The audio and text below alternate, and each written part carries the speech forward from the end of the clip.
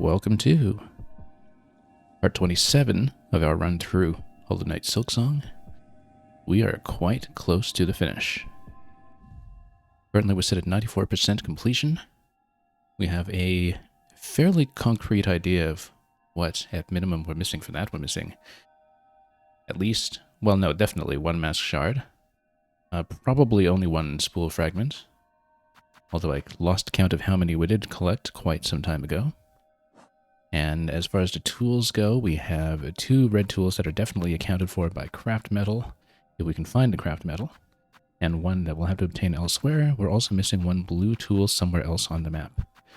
And that appears to be it, apart from things like maybe memory lockets that we would want for the crests, which I believe with 5 remaining, and with 7 slots that we have not upgraded yet, 2 here, 3 here, 2 here. That would mean we're missing 2 memory lockets somewhere on the map as well. And I think that's more or less all we'll be looking at.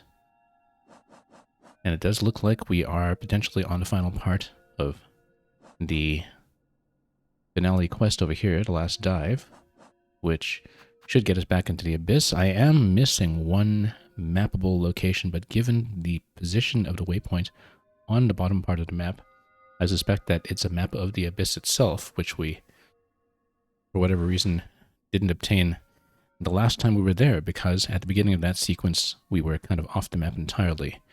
And so maybe there's a spot down there that I'll be able to check. We'll know when we get there. Anyway, given how deep we are in the game at this point, while thus far I've been getting up to 94%, pretty much completely unguided and unspoiled, at some point we may have to relax that simply because it's such a massive map. And at this point it's actually a little bit difficult to tell what spots I haven't checked. One thing I know for sure is that we have not actually been back to Bylewater at all since entering Act 3. So that's something we definitely want to look into. One thing that's quite nice about having access to video footage of everything that we've done so far as well is that I know that there's actually 1 spot in Bylewater that I now realize I didn't actually really explore, which is, you look dead center over here under the second bench on climb up to Bilehaven, right above where it says Bylewater. That whole protruding room to the right that we actually filled out on the map, I don't think I ever properly explored it, and I forgot about it because it was filled out on the map, and so mentally I thought that we had been there. But looking back over my original Bylewater climb, I think what happened was I actually ducked into that section, didn't really get in any further with it, and ducked back out because we were trying to claim a cocoon at that point. And it's kind of understandable why I never went back, because the main objective at that point was to just survive the main route of the Bylewater climb up to Bilehaven. So that's one location that I definitely know I have not gone back to check properly, and so we'll be going back to that. There are some other locations that we'll be going back to as well, because I know that Act 3 had thus far left them untouched. So yeah, we'll see what happens.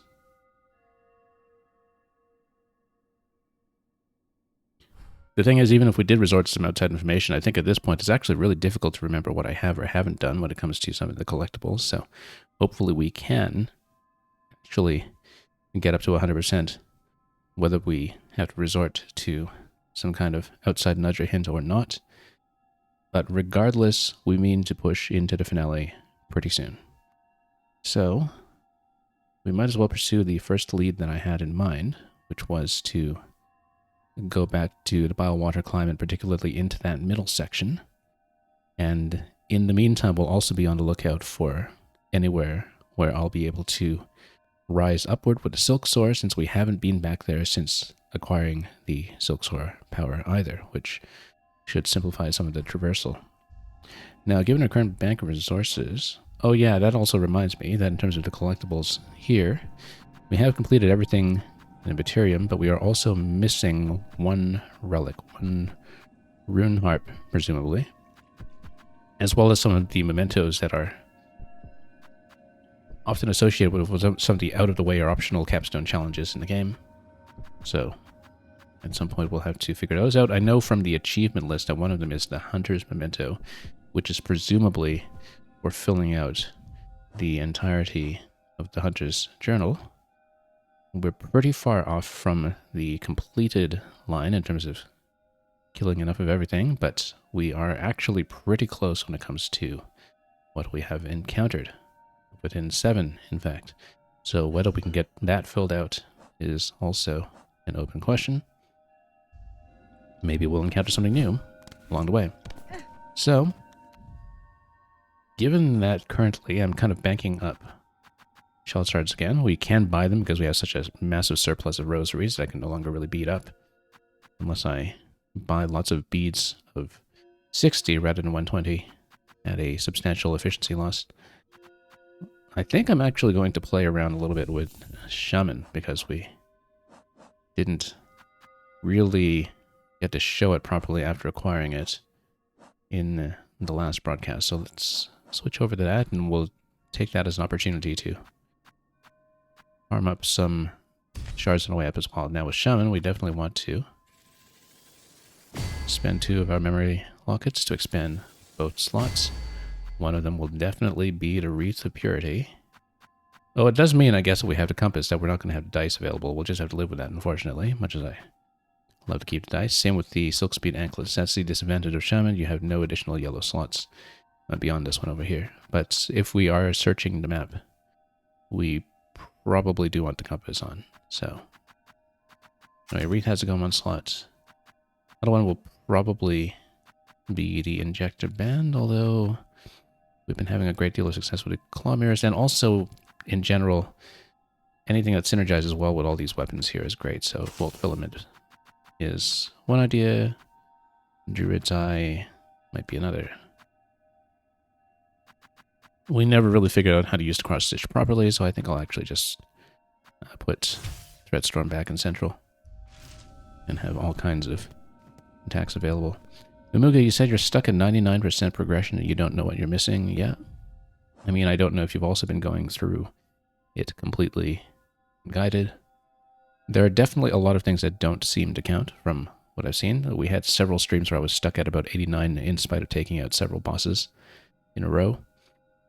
But definitely it seems like the crests all counted, the mass shards all counted, etc. And definitely the tools as well. We just don't know exactly how many percentage points each count for. We're missing 6% right now, and we're missing 4 tools and these 2 here, 1 mass shard, 1 spool fragment. So if it is approximately 1% each, then we should be able to reach 100, but I'm not sure. So congratulations on getting to 99, though. You have 100% journal. Congratulations. It doesn't advance progress. Yeah.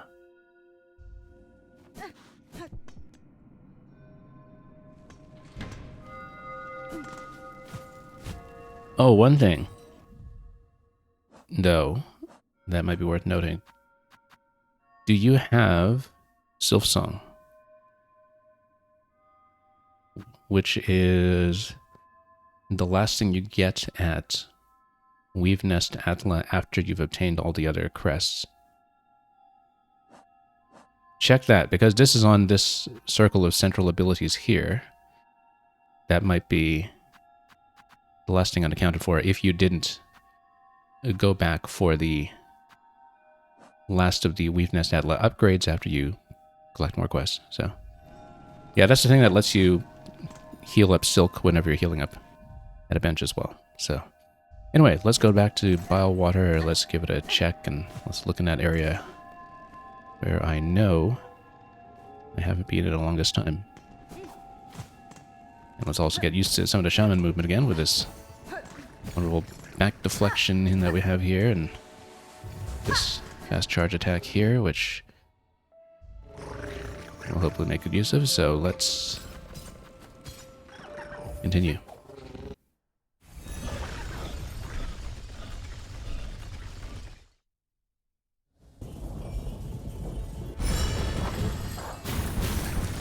Okay.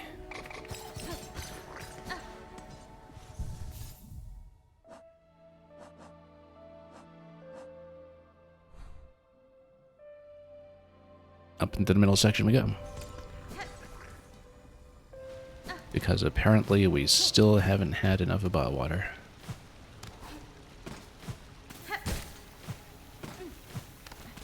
Like the swiftness of the shaman attack, definitely a bit of a change from what a long wind-up time there is on Reaper.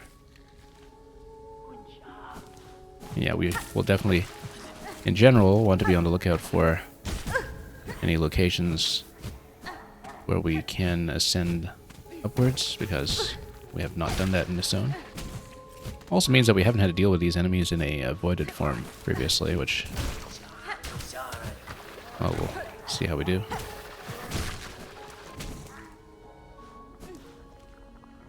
Yeah, because now we can actually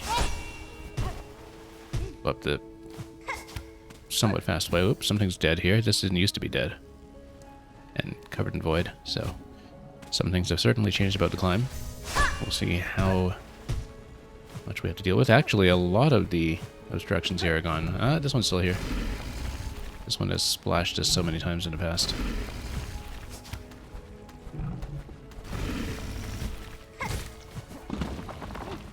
Okay. And, yes, it's the right side here. That's the area that I know we hadn't gone back to, and whoa, that took some getting used to. Not as long a bounce as we were accustomed to with Reaper. For sure.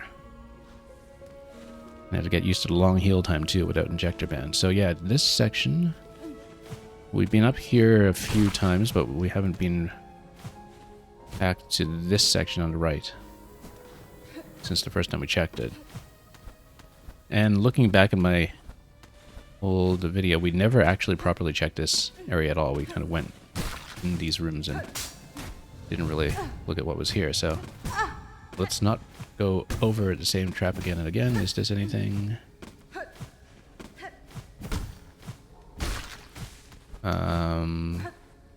What's this end through here? Let's see if this is anything. Really? Then why is this a dead end?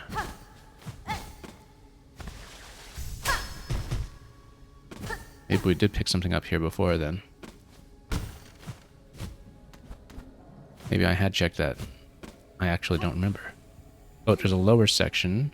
So there's an upper section here. There's a lower section here. This is where we came in initially. Did I ever check below here? Let's see. This looks like a bunch of shell shards and not much else.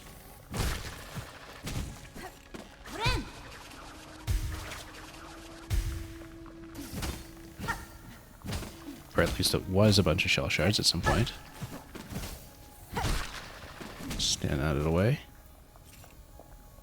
And let's continue.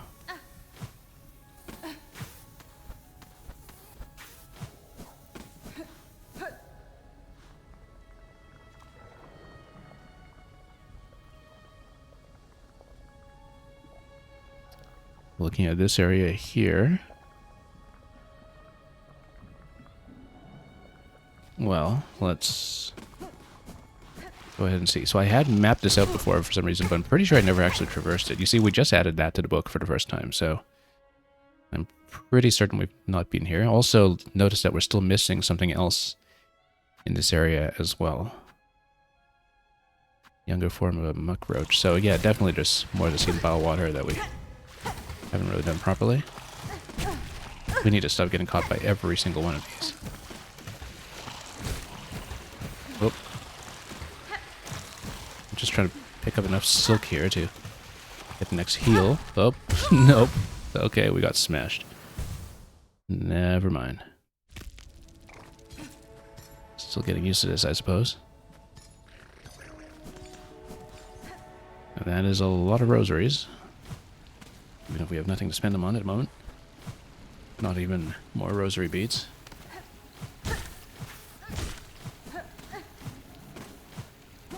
Probably should have just used Threadstorm on those, given that we have access to that.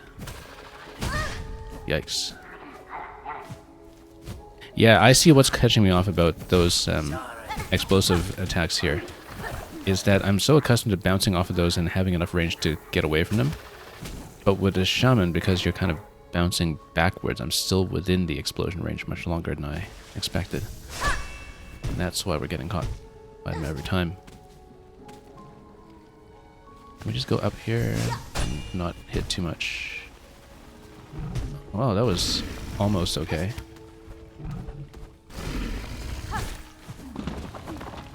Alright.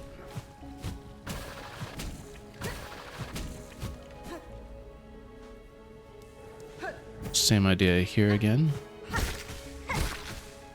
And there's a nice swift attack. But the back bounce does take a little getting used to. So let's see this section again.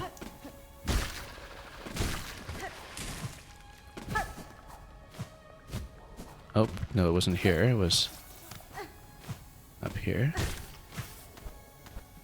I still wonder about that trap up top, like what that was all about, this section here, because that seems kind of suspicious that we didn't have any continuation past this point.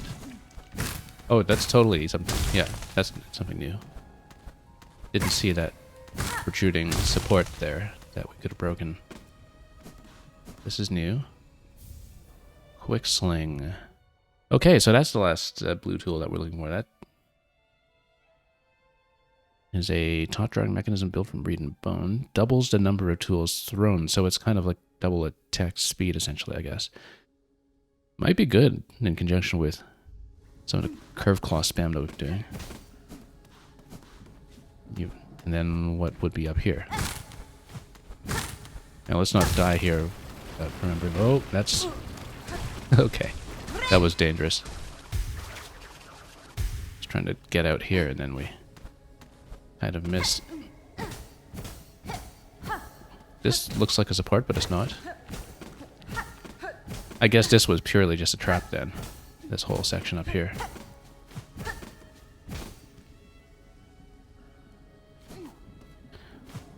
And congratulations, Mamuga, you got to 100%.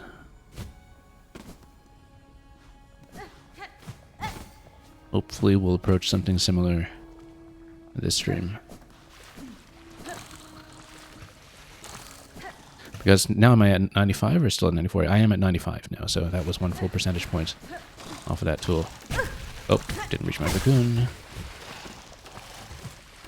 Let's just speed through here. We can. Yeah, the back bounce on Shaman is actually not working out very well for me here because we're falling in the muck. Okay, hopefully nothing like a big boss at the end of this, but we'll see. It seemed like there was something to the right here, but I don't want to dive into the muck to check that yet. Let's see. It did seem a little bit suspicious, though, this area here. Nope, there's nothing. Let's not waste a wreath.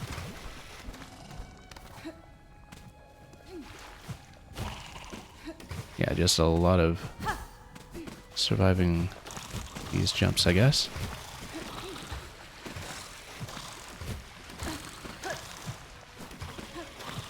Okay.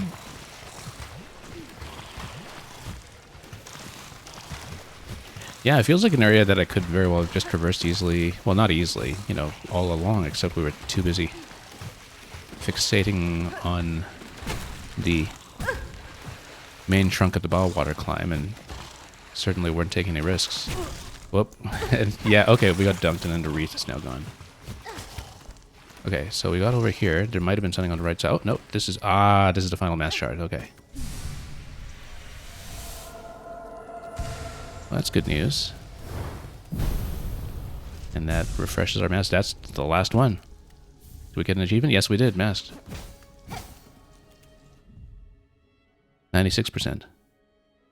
And Mamuga, you're saying you're still missing 2 relics and 2 charm notches. Yeah, I'm also missing 2 memory charms, memory lockets rather, and I am missing 1 relic. Also, it seems apparent too from things like the double claw mirror that there are versions of items that take up the same slot and don't count towards the total. When we picked up the double claw mirror, it didn't increase our total.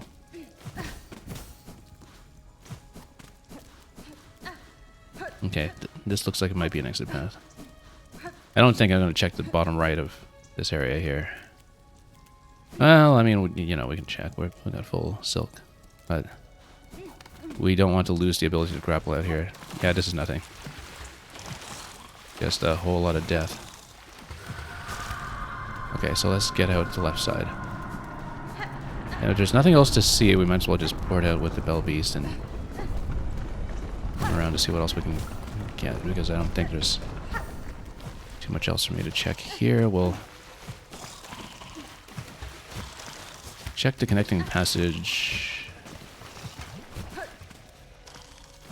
over to the second bench, maybe, because I don't think I ever really did much over there. And again, you know, I have not been back to Water with the ability to do Silk Soar, so we might be missing something much bigger as well. Yeah, because that long corridor west of the second bench, that is something that we never really properly inspected. Now, the gap above this location we actually just filled by getting the quick sling, so I think that's accounted for probably.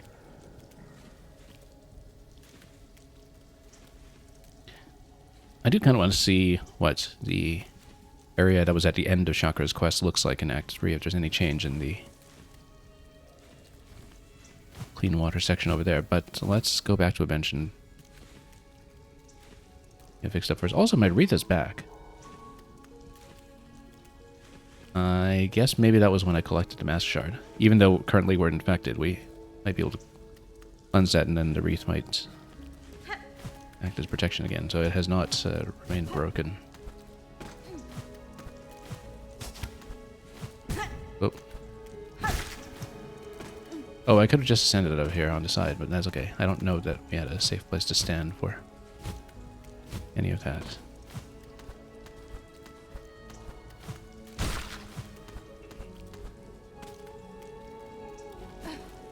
Well, let's go for that bench, and then we'll try to inspect the immediate area. Oh. Yeah, because I might have sped through this room at one point, but again, because the priority at that point was the bile water climb, we did not have done much with it. Oops.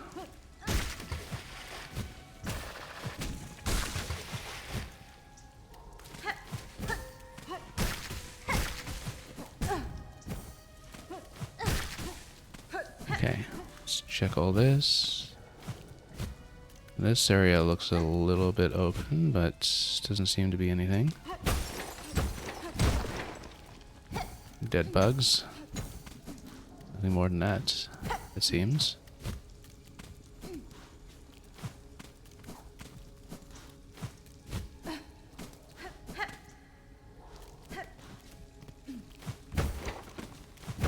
No, well, let's hit the bench first. Okay, so we covered that area over there.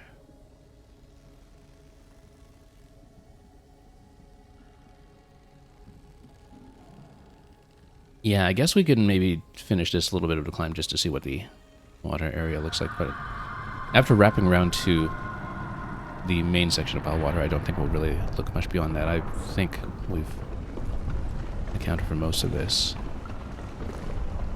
I guess in the trap room immediately above us, there was some section above that. We'll look around. We'll do a circuit.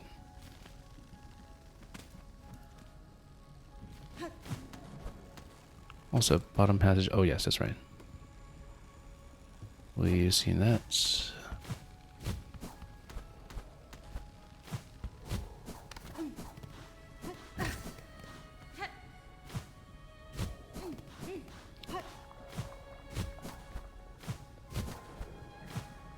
And let's go this way.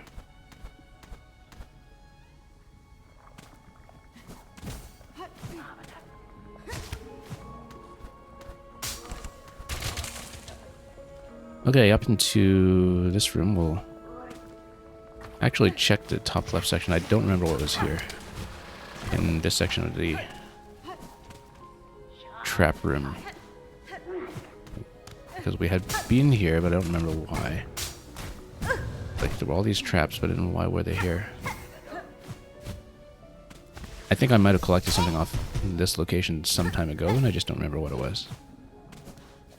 Because we clearly mapped it at some point. But it doesn't seem like there was anything else to look at, so let's see. Yeah, it doesn't look like anything.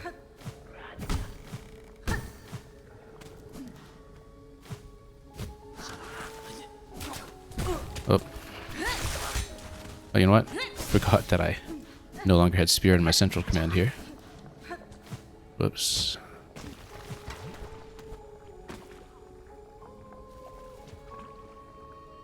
Okay, so we'll just progress through here. Check some ceilings. Doesn't look like anything. Whoops. Whoa. Let's move that guy. Have to watch out, we're a little en masse. And we'll check this area once more. Now, notably, not much really got voided around here.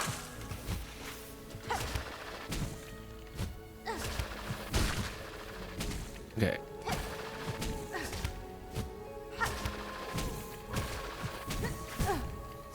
Okay, getting really dangerous. Let's get out and get into the section where we know how to replenish silk. We'll check the top right again for the pure water location in a moment. Let's be careful with this trap trigger, which we've triggered many times before just by attacking this guy. But we'll go back down. We can actually build up silk there if we want, but let's head up. Oh.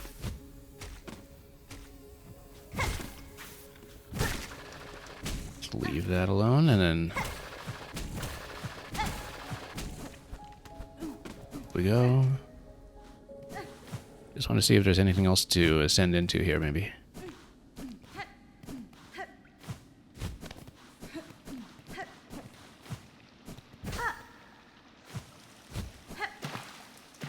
Yeah, because we checked this area before, nothing.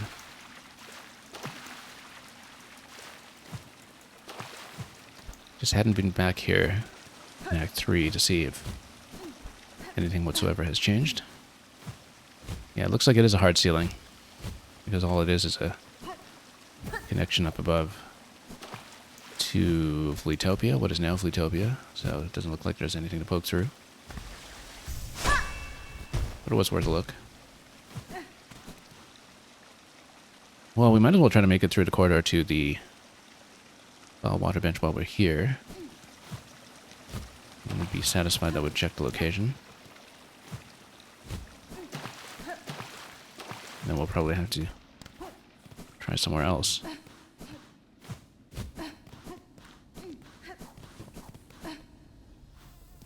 Not bad though, already got 2 percentage points in.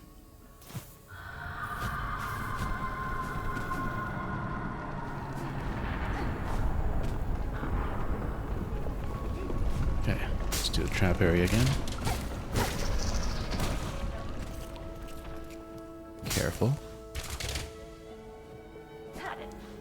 Because I think there was a place to replenish silk here, which then, yeah, we can use for the heal, which will hopefully be sufficient to get us over to the water bench, just in case there's anything new to see on the way.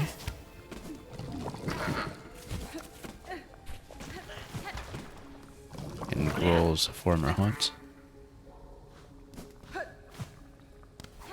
Yeah, this location over here looks like it was nothing. We've checked this a few times before. Anyway, here's the water bench. Doesn't look like anything on the ceiling, but...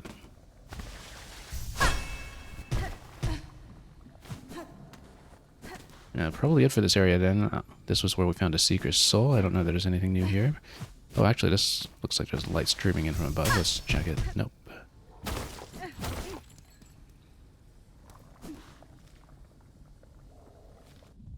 Yeah, at this point, we can either return to a bench or we can see if we might want to go up to Putrefied Ducts. There was one set of areas there that I know looked like an exit of some sort.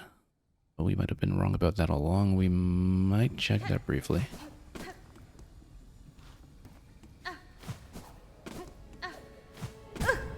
Oops.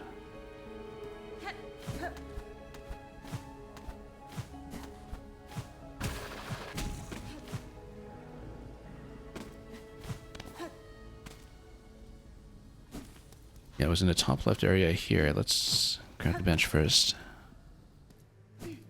Oh. Well, this character's gone. I mean, I thought the whole point of having all the food available for her was that she would not be devoured by her children, but it looks like everything hatched here. So that's it for that. So that's an Act 3 change that we hadn't come back and noticed previously. That, well, I mean, let's play and let's see if there's any lingering memory.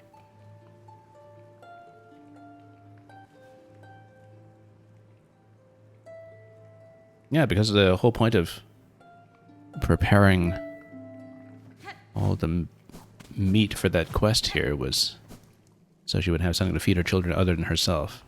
And it seems like that didn't actually work out, which is sort of morbid.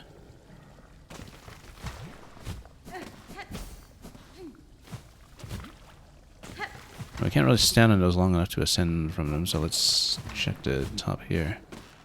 I thought I'd been to this bench previously too when we were in and out of Fleetopia, but maybe I hadn't, so I hadn't been back here. But maybe there's something you know, check in these locations, we're not really sure. Oh, that's that thing again, we need to... Oh, I keep forgetting that we no longer have Spear on the central attack. I was thinking we're going to do that. That's okay, that's already dead. Oh. I thought we had checked this location too. Yeah, we've been through here quite a few times. It was this area here that I thought was... Yeah, I thought this was going to be something that would break from the other side, but I guess it never did. We never really knew what this was about.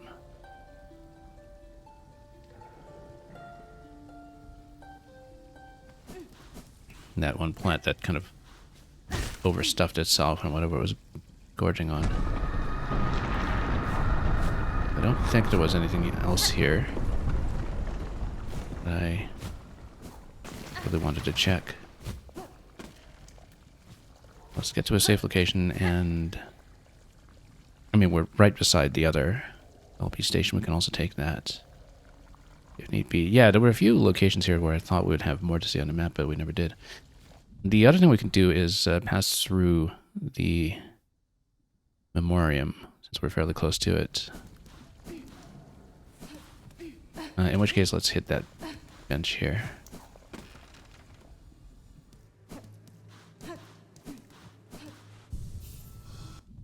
And also, since I'm clearly having muscle memory issues, let's put Spear on central. Oop.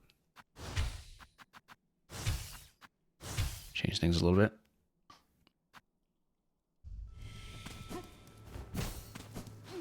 Haven't quite gotten used to doing anything with Shaman yet, but, you know, that's why we're playing around with it in a relatively low risk situation where we're not really getting into any bosses.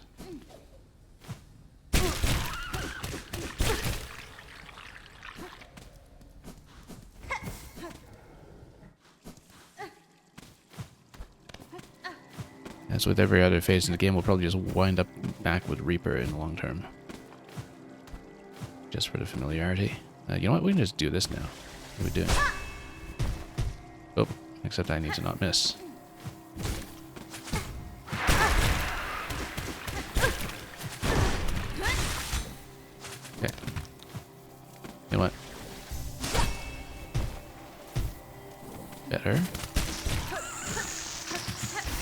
those are kind of voided, but we will first of all take this bench.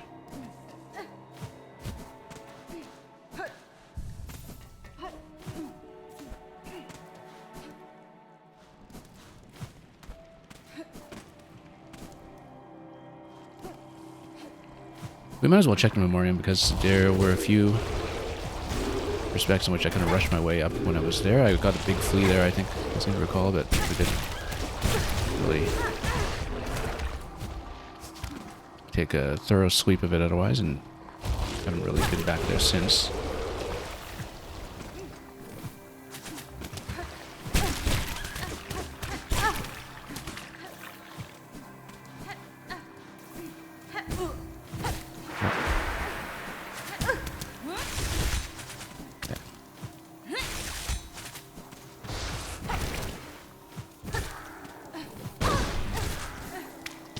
It is getting dangerous. Let's get out. Probably lose some spikes or something over here. I mean, we can always just take the bell away and go back to the memoriam the normal way, but because I'm not even sure I can get back up into it from this side anyway, because there's a big drop off the balcony.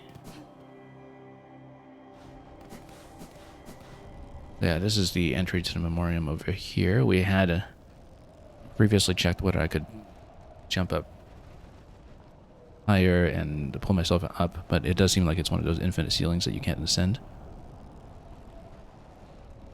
I guess an infinite ceiling is also known as a sky. So we'll hopefully not run into too many of the aerial enemies here, and we'll go for the bench in that section, and we'll just kind of go back and forth and check this area a bit more thoroughly.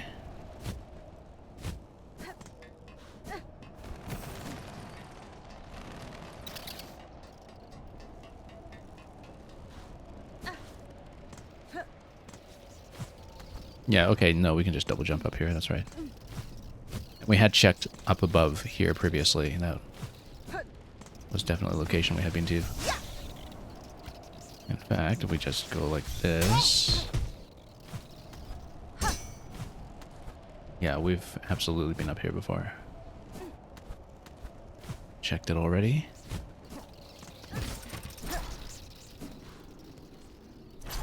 Now, if we can get over to the bench safely, that would be best, although I know there's one of those big charging ones that can hit you. In which case, you know, if we need to get back here and pop a cocoon, we'll just do it from the fast travel side. Yeah, this guy here, I'd rather not deal with him, especially when he's kind of mildly voided like that. Just go back to the bench if we can.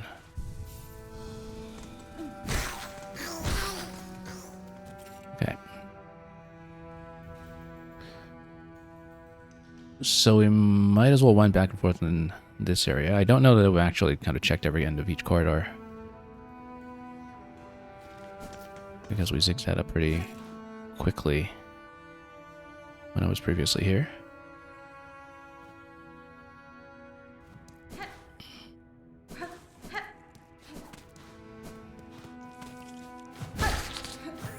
This is, I think, another area that I know I haven't really been back to, apart from using the save points, since Act 3, so possibly if there's anything to ascend through, we'll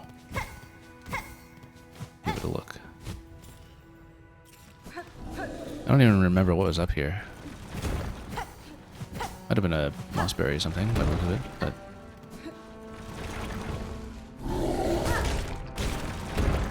Oh. Okay, took way too many hits on that, but... He went down, that's the important thing.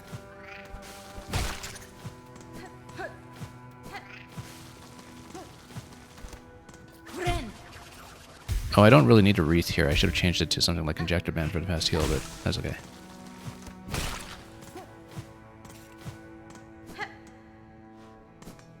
Okay, this was just for the cog part. We've seen that before.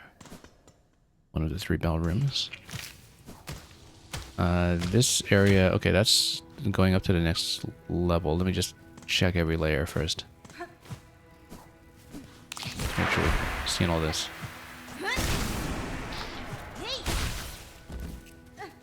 Yeah, I like Spear better in the central position. It's a little more intuitive to target while we're in midair because, you know, you don't want to worry too much about the tool input while you're doing aerial movement.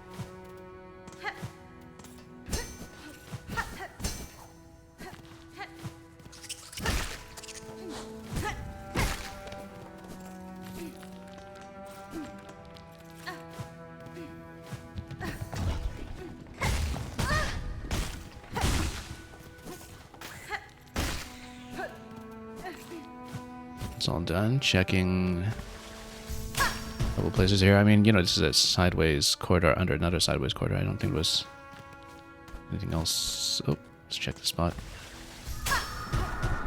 This just goes us back to the main section here. Let's check the next level up.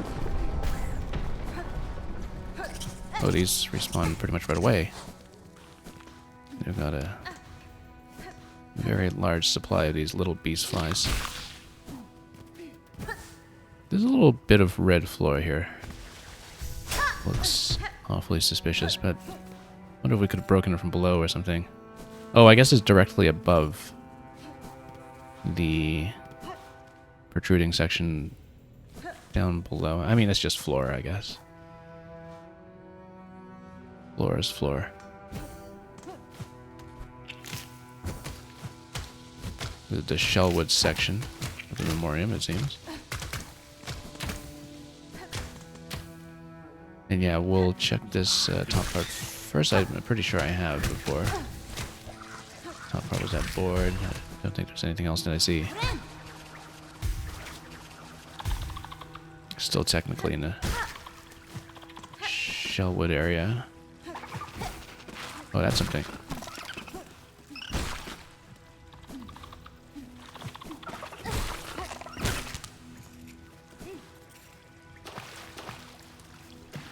Hang on, let's get rid of that if we can. With some electricity. This continues up to the next section. Let's check the left side. And this is a little Shellwood interaction. My timing is totally off because I'm so accustomed to playing Reaper. I think I can probably just grapple off of this one. Oh. Nope, not very successfully. Oh, and we're bouncing all the way back here.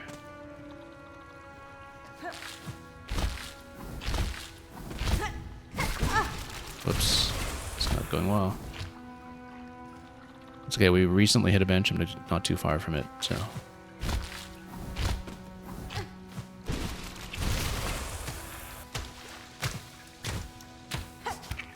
Oh, no, that's too far.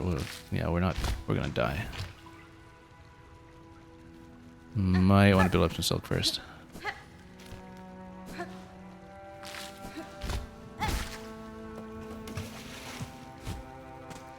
That does not build up silk, but oh, okay, we got sniped. Okay, that's fine. We're down at that bench. We're pretty close by.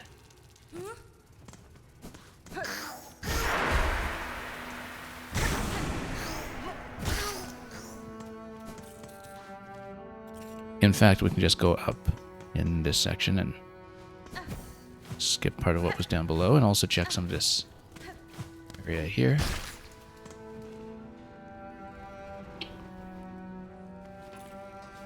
Maybe even go up by one and then drop down below if we can. And then we can inspect this room as long as we don't take too much damage doing it.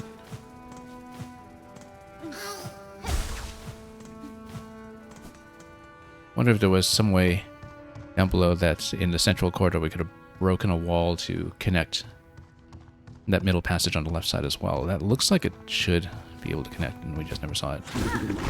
We got remnants of the Coral Tower. Now we recognize these enemies from the Coral Tower, you see, whereas before we wouldn't have.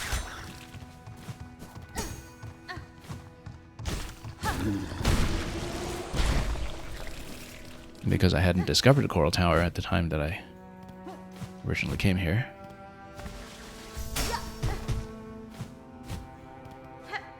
Oh, whoops. Should have just crossed this way. Yeah, so let's drop back down and grab the cocoon, and then we'll come back up here, of course. After we've done this segment here. I don't remember if we ever did this left side segment. We might not have. Oops, let's not hit that. Or that.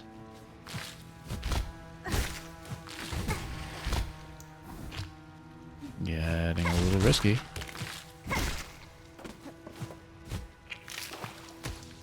You know what? Why don't I just spear this? I said spear this. There we go. And we still have enough to heal up.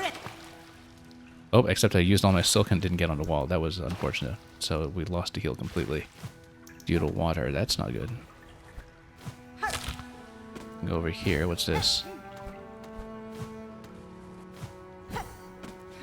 Oh, we must have been here before then. I guess we had checked whatever this is.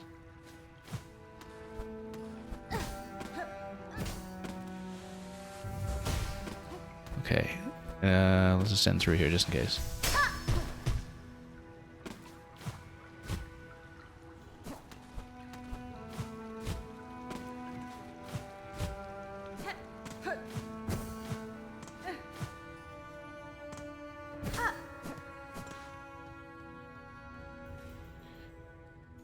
Alright, in that case... Oh, there's a bit of crust here we never broke. Don't think it matters. Right side section here, did we ever check this? I'm not sure we did, but we're also about to go down.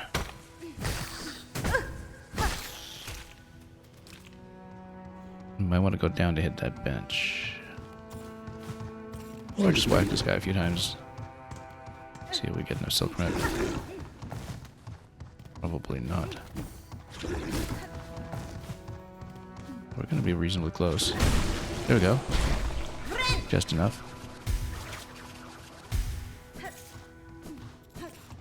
I'm actually not convinced we have been here, given that I didn't break this coral, so maybe there's a collectible here that we had not seen.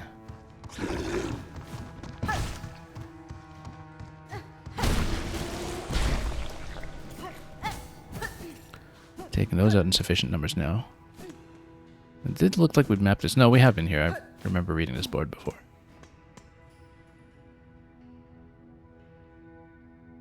And, yeah, that's right. I think the last time I would have been here, I wouldn't even have recognized what it meant by the Verdanian environment. Exceeded. Yeah, because I guess it was just given up to rot, hence the state of Verdania when we found it.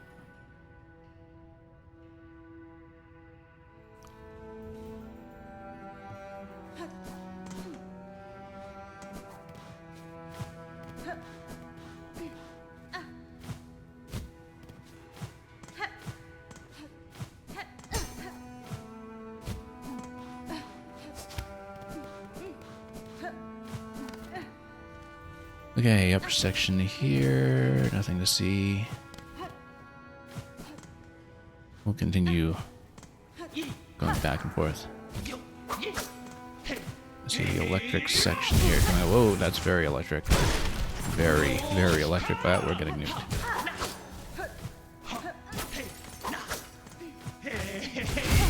No. Okay, that's okay. We're pretty close by.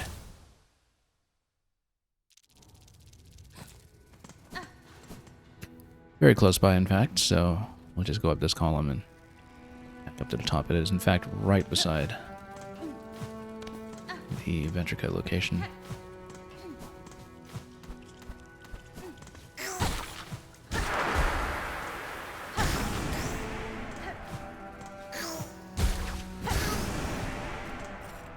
Took those out quickly enough, at least.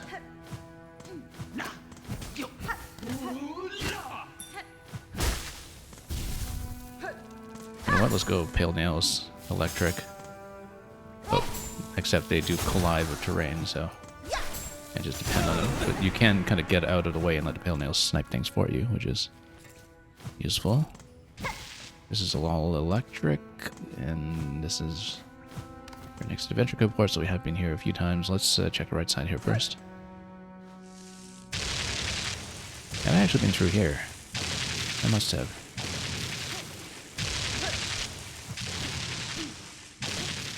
Like on the way in. Yeah, I recognize this section where it has all of the samples. And then area to the right and area above. So I don't remember what this is for. This might have just been for the lore. Or maybe there was something that I could collect it here that I didn't check previously. Oh, this looks like a breakable wall, actually. No, we didn't see this. This is a wall. So this is new, actually. New section of the memoriam. Okay, so this looks like it's going to be a fight. It's going to shut on me. Isn't it? It looks so much like it's going to shut on me and be a fight. Let's do it, I guess. Maybe something significant. Oh, yeah. Come on, let's fight. And what we're doing is shaman, which I'm totally unfamiliar with. We need more silk. I should have taken off wreath as well. We don't need wreath here. We can parry some of that stuff and do friendly fire against him. He's got quite a burst to him. Who's next? Oh, that's it. Okay. Well, that was simple. Very straightforward. Volt vessels. Convertible orbs containing electricity. Can be thrown as a bola for an explosive discharge or staked as a spear to release a column of energy. I wonder what happens if you do that with... Oh no, I guess volt filament is only for the silk skills, not for the tools, but maybe you can combine it with poison, and you can have poison and electricity or something. Thrown as a bola for explosive discharge or staked as a spear to release a column of energy. I feel like we want to play with that. Anyway, 55 out of 57. And we know what the remaining two are. The remaining two are the craft metal, so we're only looking for the craft metal at this point.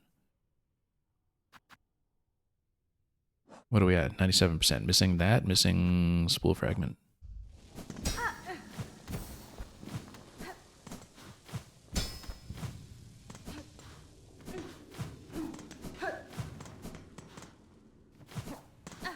Well, let's keep going. See if there's anything new in the Big Fleas area. A lot of silk over here. Nothing else over here, though.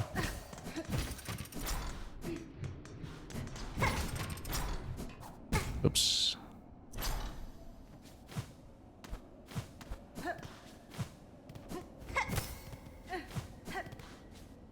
And yeah, nothing new in this section that I can tell.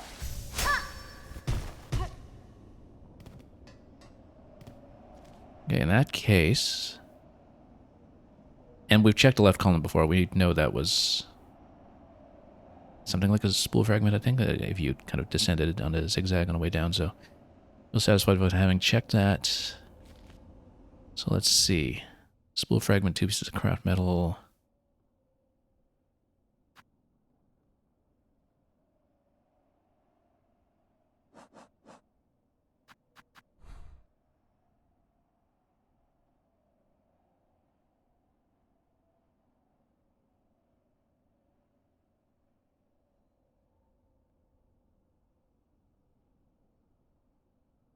Yeah, when I was looking over my map...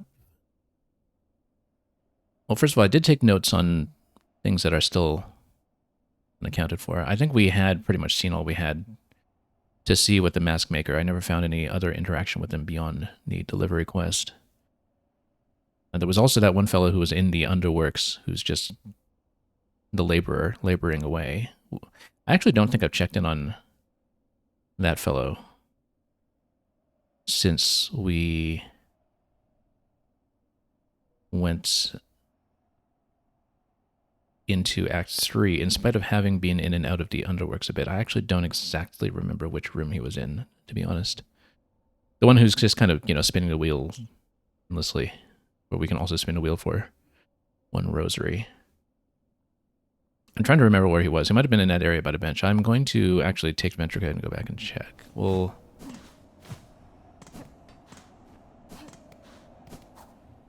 Whoops. Put somewhere safe, and also take the wreath off first. And probably put something like injector band on it. Or maybe try out the bolt vessels. We haven't had a chance to try them, so... Might want to switch back to another spec, like Architect or something, to play with that.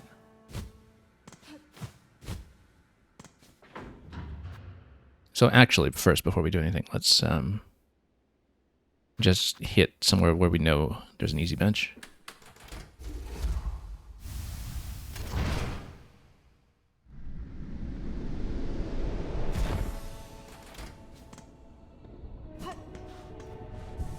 Okay, Shaman's kind of had its fun.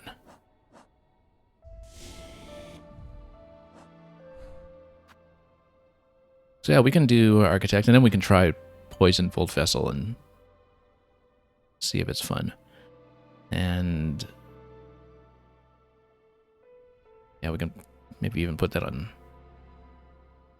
Central, although I wonder how you do the two different Volt Vessel attacks and if there are two different forms.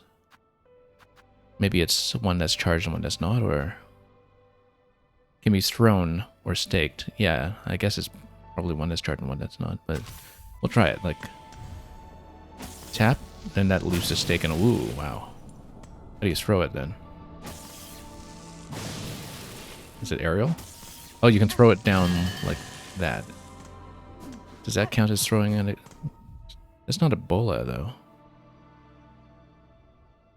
Maybe if you're moving forward, like... Well, you can't really do a forward input. No, not really. I wonder if the up or down input matters for that. It shouldn't. It doesn't matter for any other tool in the game. Thrown as a bola for an explosive discharge or staked as a spear. Yeah, I can't say that I know how to do the throw.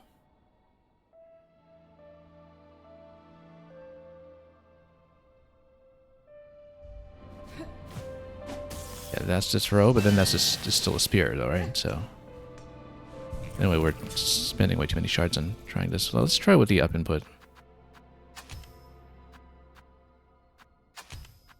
Like, let's see if it's at all input dependent. It shouldn't be, but yeah, no, it's just the same input.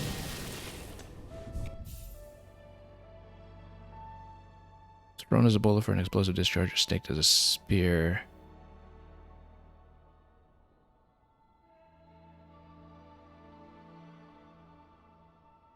I don't really know, but we'll keep it.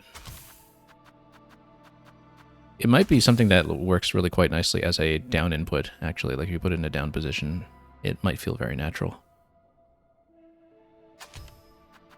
In fact, we should do that. Maybe put Conch Cutter back in central, or even Throwing Ring back in central.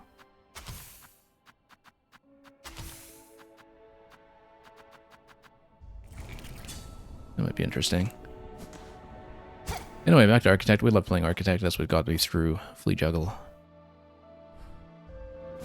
And let me make sure we have everything set up the way I want.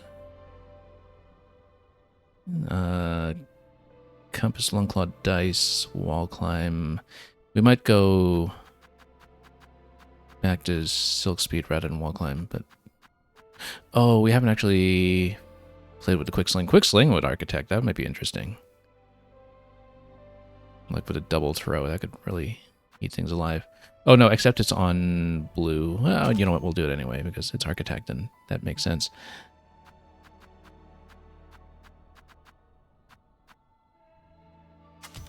Play with the new toys while we have them. Okay, the thing I wanted to check was... What was it? Underworks. I want to look for the laborer. I don't think I've even talked to him since Act 3, so at the very least we'll see what the dialogue is. If he's even still there and not just dead like so many NPCs are in Act 3.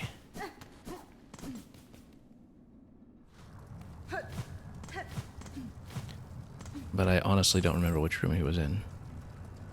It was not really on the Architect side, I think it was on the left side. Like one of those upper corridors that we could have risen into. Let me check the bench section first. We descended down to the benches when I was there coming down from White Ward, but I didn't really see anything beyond that.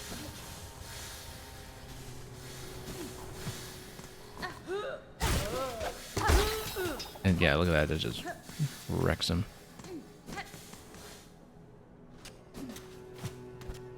We don't need to be terribly frugal about resources. At this point we have so many excess rosaries, we can always just buy shell shards if we are feeling really short. Those. So yeah, bench section up here. This is where we dropped down from the whiteboard previous session, but I didn't go back here to check. Oh, okay, no, this is the donation area. I don't think this ever gave you anything other than just more of the same pre-recorded message about how you have to slave away for eternity. Speak, confession. You sin, cleanse, return, work begins. Farlu, never forgiven. So this has been broken down a little bit, actually. So actually, that's not the same as before. That broke down somehow.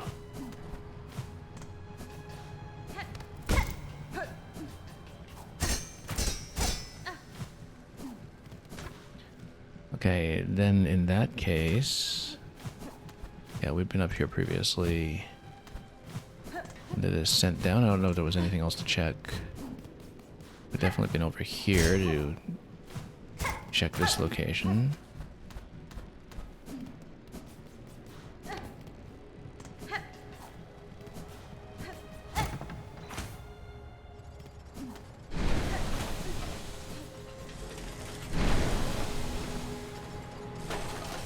Yeah, I can't really remember. It might have been in one of those lower rooms. I'll look around a little bit. Whoops.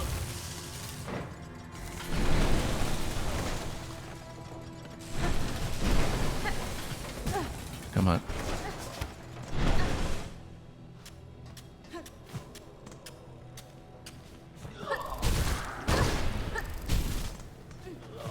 You know what? We have the Volt Filament.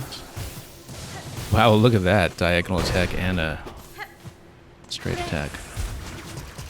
Oh, that was a dangerous spot to do that in.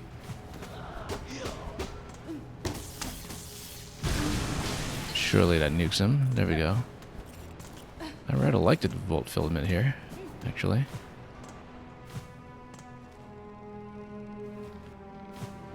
Was it this area to the right? Let me check it again.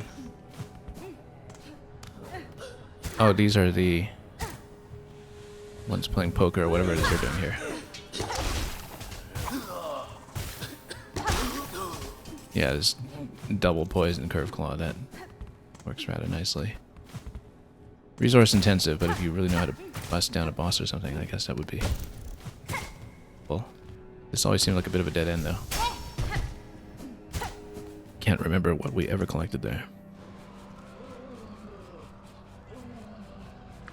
Maybe it was that top room on the left side. I really just don't even remember what that room looked like.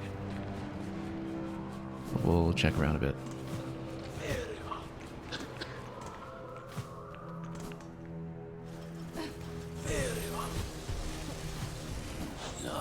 Okay. Can't believe that didn't nuke him. Nope. Living a bit dangerously here. Also burning through way too many resources, but, you know, it's just when they come to the territory. So there was an upper segment that we could rise into over here. I don't remember what it was. Whoops, let's not get sawned to death here.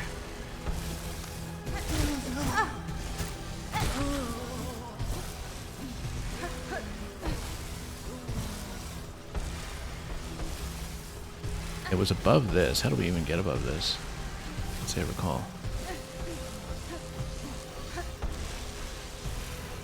Up here. There we go.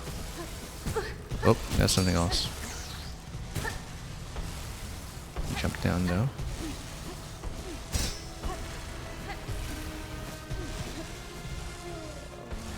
And... oh, that works. Okay. Upper section here. We've been here, right? We must have. Yeah, it's on the map. This must have been the laborer's room, right? Oh, he's totally dead. Everything collapsed on him.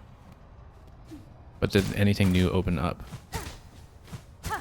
Oh, that's too bad. Yeah, I guess, you know, he didn't really wind up with his eternal reward. Let's play and see if he has any last memory to impart here. Run no more. Free. Run no more. Toil. Free. Okay. So I guess that's one way to finally exit his eternal line of duty. Now, it doesn't seem like we have anything else over here. I might want to check that area closer to the cauldron side, but to do that we should actually go back to a bench first and then hit Ventrica to continue back out the right side.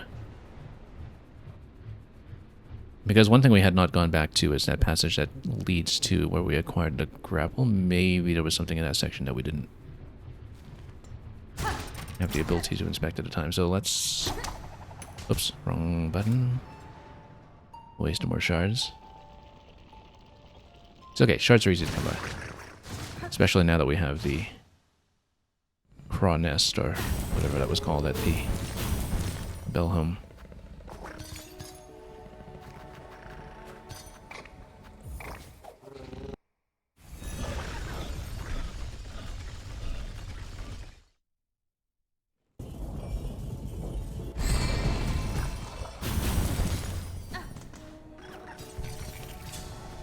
Yeah, I spent way too much there, but that's okay.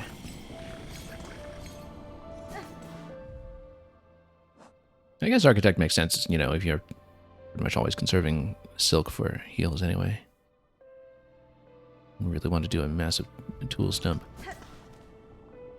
Okay, next will be...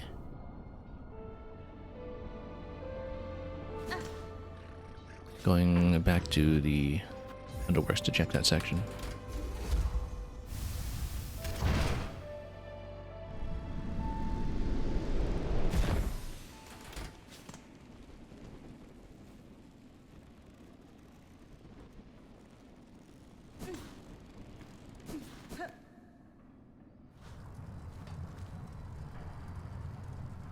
So let's go down below, I think, the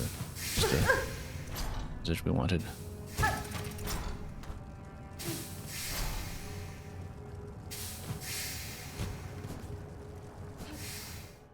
Or was it? No, I actually need to cross first. Yeah, and then...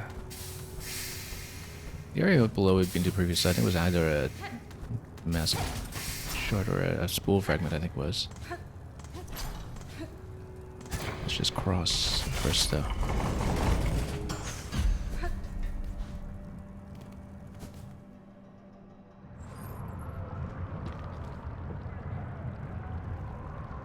But then I want to go down below. How do we even do that? Wait, oh yeah, no, through the central area. And how we did that, I have to recall. Well, through here, I think we wrapped to the left. Wasn't it?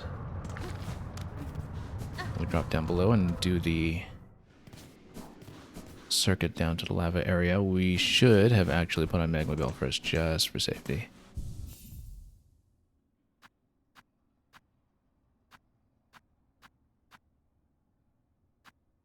Double tools or poison tools? Yeah, let's put... actually, well, we don't want to blow the shard budget too much. Let's stick with just poison tool. Or we could have just taken off multi-bind and that instead, but... yeah, so we'll drop down the left side and we'll just inspect this area again.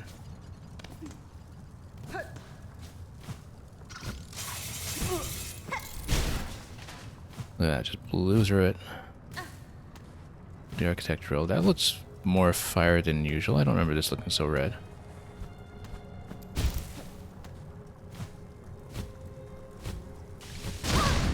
Oh, that blew up in one's face.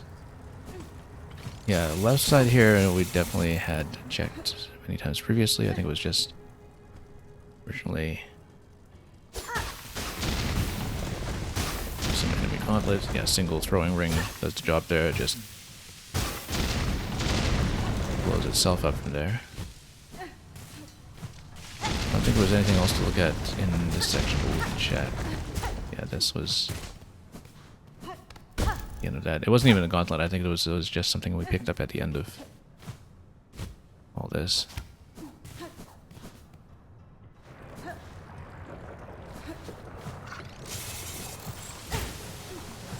What was in the right side here? Some silk. Whoops.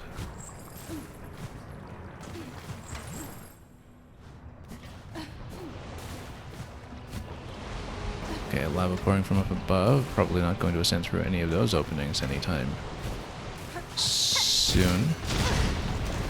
Standing way too close.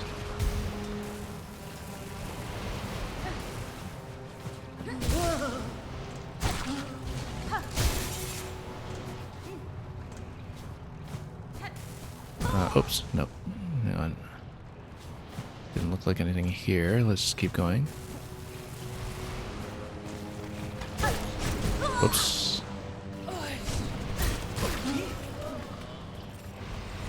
I don't think we can actually traverse anywhere on the right. By the looks of it. Let's go up. Yeah, we haven't been back here in such a long time. Since I acquired the grapple, I don't think we ever came back here to check, so... Like this spot? No, that's nothing. Now this just goes all the way up. What is this over here? A whole lot of nothing. More silk though for heals when we need them. Door opens left to the grapple area. Let's check down here. Looks like I've mapped this all the way to the end, so I must have seen whatever this is, but... Oh, oh okay, that died anyway.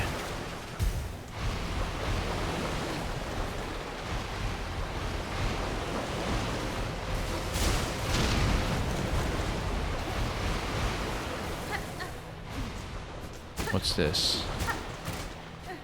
Yeah, we must have just been here previously. Doesn't really look like anything that I've seen before. Oh, I think this was a craft metal location, actually, so that's one that is accounted for, I guess.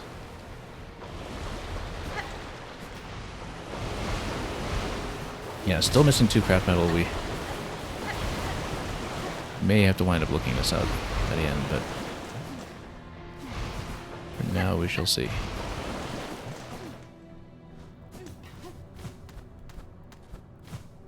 Because it's just the craft metal that's missing. At this point, this was a grapple area. Plenty of ways coming out of here, including one of the... This is back up to the architect. Yeah, we've seen all this. I'm pretty confident. Because this was where we acquired the harpoon in the first place. I'm not sure there was anything here that we could have missed.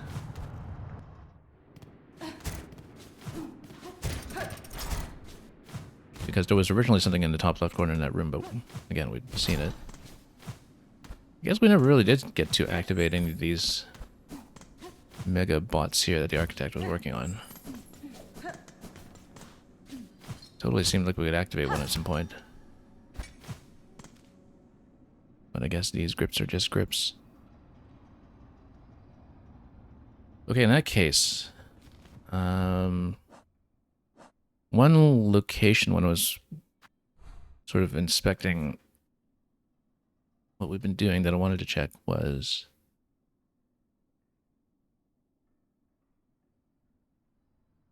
back at Bone Bottom, I think it was. And that room that's kind of protruding to the top right there. Like, I'd gone up the lift so many times throughout the whole game to go up to Mossholm and up to the Marrow that I actually don't think I've been back to that location to see what it was. Like, I don't remember what was protruding there. And we just never went back to check it. So that's one of the rooms that struck me as suspicious. Other than that... Well, let's see. Let's go back and check.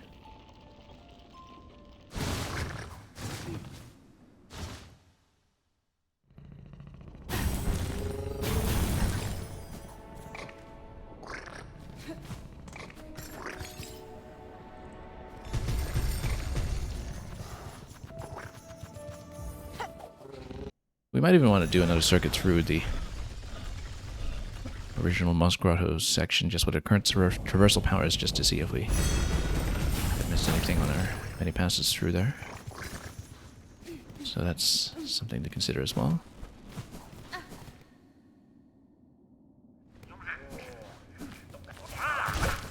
Oh, these guys.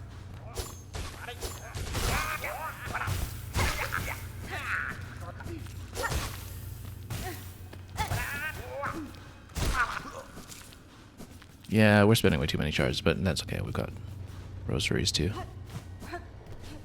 Buy more if needed. So yeah, I've been up here so many times, I don't remember if we had ever actually gone back to the right side section, especially after this lift went down.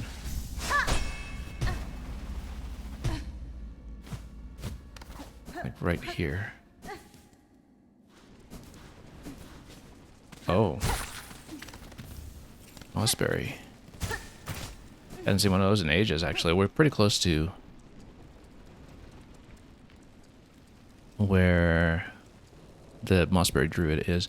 No wonder, we were searching, yeah, for the original Druid's Eye, we had a certain number of Mossberries that we needed to catch, and I think we were missing one for the longest time and didn't find one until we were really deep in Weefnest Atla, and all that time I was thinking, like, surely there must have been an accessible one we would have missed. That must be the one. And that also tells me that we must not have been back here in the longest time, because I would have found a Mossberry if so, and I wonder if we were ever really even properly here. Traps, let's just see this. And what is all this then? This is breakable. Ooh, spool fragment. Is that the last one we needed? Let's see if we have the achievement. Because if we don't, that means we're missing at least 2 more. Extended. Okay, so that's done. Spool fragment's done. This was at the beginning area of the game. Like this, I think, must have been technically one of the first spool fragments in the game that the player is expected to get, and we just never came back here and checked this place. So I'm glad we noticed that location. And there's a lift here too. I guess that probably just takes you upstairs to the adjoining room. I never noticed this. All the times we've been here, huh? Well, you know what? Let's submit the Mossberry and sell it.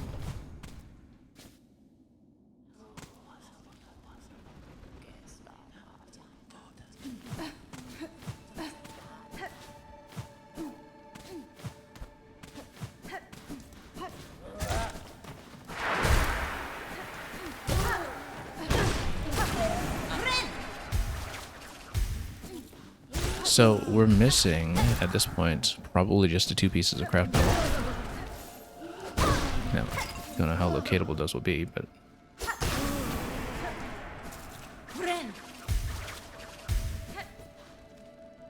So we came up to this room. So a lift that gets you up here. How do we never notice that floor? Yeah, I guess we saw this and we just never noticed that this was a place you could have descended, huh? Because we haven't been here since the beginning of the game. That in itself might be worth checking.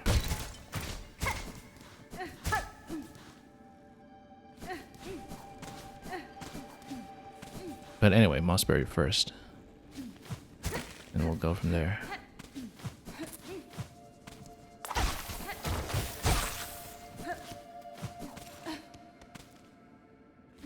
Missing that double attack already. This section. Have we actually been here? Yeah, this is just a top passage to the top part of the marrow. It's right by a bench, though. We might as well take it. First bench in the game, I think.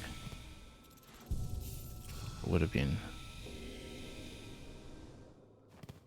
We're expending too many shards at this point. Let's switch back to something else. Back to Shown. But we'll do something other than a wreath. I was definitely feeling how slow the heals were, so maybe back to Injector Band, unless we have something else to synergize with the Silk skills. That's if health is full, which is not often the case.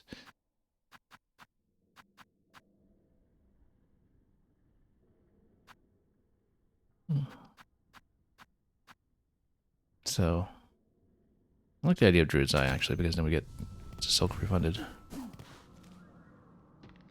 Yeah, as we've been here many times, this just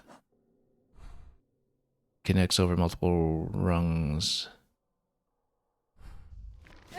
including back to the Moss Home, which we'll go to first. Oh, definitely feeling the loss of the Silk Speed anklets, though.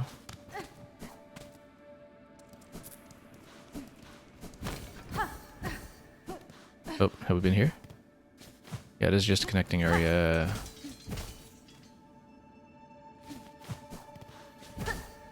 Okay, let's go up.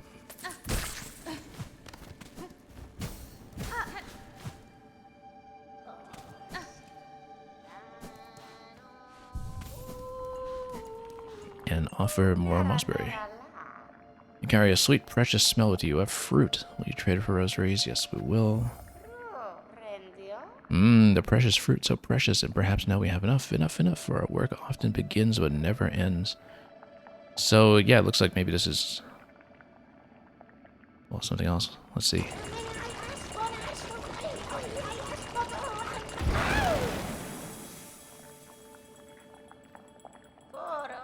Ah, oh, the smell again. Stronger, stronger now, but still young yet. Listen to your sisters, little one, and grow, oh, grow.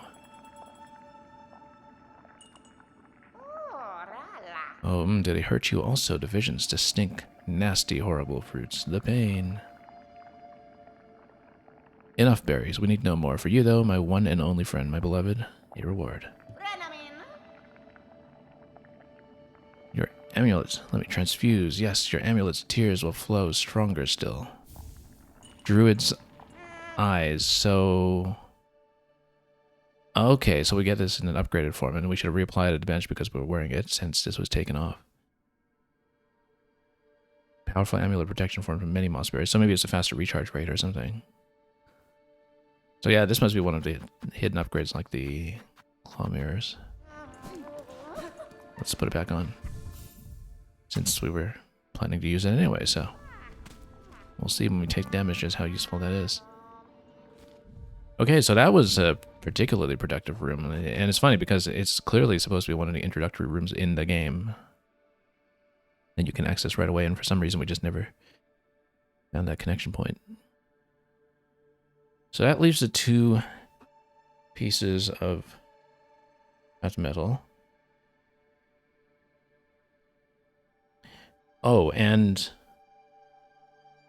the one other remaining thing. I was talking about the mask maker earlier. Yeah, there's one other remaining thing, which was the... well, there were a few rooms that we never really saw the purpose of, but I wanted to go back and try the target practice room. I think that was in Far Fields, because that should be something as well. Because we always just kind of hit that as a dead end, and I think I never really looked at it properly, so... but yeah, we may have to look something up for the last bit of craft metal, though.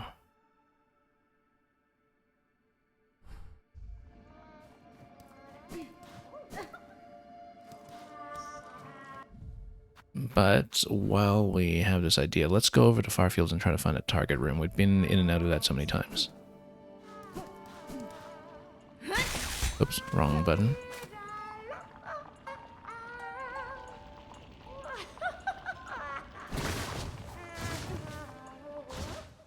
And it's Santa here, welcome.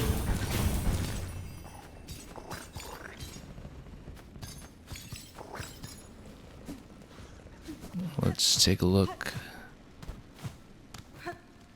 and see what else we can do here. So yeah, I want to take the bell station over to Far Fields. Let's see about that.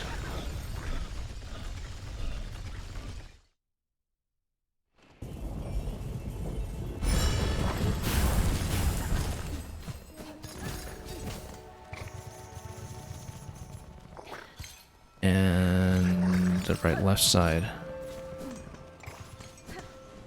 I believe it was down.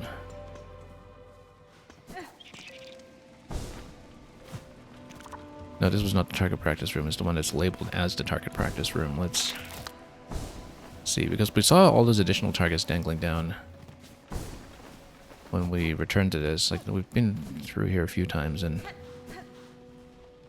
it's clearly changed with all of these additional nodes since we came back, and we just never did anything with it.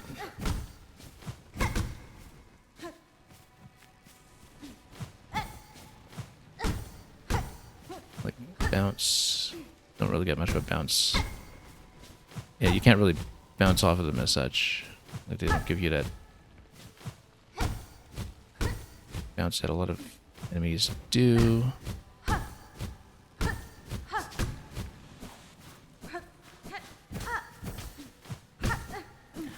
One thing I want to try.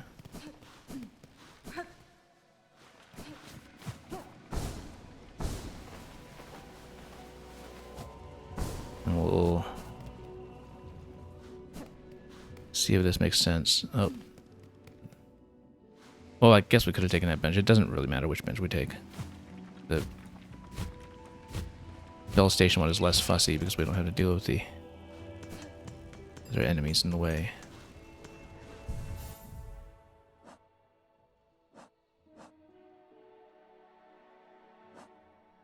Yeah, we can't do this on Shaman. Let me try this with Architect.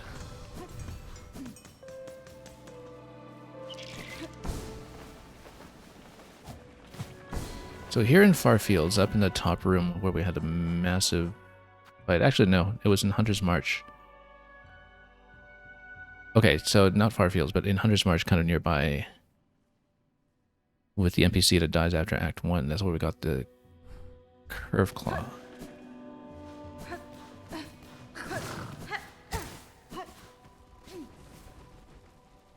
So, there's the Curve Claw pierce these, so you can kind of do that. Yeah, so look at that pattern, like that.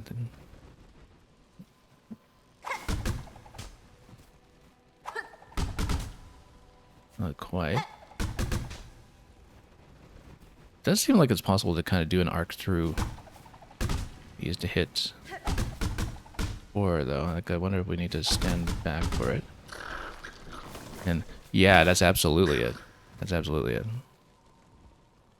So this one wants you to give something. Let's play first and see if it sings to us. Our mark is no curse. Strength shall not fade. For death, I give death. We still hear it.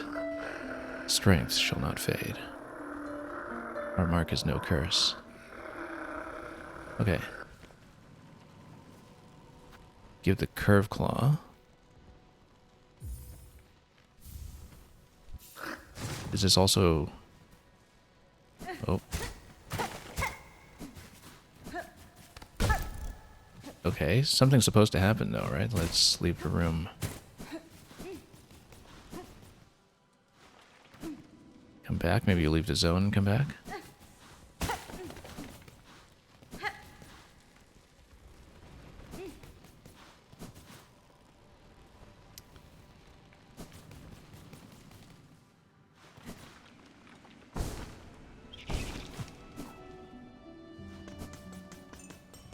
You know what? Yeah, let's just take a bell station. Change it out.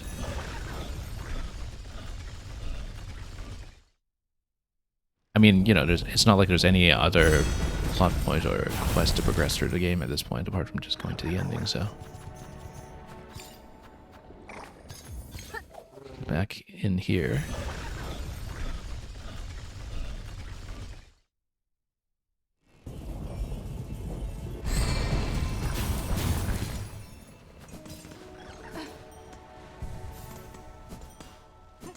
Oh, and let's remember to actually build some silk.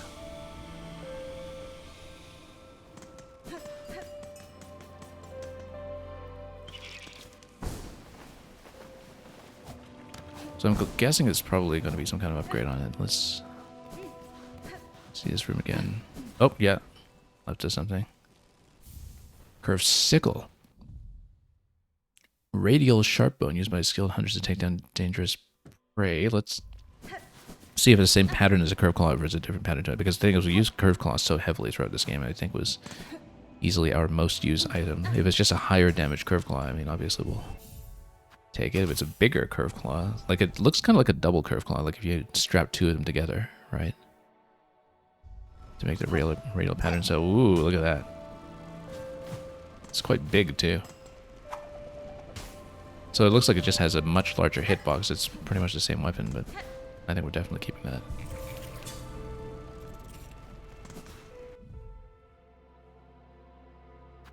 Okay, so at this point, we're at 98%.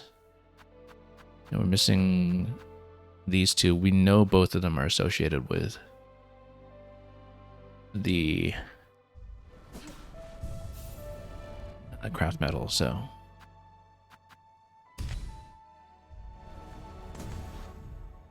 Yeah, for this one, we may actually have to look up some kind of table for it and see if there's anything that appears. We've been pretty good about not consulting outside information so far. But...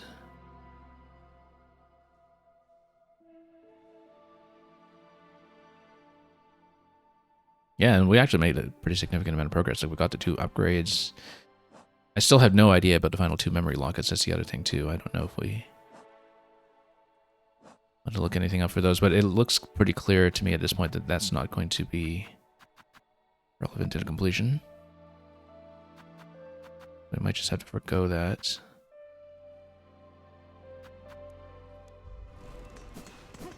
And if I'm checking, I might as well check the final rune harp as well. It was rune harp number 2, as we saw in the Bellhelm, that I was missing. Speaking of Bellhelm, we might as well go back and grab shards, since we might have more at this point if it's just a function of time.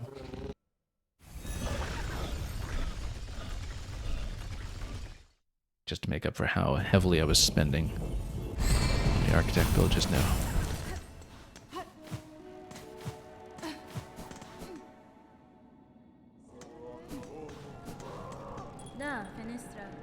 Yeah, same interaction as before. Nothing new to look at over here. Let's see.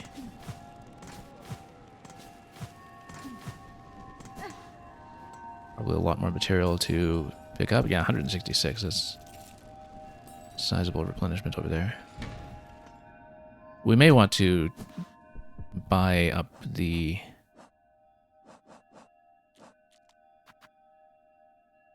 $60 rosary strings just up the cap at this point. Like, if it's also up to a max of 20, then you would be doing basically 19 by 20.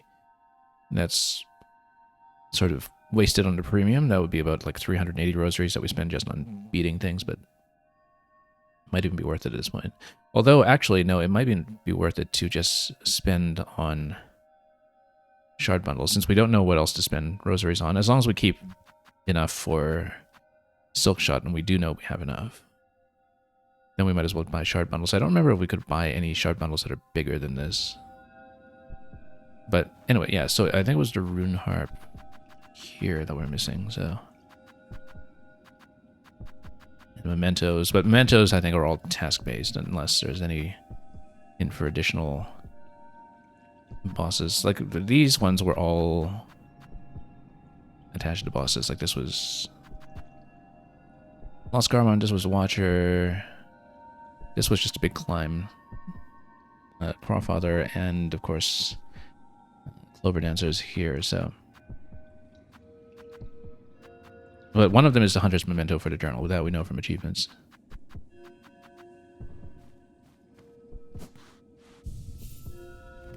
So yeah, we may actually have to resort to external information then for the 2 final bits of craft metal and the rune harp.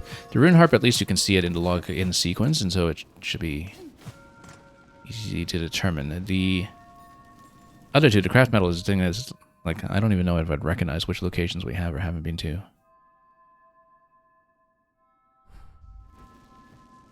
But what was I doing? Oh yes, we wanted to buy shard bundles. Yeah, in case we dump tons of tools on the eventual boss or something and need to buy a lot back. So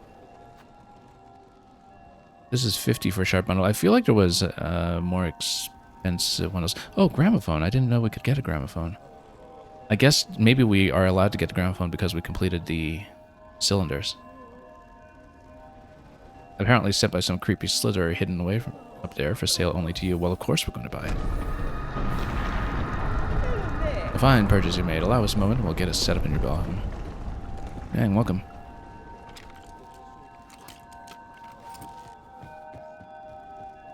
Yeah, man, we're at 98%. We might finally have to look up clues. I'm missing the 2 pieces of craft metal for the 2 final tools. And... like I said, I'm not sure I would even recognize which pieces of craft metal we've already collected, so we'll have to do a bit of looking around. So here's the gramophone. Can we operate it and choose music, or do we need to choose it from here? Like, is there a play button? There is. So we can play some of the creepy music. So we can be indoctrinated in our sleep, right? Very homey feeling. You see, very relaxing. Where I can get plenty of good night's rest this way. Or you can do it with, you know, the surgeon's recording or something like that. Or you could do the sacred melody. Or something a little bit more pleasant. Nah, we're going with this.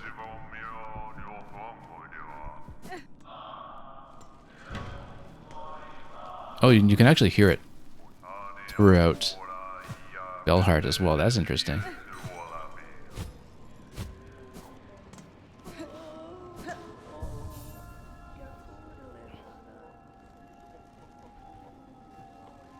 Okay, I think we have to look up the craft metal, so let's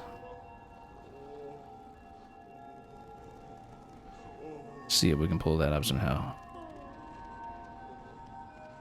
And see if I recognize anything that might look like a location that I don't already know. 8 total pieces of craft metal in the game, 2 from shops, we definitely have those. Oh, we just checked that location. That was... Actually, there are 3 from vendors. We have those. We obviously have the Pale Lake one. We have just checked the Underworks one.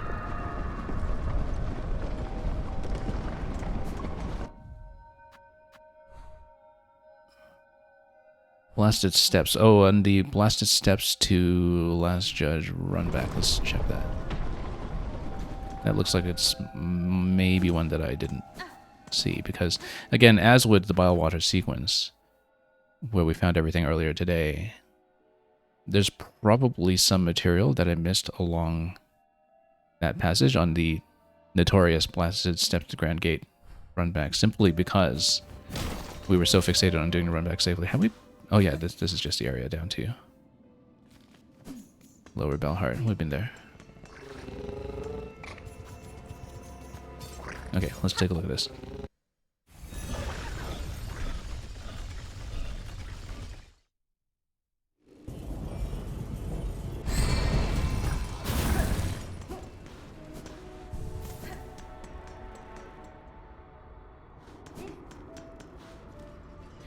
Yeah, the thing is, we've been through so much of the game that at this point, you know, you could look up a list of item locations or whatever, and they would all look familiar. Like, I'd already visited everything.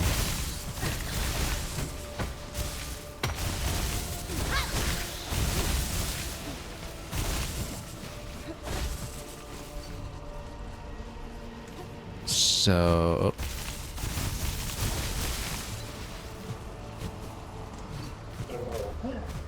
let's not deal with those in their voided form. That looks threatening. Oh. Didn't quite work out. Void mass. Can we just Redstorm this? Redstorm takes that down really quickly. Didn't realize it was... I mean, I guess we had to filament attach this, and so we're doing tons of damage with it.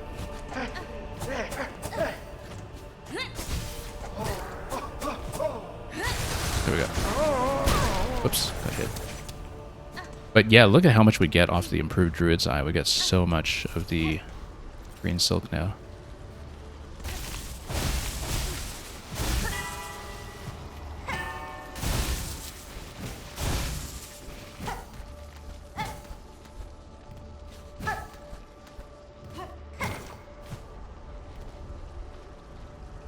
Okay, so this area here, well, let's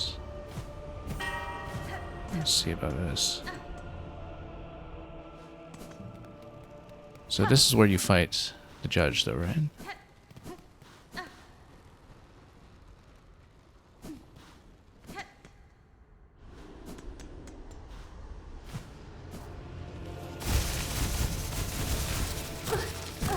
Did we ever check this lower... I feel like I might not have noticed this, but let's check it. This looks like it's actually new. Yeah, we're off the map. This is new. This is new. This must be it. I mean, we had to look up the hint for checking blasted steps, but this looks like it must be it. There we go. Craft metal. That's smart. But now we need to see if I can recognize what the other one I'm missing would be, and then we'll finish the two tools. We already know where to use the craft metal, so that's not in question. This is just a straight drop. Oops. I mean, from this point we could probably port out.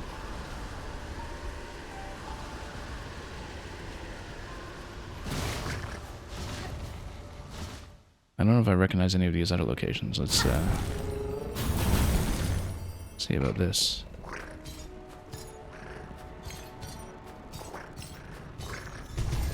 There's one that's...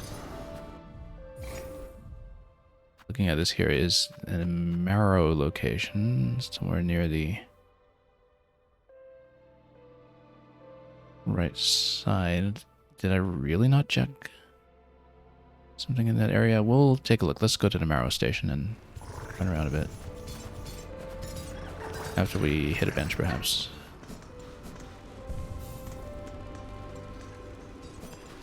So we're at 99, right? We must be at 99.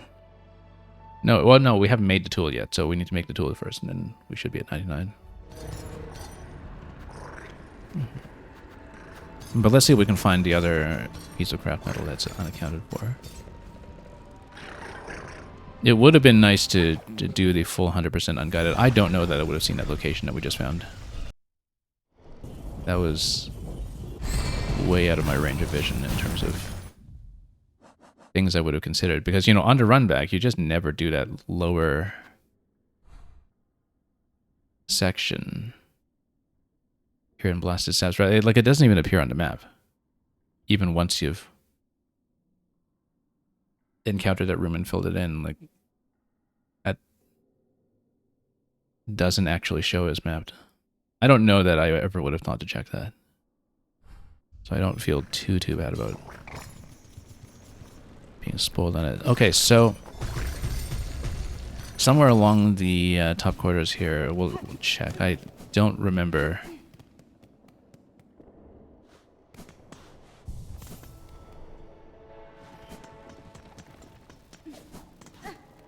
what we would have checked or not, but Again, it might be like in that early room in Bone Bottom that we saw earlier, where we found not only the last spool fragment, but also the last mossberry, where, you know, it might have been something very simple that we missed simply because it's early game material that we just had a blind spot for ever since early game was over.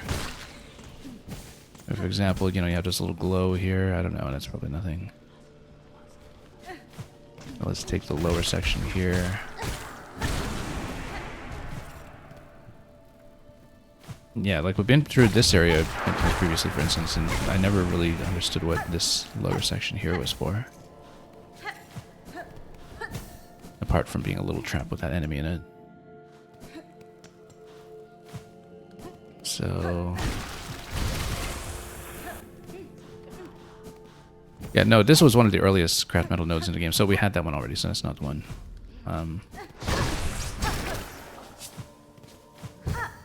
I had to figure out from the list of hints what we haven't checked.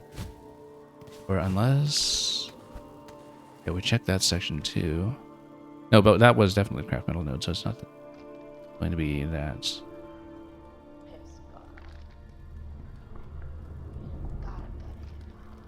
Next thing would be...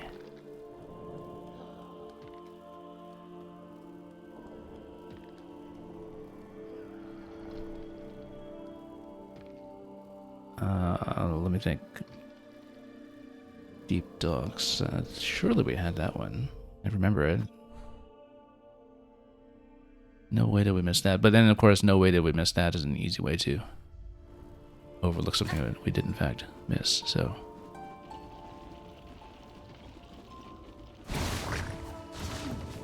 I think we just have to check everything. I mean, clearly I had all the vendor ones.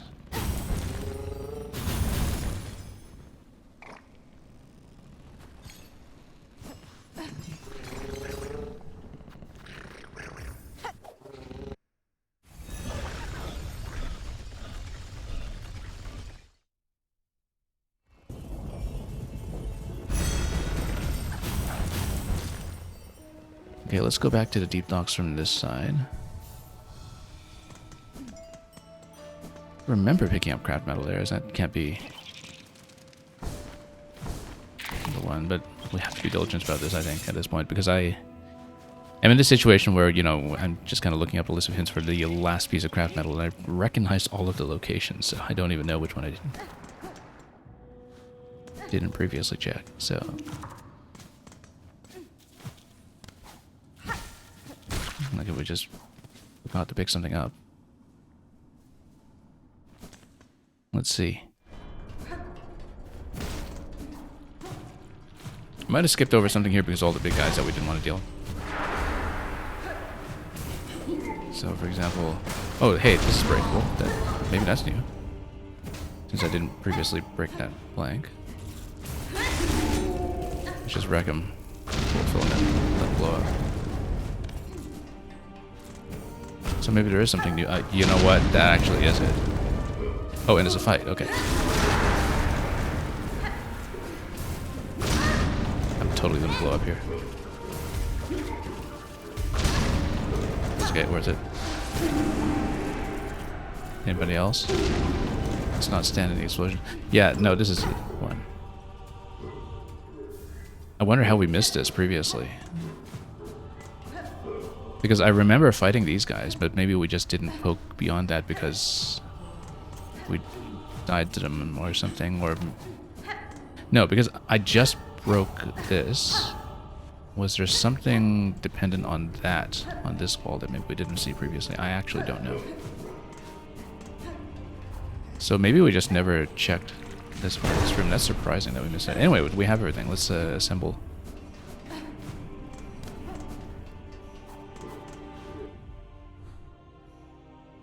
Yeah. I feel less spoiled from looking up the last two pieces of craft metal because we already knew where to apply them first, so I feel like we at least did part of the legwork here, but amazing that I missed that location, huh? It's barely out of sight. Okay.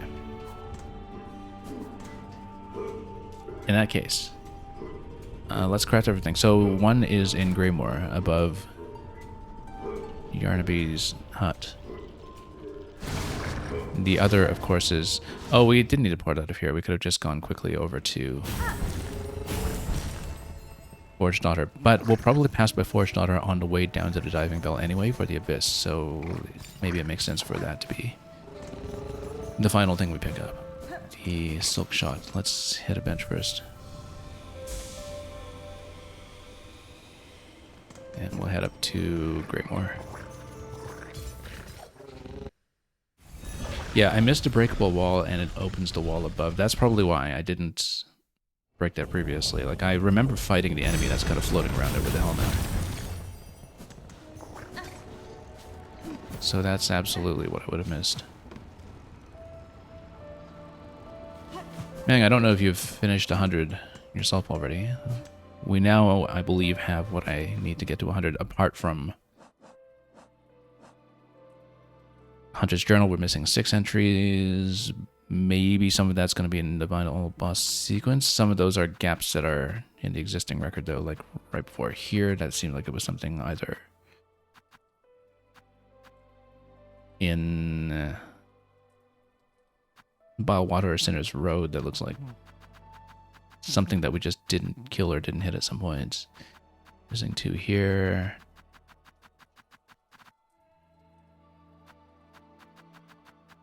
One here. That's kind of in the slab location. So we're missing one in a slab. Probably something that we just faced but never killed. These look like they're Abyss related. They might be part of the boss sequence, given that, you know, it's a lot of the other bosses that are all stacked at the end here, including the Act 3 Bell Eater. So I'm guessing these are bosses, so that accounts for 2. And again, I don't know that we'll grind out the actual required kills for the full completion on stream. I never did it with the original Hollow Knight either. I never did the 100% journal. But we know that's for one of the mementos, so that's accounted for at least. Let's go up.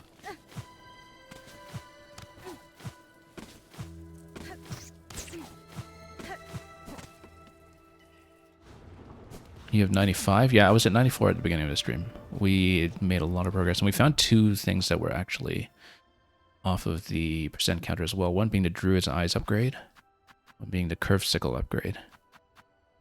I'm still missing 2 memory lockets. Memory lockets appear not to count.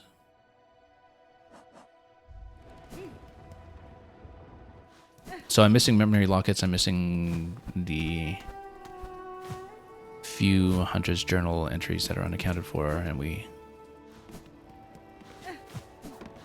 are seemingly no longer receiving any more hints for that, so.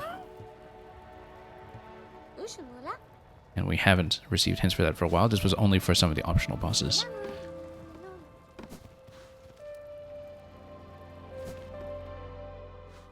But yeah, if we fill at 100 now, we're going to push the finale, I think.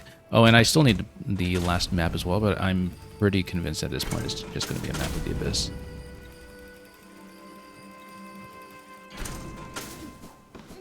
It makes too much sense that that would be the case. So back to Yarnaby's area, and then we'll do the crafting table up above. Yeah, Volt Filament with Shaman is just all kinds of incredible. As long as you have the silk to play it. Look at that, we'll just totally roast him.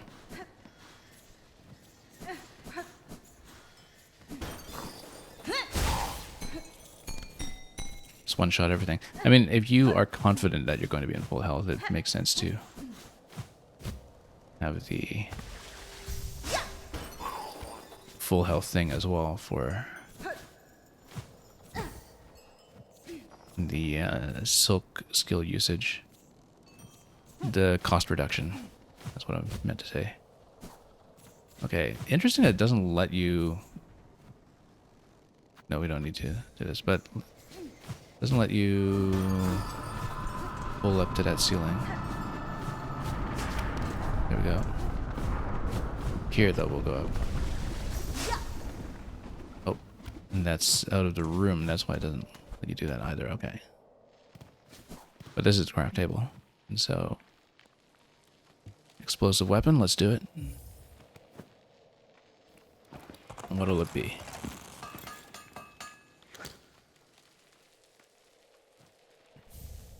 Pimpillo. Fabric pouch filled with volatile material. Explodes on impact with enemies or when ignited by its fuse. Interesting. So it's like a grenade.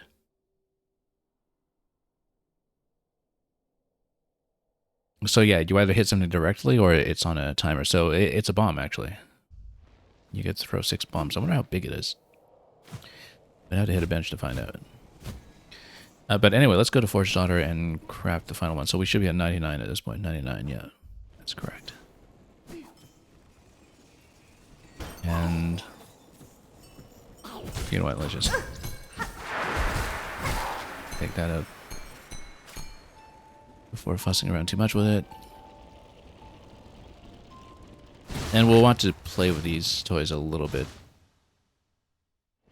Oh, also before Forged Daughter, we should actually buy more shard bundles. I think Belheart's probably the best place for it. I want to check the cost against...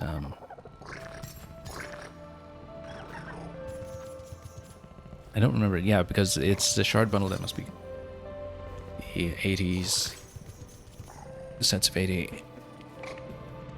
We can probably just max out on those if we wanted. I don't remember if there were larger shard bundle denominations that could be purchased.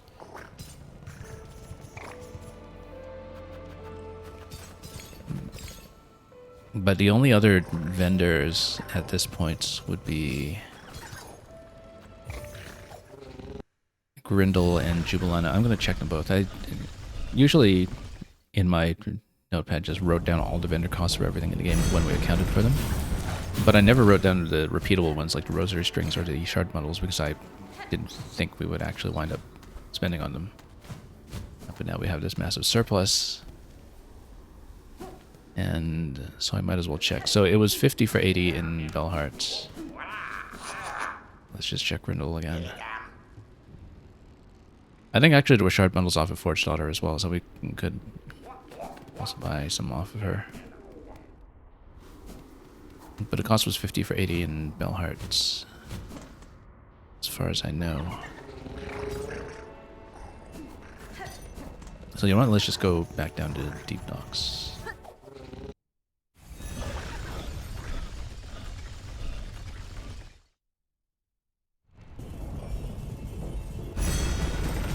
Yeah, before we get into a final fight, it makes sense to bang tons of shards, I think.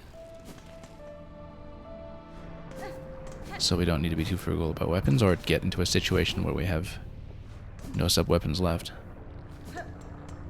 In which case, I mean, Shaman's playable now, but ordinarily for bosses we want to save Silk for heals.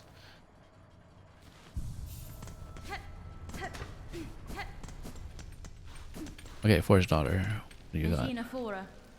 Forged Daughter, I have acquired a power that will enable me to end this black madness. Soon I will act to stop the quakes and save this land. Excellent, Pointy Bug. Your drive and your vigor both have proven surprisingly large for one so small. No, we have heard from Ballo, who told of his repair efforts upon the diving bell below. By now, that task is likely completed. If you're hoping to put his work to the test, then we shall wish again on your survival. And if our own service can aid your critical task, no, we will continue to provide it gladly. So yeah, shard bundle, same thing, 50 for 80. But first we will buy the Silk Shot. Weapon from a long distant past. We can combine the weaver components with our own moldings to repair the tool. Let's do it. Oh yes, I wanted to find a location for the previous, for the remaining rune harp as well before we descend. That one I may actually have to look up, so. And yeah, we might as well just buy as many as we're able to hold.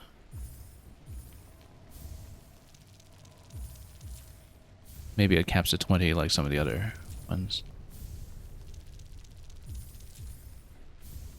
And because we're just drowning in rosaries now, so.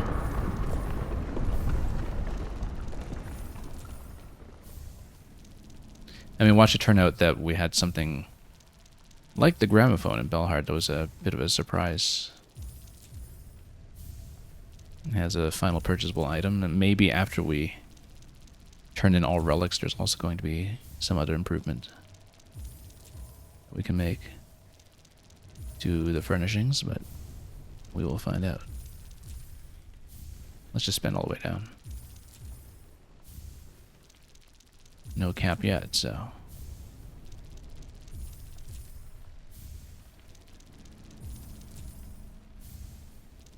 And what can we do? Maximum health. Okay, so yeah, it must have been 20. There we go, yeah. Maxed out. So yeah, eventually for more rosaries, we just buy the inefficient rosary strings if we want, but we're loaded at this point.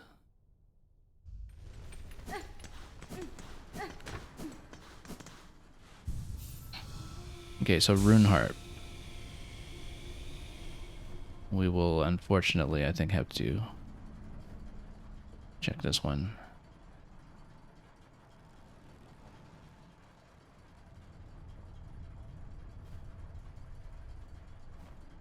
And luckily, we know that it's just the second one in order, so we know exactly which one to check for. Okay. Weave Nest. Oh, the Silksong Anklets Weave Nest. With the little speed challenge there. That's interesting. Let's go back there and check it. Maybe that's why there's a bench there.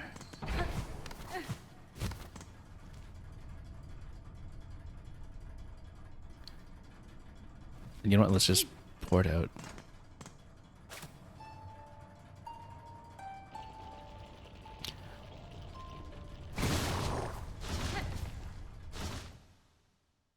Not needed for the percentage.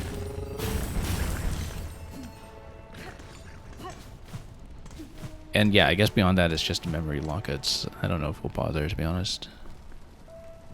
Given that I'm not really switching between all of the different crests anyway. But maybe eventually. I mean, I'm sure there's going to be some kind of DLC for this game eventually, and maybe we can clean up other things like memory lockets then. But I do want to grab the Rune Harp as the final relic, at the very least. But yeah, let's take the Bell Beast to Far Fields. Man, why not break the Hornet statue for some more shards? Well, I mean, considering that the large Hornet monument in Bone Bottom was already smashed up by Act 3, and I feel like the remaining piece here has some sentimental value, especially because all of the NPCs in Bone Bottom that were celebrating Hornet's achievements are mostly wiped out at this point, apart from the ones who made it to the original relocation.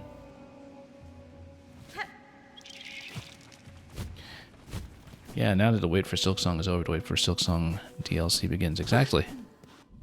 I mean, I'm sure they can just add more to Bilewater, right? Like, look at this whole section here that's in this right-angle corner in Bilewater that extends to the right. Surely you can just make Bilewater even bigger. I'm sure everybody would adore that idea.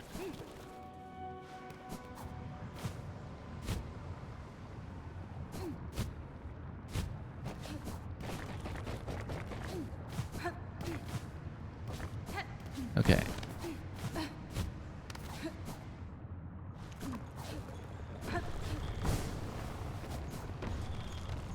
We've been back here many times. Also, are we actually officially at 100 now? We are, aren't we? We are at 100 at this point.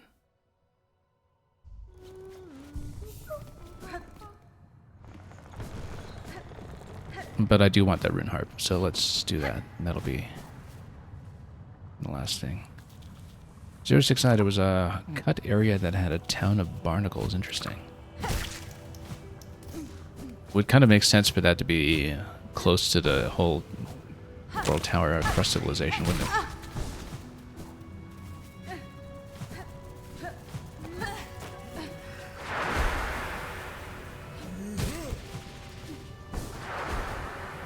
Feels like that's a Hollow Knight and Subnautica crossover waiting to happen. Both games about going deeper. Well, in the case of the original Hollow Knight, anyway.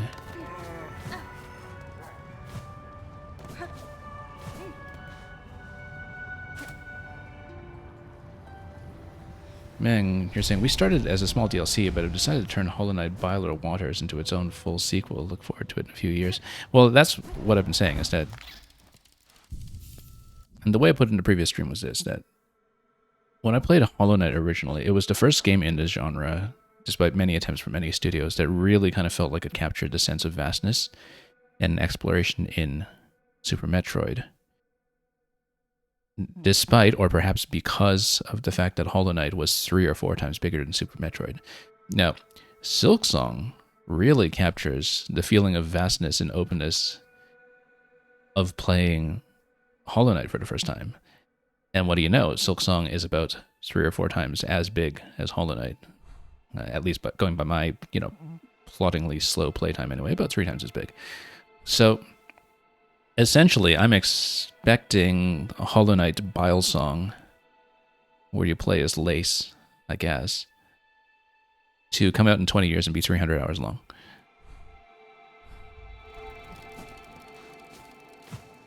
I do not expect to live to see Hollow Knight 4.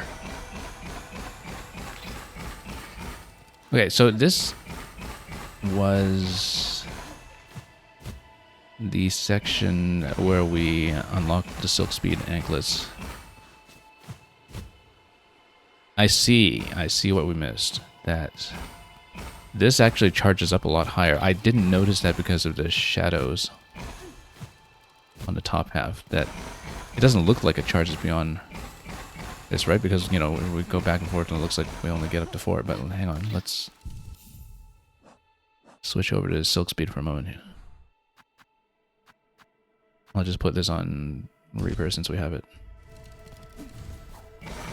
Yeah, because look at this. Because now you charge it up higher. But we've done this before with Silk Speed, and that wasn't it. So, clearly, we need one more embellishment here. And grapple's not going to do it. You can't just grapple through that. But... and that's got to be from this thing here.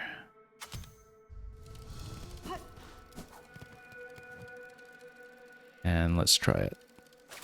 Oh, whoops. Wrong button. Yeah, look at that full charge. And then something's rumbling at me. Unless it's just... oh, yeah, you see? This went down. And that's what we missed. I wouldn't have thought about this because every time I came back here, I think I just saw the run. And I don't think I noticed that when I did it with the Silk Speed anklets that I actually got those 2 additional bars. Because this pedestal was where we just got the Silk Speed anklets in the first place, right? So I think so anyway, so I would not have noticed the difference between, going 6 bars here and 4 bars when you're running normally. And the kind of implication from... the curve above that it can actually go even higher. Yeah, I would not have considered this at any point. And yeah, so here's another one of those power nodes, I guess. We never really understood what these were. Because I had powered up the one in the other weave nest. Like you hit the nodes and then it seems to start opening gates for you or something. Ah, take this. So yeah, that's the rune harp. Then what's this? Let's take a look at this. We have not seen what this is. A rune depicting paths away from Farloom. Interesting.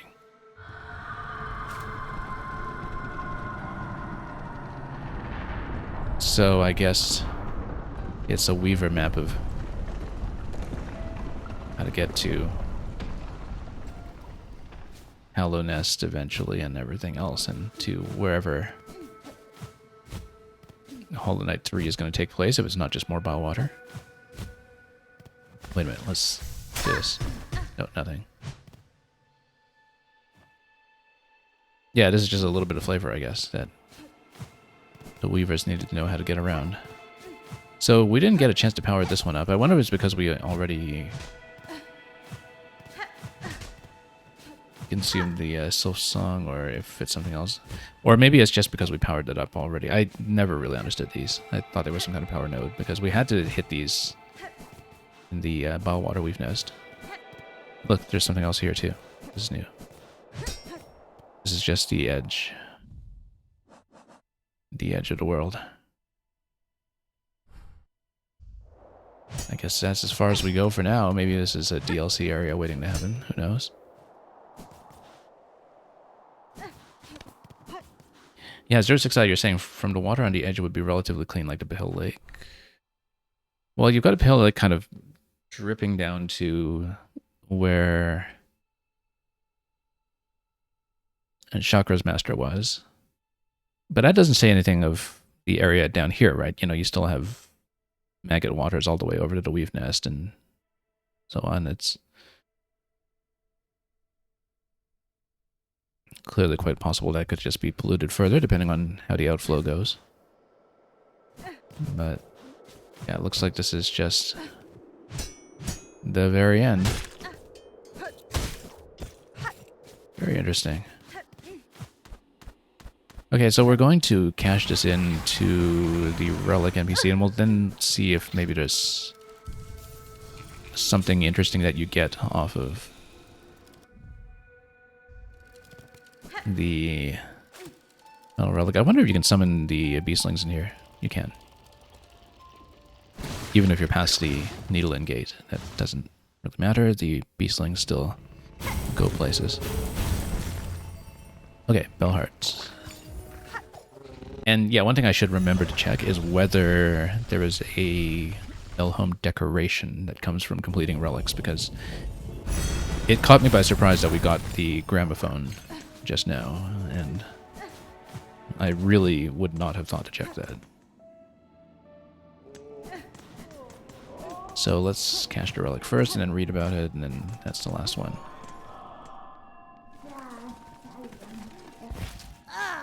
And we'll see some dialogue from Relic Seeker, perhaps, for caching in the last thing.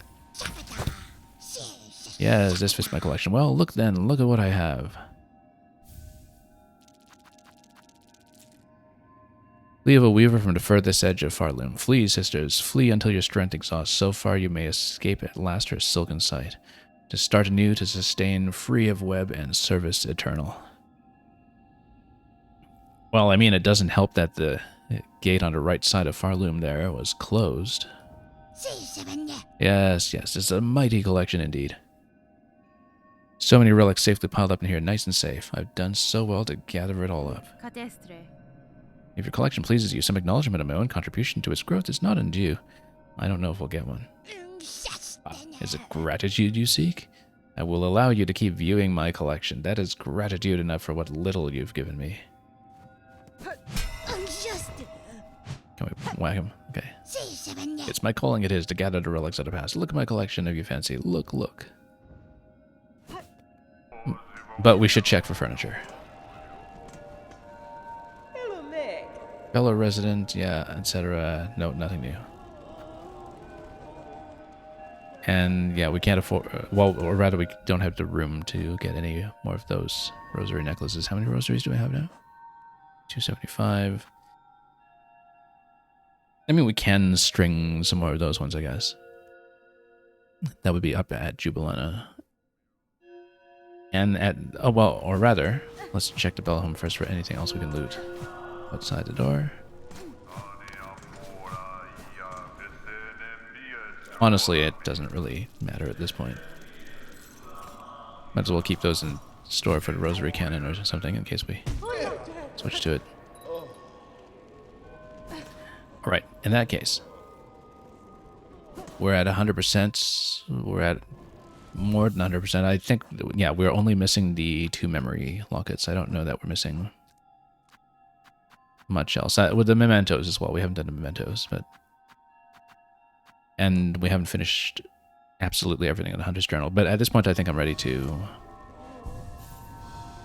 go down and see what's in store. Let's see. I want to put the curved sickle back on if we're going Reaper. We'll keep everything else as is. Warding Bell is obviously good for fights as well, but In case of group fights, claw mirrors were great. Yeah, let's just keep everything here. Descriptive as you're saying, it didn't even say thank you one time. Well, yeah. Oh, you mean the Relic Seeker over here. Relic Seeker seems permanently dissatisfied. Okay, let's... Yeah, kind of too bad that we don't have additional furniture to buy for that. But... let's see if Chakra's still here. Talk to her one more time before we get down below. We spoke to her in the section previously. She says, "For my mapping stock, we've traded all the charts and tools I can provide. While this new threat remains, I shall not make more." So yeah, I'm pretty sure last map must be the Abyss then, given the waypoint. My cartography may be a simple sort, but I hope that my craft shared has made your travels easier. Much, much easier. So, back to the diving bell, which is no longer really marked on the map. Oh no, it was just in the area that is now marked as a bench, because it's, I guess, maybe the bench inside the new restored diving bell. So we'll take the deep docks port and then work our way down. Man, you unfortunately missed a chakra fight in Act 2. Yeah. Yeah, it was pretty satisfying. It's a very swift fight. It only gets you the journal entry. It didn't get me anything else. Let me show you.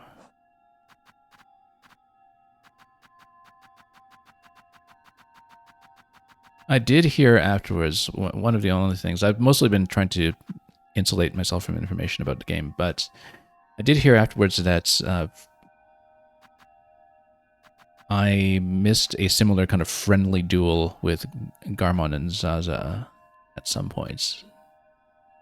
Separate from Lost Garmon. Like that, there is apparently some kind of friendly duel, kind of like the Chakra duel, that is also a secret entry in the book. So that's something that I know I missed.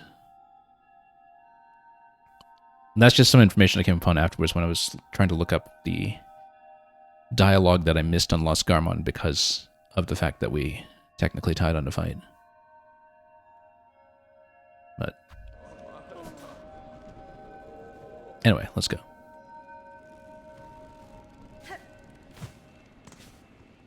Yeah, Mang, apparently, so you're saying you're not feeling like replaying 40 hours of the game. Apparently, the rewind feature on the save file, Descriptive was actually telling me this on the previous stream, is actually very generous, that the rewind button when you select the save file actually has several snapshots from the end of every act. So it is possible to do some of the end of act content from a rewind state if you want. Now, I'd be careful with that because I don't know how your progression would avoid overwriting anything on your most recent file. I don't know how it works, and I have not tried it myself, and I don't want to risk trying it myself until I've finished the game. But there is, as far as I know, some kind of save file rewind feature. And if you can avoid the overwrite, maybe that's the best way to see the chakra fight if you want to try it. It, of course, wouldn't add it to the book in your most current save if it's branching off from a different state of your save file at some earlier point. And you're saying you found the Garmon and Zaza duel and they offer help in the forum fight. Interesting. Yeah, because I remember you telling me that you were struggling a bit with the forum, and Garmon and Zaza charging in there would absolutely be of assistance. I mean, they were quite a great help with Morrowind when we first met them. Alright. 100% achieved. All relics collected. Everything but the memory lock is accounted for at this time. And the mementos, rather. Let's see about the main quest at long last.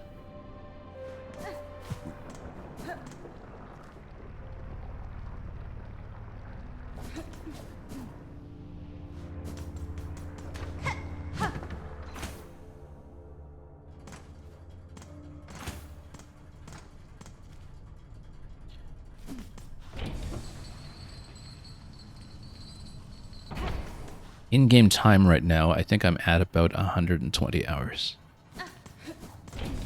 That's it with the in-game time. If you include the menu time and so on, from the playtime on my Switch to itself, I think you add another dozen hours or so beyond that.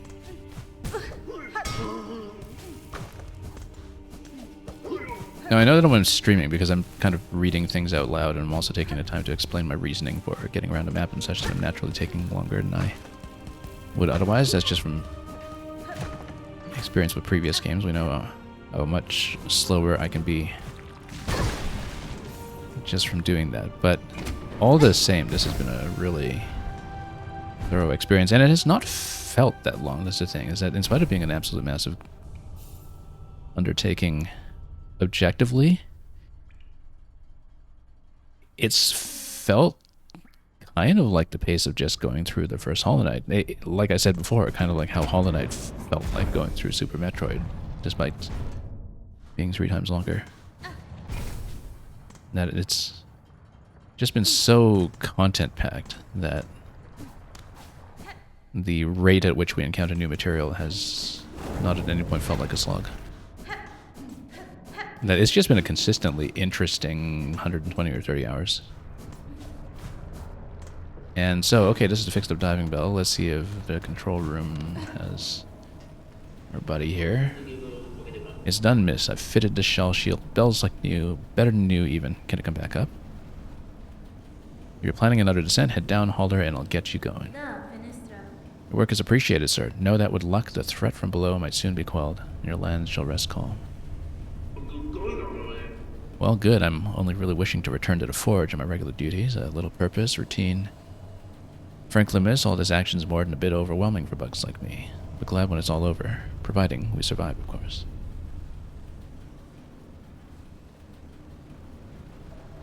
Yeah, man, you said you just checked there's a start of Act 2 snapshot, but unfortunately it doesn't seem like you can copy your save file. Yeah, I'd be careful about any kind of overwrite, that's the thing. I don't know if it would be an overwrite. But if you can't copy, I probably wouldn't risk it. Descriptive, as you're saying, can I finish the saving the world already so that poor man can get back to his job? I mean, right now this is his job, right? Let's make it satisfying.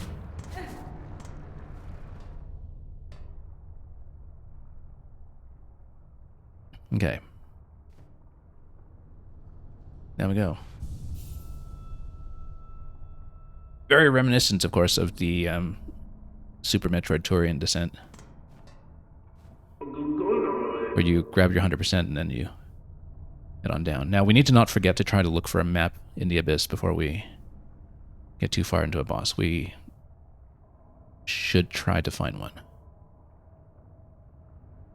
Although when you're ready, miss, the upgrades are done. That bell's as ready as it'll ever be. Okay, let's hope this is sturdy.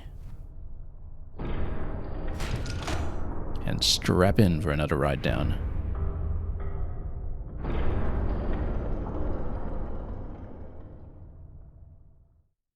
See how much we trust his craftsmanship as an engineer.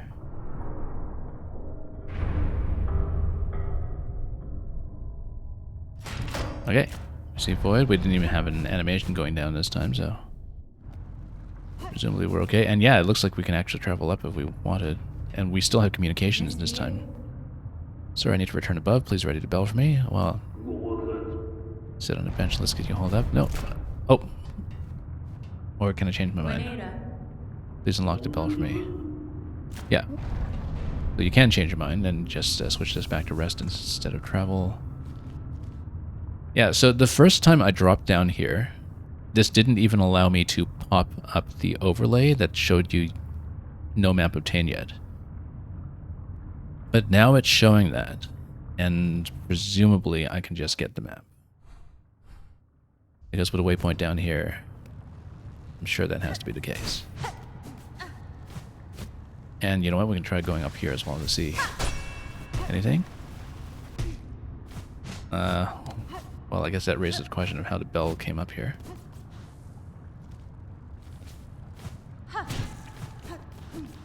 What happens if you go this way then? Yeah, this silk. Do I recognize any of this from the escape sequence?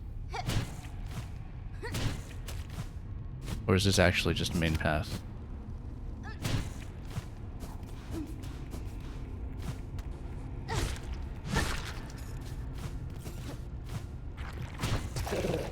I actually can't tell if we took the main path or a side path from checking the upward location. Oh, that's new. Whoop. This is also new, getting stuffed by this. Come on. This goes up, this goes left. Yeah, because much of this would have changed previously from what we've seen. We can also go... Well, let's see. Yeah, so this looks like it's the area that was blocked off by the ascent, like the escape from before.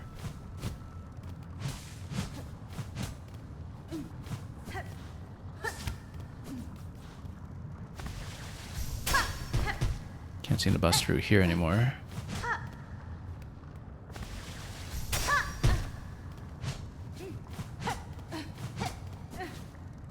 But we still don't have a map.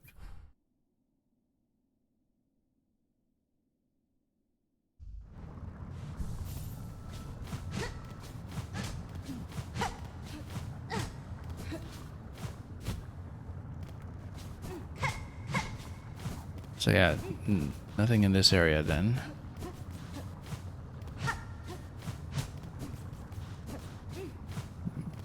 But that was the return path on the way up previously, so let's go this way. And let's see what happens.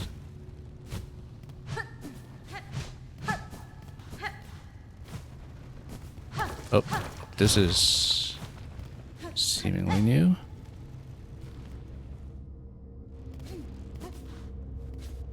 The Abyss? Okay, and so now it says the Abyss, so maybe this is new material that we can have. In silence your voice, in darkness your form. We hire who see you seeking. Our shells yearn for your embrace.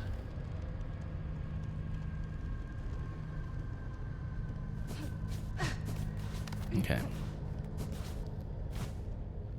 Don't really want to get into a fight until we've found a map, but much of a choice here. Oops. Let's just sort of explore side to side until we've found a way around.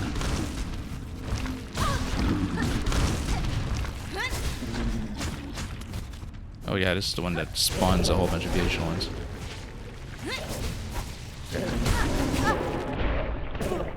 We took way too much punishment on it. Okay. I do recognize this area, but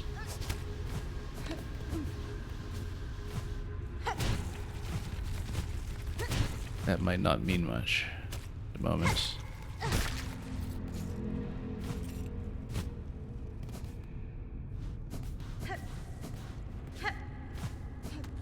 This keeps going down. Yeah, we know that if we go down long enough, I remember this bit too, that we got something optional off this end. This was probably where I found the arcane egg, I think. Unless I'm mistaking it for something else, or maybe this is the part where we could ascend in the first place. No, maybe not. This just goes down.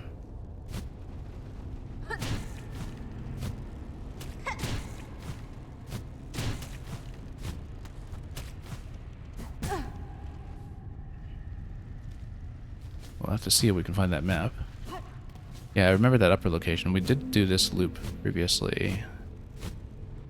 And find whatever was here. Whoops.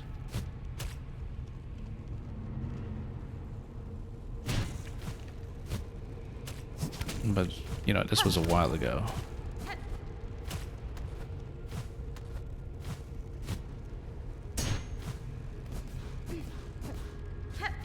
Yeah, we found something here. This must have been the arcane egg or something. Now this was a sword. No, I think it was a wood relic. I honestly don't remember. Get some silk off this. Not very much, though.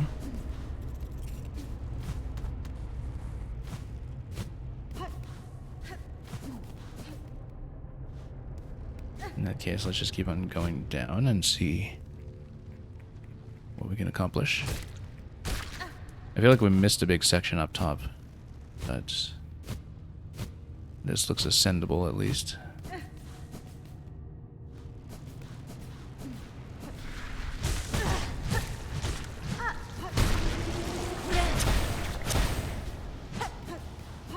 Now what was this?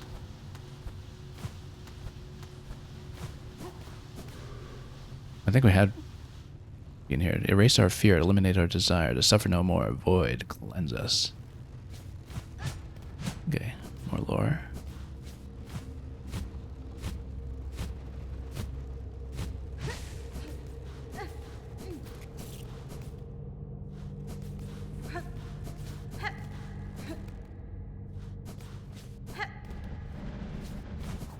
This gets closer to where we met Lace the first time here, I think.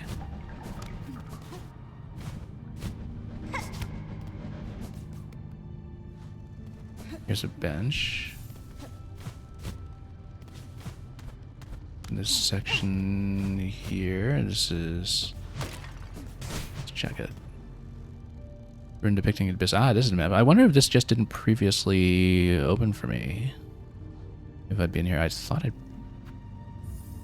been here before, but maybe I just didn't check it. And yeah, we got the cartographer achievement finally. So yes, we went through the upper passage rather than lower passage in that upper loop from those benches, and it looks like we're right next to the waypoint. So I don't think there was anything new to see here. I mean, we have 100%. There's probably not much to collect, but the map was the main thing to collect. 06i, is this a Cogworks Core reference? Yes, it is. In that Cogworks Core, I had the same issue, didn't I? Where for the longest time I had no map, and then finally, at the very end, after having explored everything, I checked above the bench, and what do you know? There's the map. So, yeah, you absolutely recognized our reference. And you're saying it was open before, so we just never checked this. Yeah, because remember, the first time I came down into the abyss, as I said, I thought we couldn't actually obtain a map because of the way the waypoint was way off, and we couldn't even open up the minimap screen at all. Look at this area between Deep Docks and Weave Nest Atla. That totally looks like it's a DLC area waiting to happen, doesn't it? It's just so conspicuously there as a gap. But, I mean, you know, we all know the DLC is actually going to be more biowater, but you know what I'm saying. Anyway, let's see this.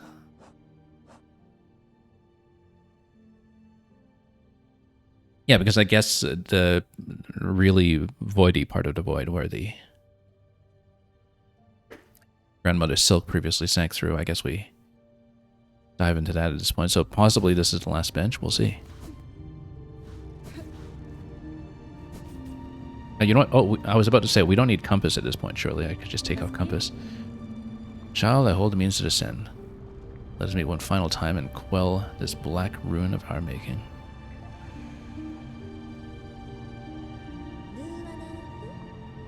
Who are you hoping you'll find down there, Spider? An ailing child and a silk-starred beast? If so, I'm afraid we may sorely disappoint.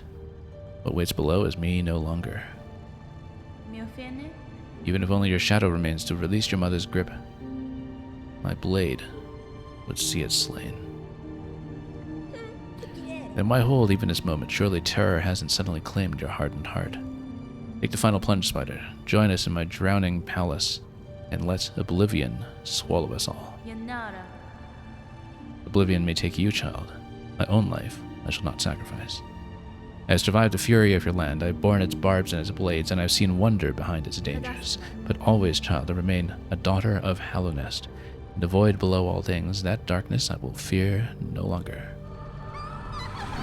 Now, don't force me to jump in yet. I'd like to try out the compass if I can.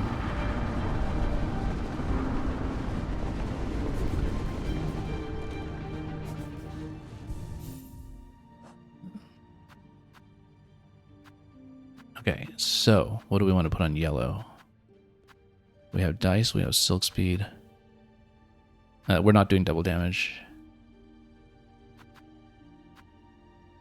Wall climb. If it's some kind of aerial fight, that could be useful, but then that could also throw me off sometimes.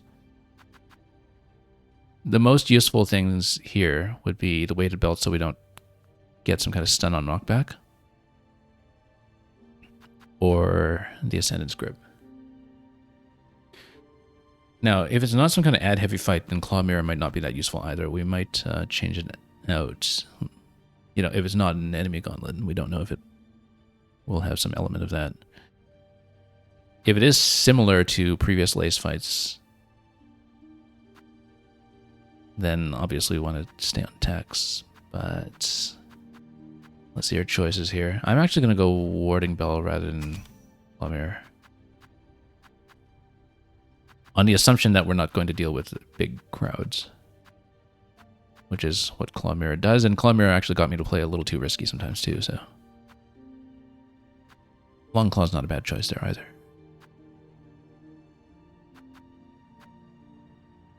So weighted belt or Ascendant's Grip. Let's go weighted belt, and if it turns out to be an aerial fight that has some kind of wall climb element to it, then we'll consider switching.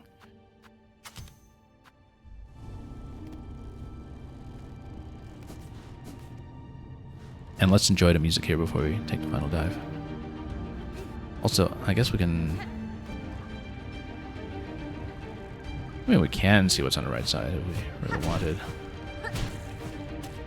I think the only thing that was really collectible in the Abyss at all was the Arcane Egg, but...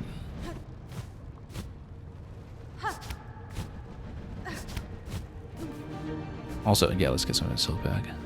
However, slightly. Get a full bank going. Very helpful, by the way, to have Silksong restore at the bench here. Anyway, let's stop putting this off. Let's go down. And see what awaits us.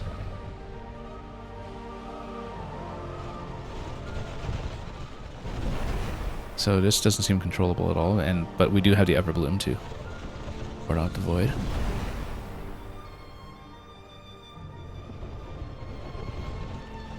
Yeah, so none of my input is doing anything here, so we'll just watch it. That's a beautiful shot, actually. Let's just capture it.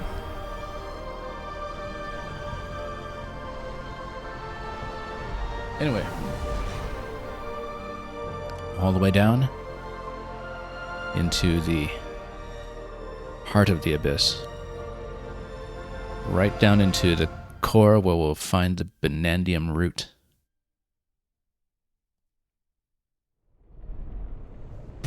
And... hey, can we actually send it to this? No, whoops. I didn't do the down input properly for that. So anyway, we have this void-bound Mother Silk, I guess. And it looks like we have a Dark Lace. Lost Lace. So... okay. Okay, let's just watch the pattern first. That hits pretty hard. Well, it hits like normal, but... yeah, phase 1 looks more or less like Lace, except the forward void attack that reaches all the way across the room.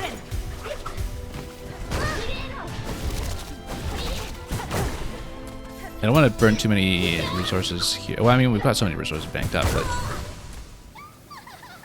I don't want to burn the whole bank on phase 1 here with attacks, because...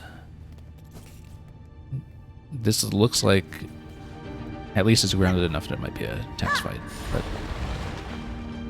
yeah, descriptive, this is a Lost Care rule. For all we know. Where's the Hornet Bonanza when you need it? Okay, so we got taken apart that time. I do need a cocoon to get my silk capacity back. Oh. Oh, we should have stayed at the bench to at least get part of my silk back together. Yeah, I need to evade that a lot better, and that dice to the rescue. I think if you do a decent job of staying in the air in this phase, that's going to help. Like, stay at range.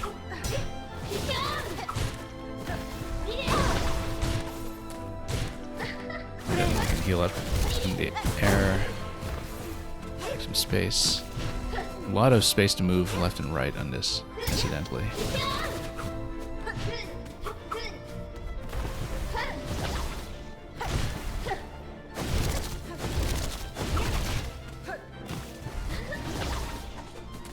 So, we can kind of keep away from her for a good amount of time, so we can play pretty cautiously. As long as we don't dive directly into her quite like that. I do have enough to heal up at the moment. Yeah, she does a downward diagonal attack, but she's not really doing any kind of forward attack in the air, so if we stay kind of on the wall and just try to get over her, and hit often enough to build enough silk for the heal, then we're okay. Like, just try to bait her in. Stay on the wall, bait her in. Except we need to watch out for that attack, and everything else. Just trying to get more silk here. She does do a bit of an upward dash.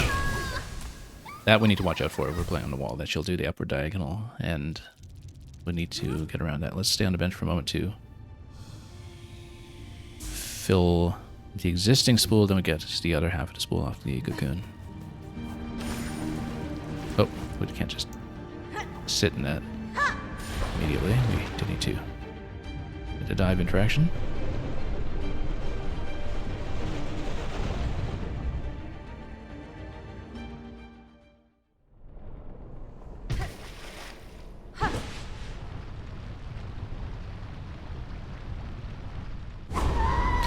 Look how the silhouette on Lace in her lost form, like the little kind of rim of light over that, resembles what the artwork looked like in the end credits, where you see the silhouettes of the different characters. It has the same kind of highlight to it.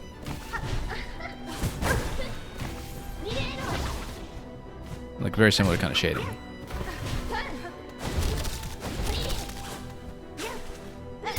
Maybe the Ascendant script is good for just doing a wall cling here, but again, the upward diagonal attack does sort of kill this idea. Yeah, but if you try to bait her a little bit and then get back on the wall so she doesn't just ascend immediately. Okay. And of course, this is still just phase one, whatever this is, so.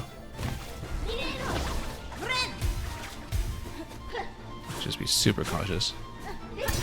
Try to watch the tell on the diagonal as well and find a better way to back out of that so we don't get caught.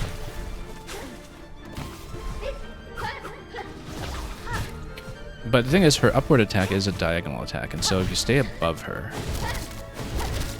on the same x-axis, then maybe there's a way to be safe. Oh, got caught there almost, but saved by the dice. And yeah, the thing is, like, she's got such a massive range of void attack that those void tendrils.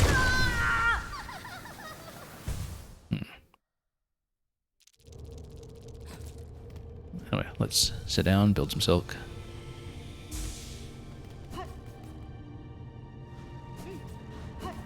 I mean, we should probably learn how to play the counterattack as the central silk skull. We just never learned the timing for it, but maybe it's useful for this fight.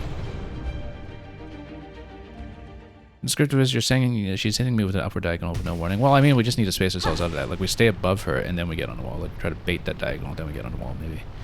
The wall is safe from everything except for that.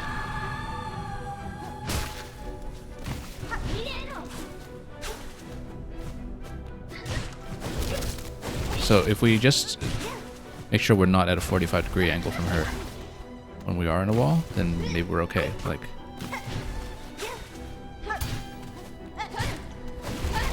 just Oh, except no, that was kind of straight up against the wall that she did that time. But if we're hitting her enough that so we can recover from the wall attack with heals, then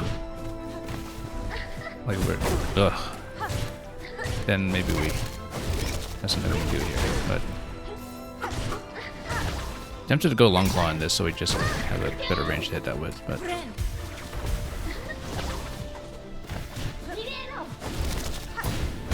ooh, yeah, you can't really fall into that.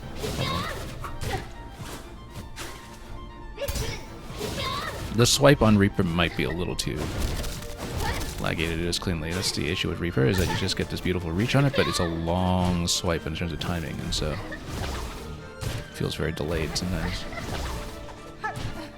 I mean, I'm used to it because we've been playing Reaper for so much of the game, but you can definitely feel how much swifter the downward attacks are on the other weapons when you switch to them after lots of Reaper time.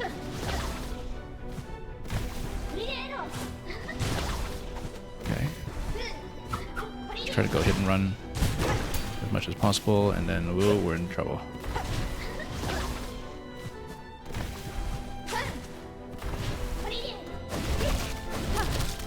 Oh, nope. So that side dash is kind of like this triple attack, side to side 3 times, possibly more, I don't know. We'll figure it out.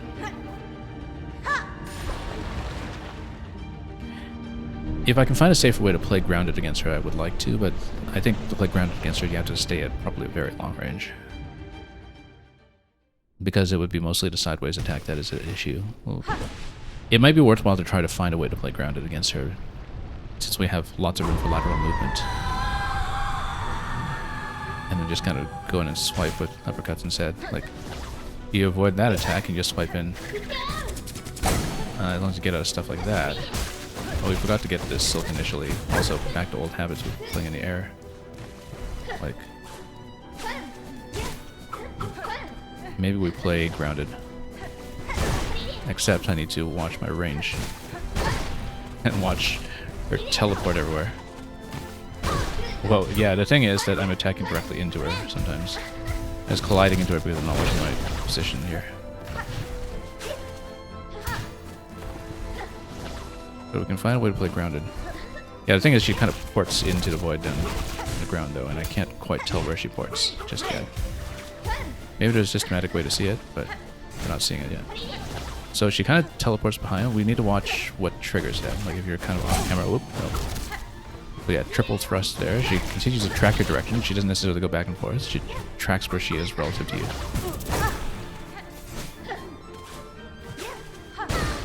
Yeah, I'm standing too close for all of that. Consistently. Too close in a downward swipe. That's just a function of the Reaper being slow, I think.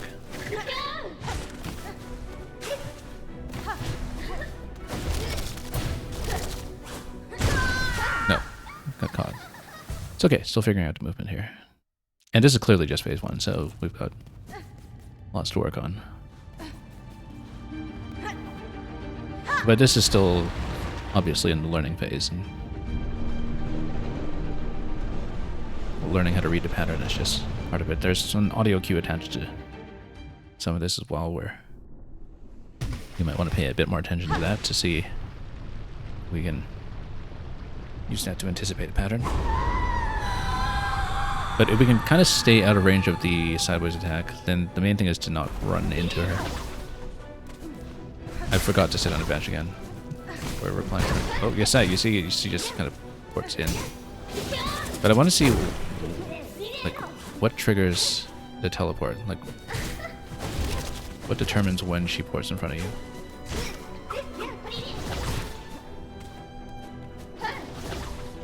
Yeah, there's a bit of a long wind-up animation to the sideways attack.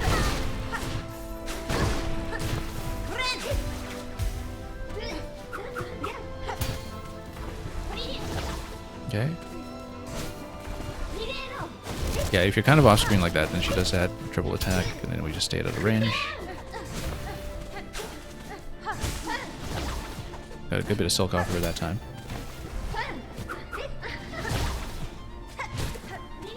Good. Oh, no. We have to watch out for the triple there. Initial port. But then we have to expect her to potentially do a triple dash, so after she does the first dash attack, we stay off. We don't just dive in immediately because bad things happen. Just reading the dodging pattern mostly. Like, if we can get the dodging pattern, then we can start swiping into her a lot more. Side attack here. Oh. Yeah, the thing is, if she blocks you, then the counter is pretty rough. Whoa.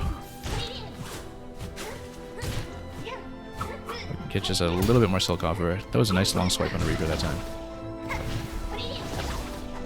We clearly just need to be swiping earlier on Reaper, but we're descending from the air. Whoops. Nope.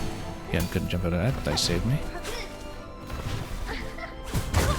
And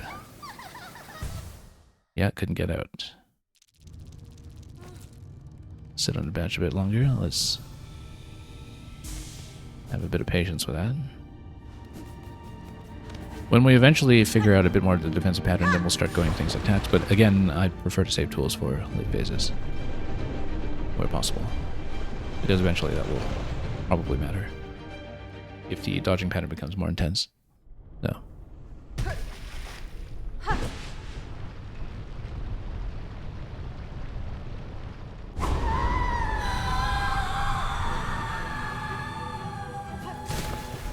Oh, yeah, you see port's right behind you. Nope.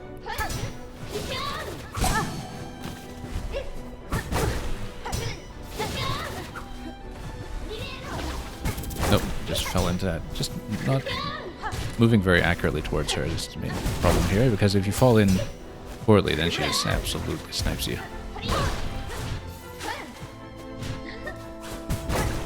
Yeah. Movement didn't quite work out that time. We can get some silk off of her with some of these attacks, at least without everything being blocked, then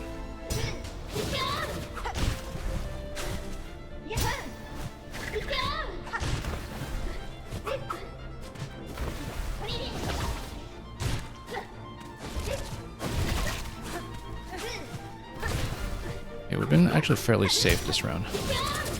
I say that just as I got sniped by that.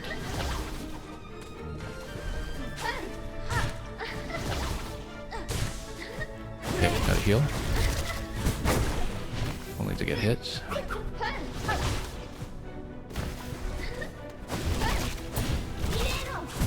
Standing much too close for a lot of this.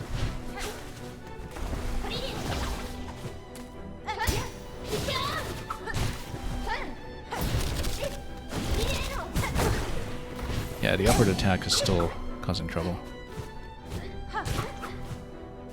Trying to build up enough silk for the next heal, but I don't know if we'll make it that far. Yeah, 3 attacks in a row for the side swipe. Nope. Odd.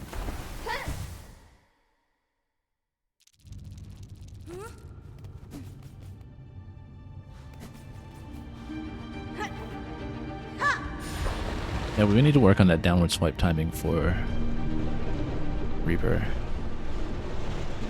I should potentially consider switching to a more responsive weapon as well, but Reaper's what I'm most comfortable with, so particularly if we're trying to strategically get the silk replenishment. I keep forgetting to sit on a bench for longer, which is not used to doing it.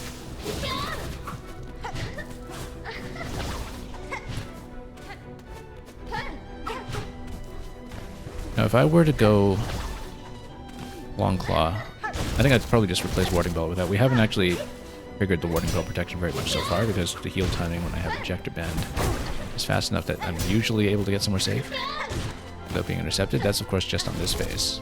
Maybe there's more to dodge later.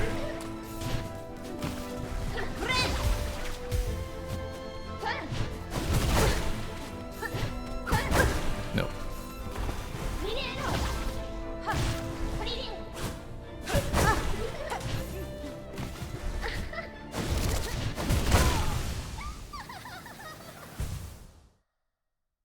because we go Long Claw rather than Warding Bell, so I can actually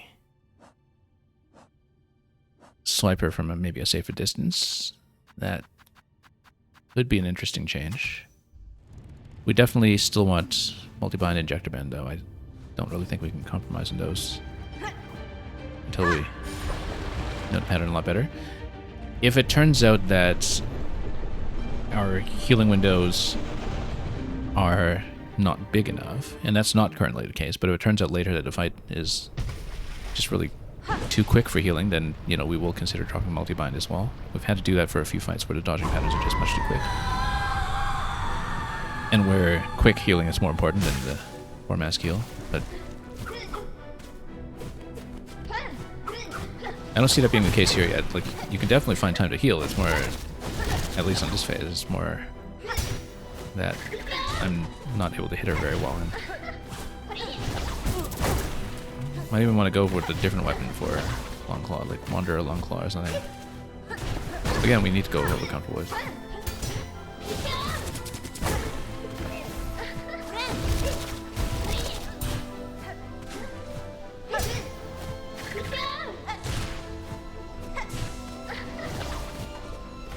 I mean, we have infinite Plasmium reserved from that item that we got. And so maybe the Plasmium item for the additional health might actually wind up being beneficial as well if we're doing something like going Architect, where we're going for a very shard-based approach instead. Again, shard count is really not an issue given that we've got so much money and resources banked up, but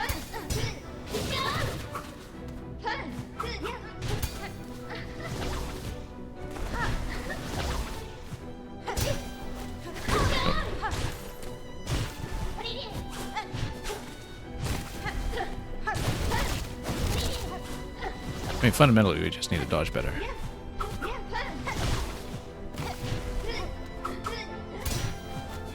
Nope, ran right into her. Thankfully, we had dice.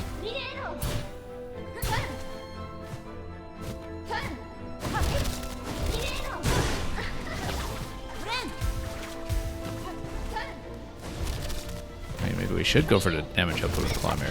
Whoops, yeah. But I want to play at a distance if I can. That's the logic behind going Long Claw on this. When we already have Reaper. Nope, caught. Yeah, if you just fall into the wrong place, you're just gone. So.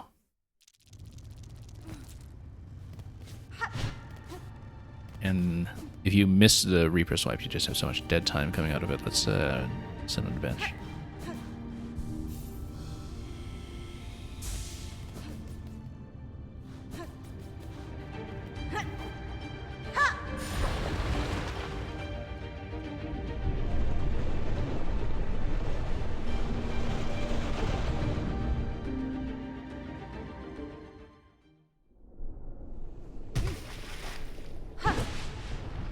I mean, I guess even if you had the infinite plasma reserve, you only have enough for the, what, 5 or 6 masses you can get before you need to reload at the bench, so it's probably not that beneficial.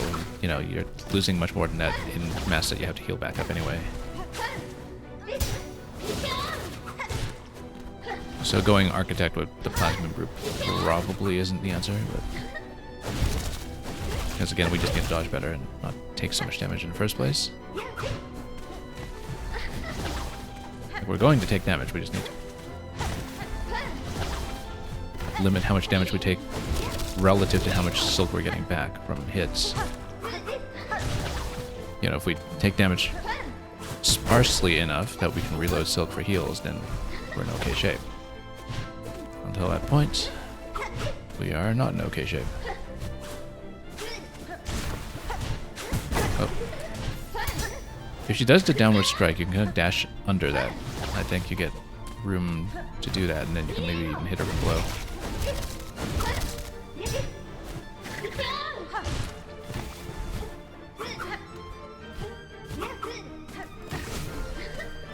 Oh, no. Yeah, that diagonal, that upward diagonal is really the hardest thing to dodge here.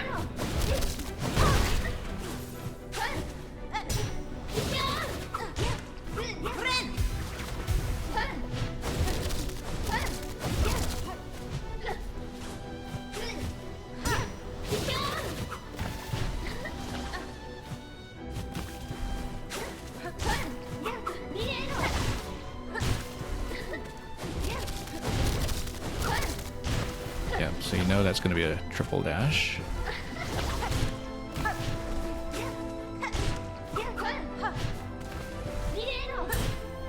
Okay, you can actually kind of parry that if you have good timing. That's going to be a bit luck-based for me, but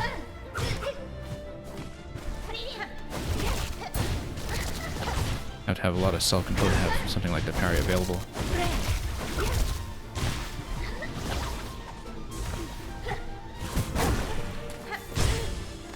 Okay, first time we've seen her vulnerable.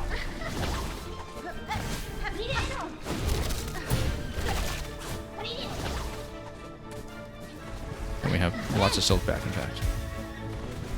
Doing that. Okay, phase 2. Phase 2, tendrils everywhere. Okay, so we have to watch out for that, stay off the ground when we see tentacles come up. Whoa, that's really quick. I didn't see a tell for that at all, actually. Yeah, so she missed those.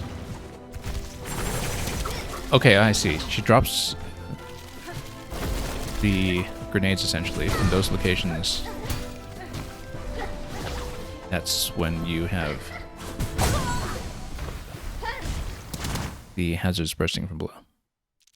So, first time I got into phase 2. That's alright, that's progress. It took a while to get there. Took a lot of dodging to get there. But if we're patient about it and we're able to replenish enough health relative to the damage that we're taking, phase 2 looks doable.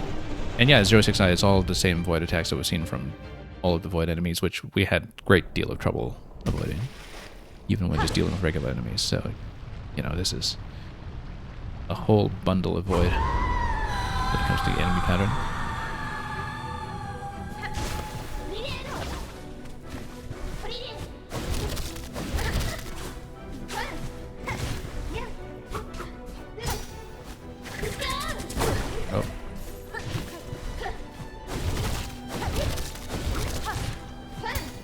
Need to be quick about dashing out of that and getting out of her aerial pattern.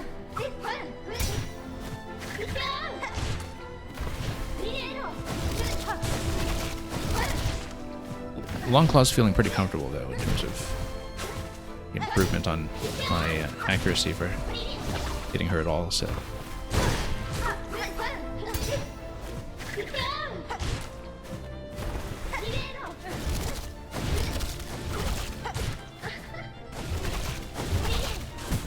Oh, didn't expect third attack there to be like that. Also totally forgot the cocoon earlier, that's kind of important.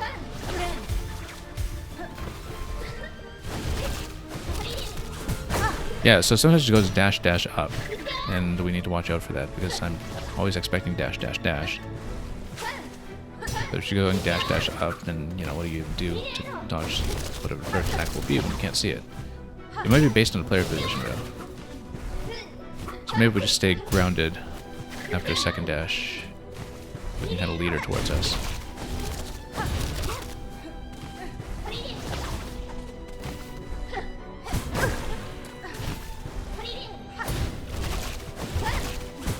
Yeah, this goes dash dash up. I just don't know when to distinguish dash dash up as opposed to triple dash. Like if we can find a way to systematically bait one of them or read one of them, that solves a lot of problems potentially, so.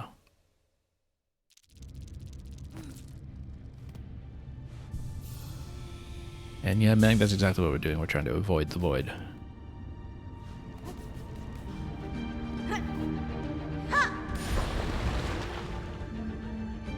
Some of you will know that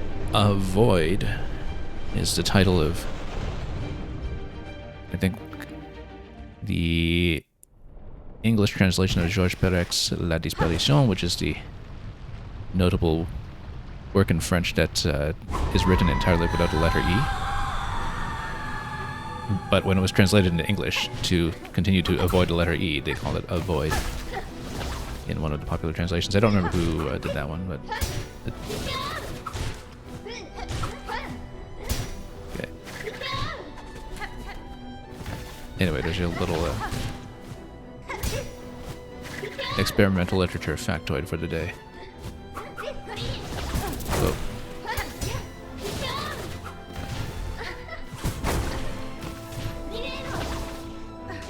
Okay.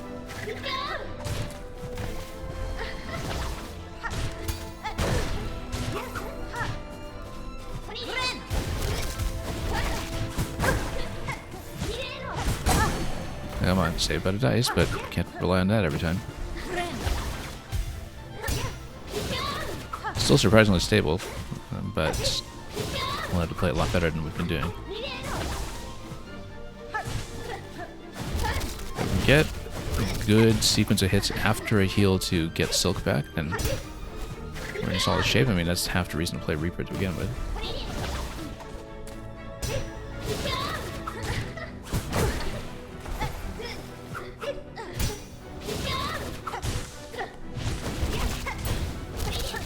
Yeah, so some of these can be parried, it's just that we don't have good timing for it. So sometimes it's just, you know, swiping at a fortunate time that gets that done for me.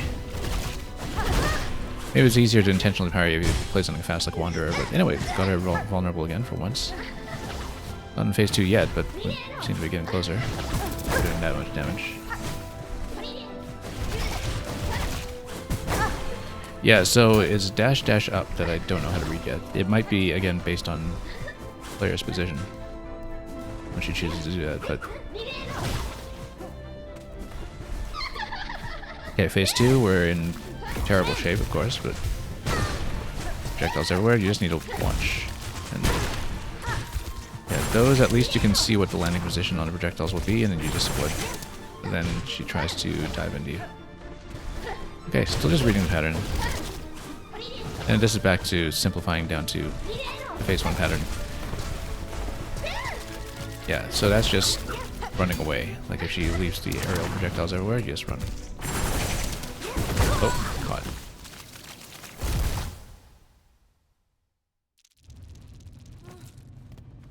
But we are getting phase 2. Let's sit on the bench a bit more.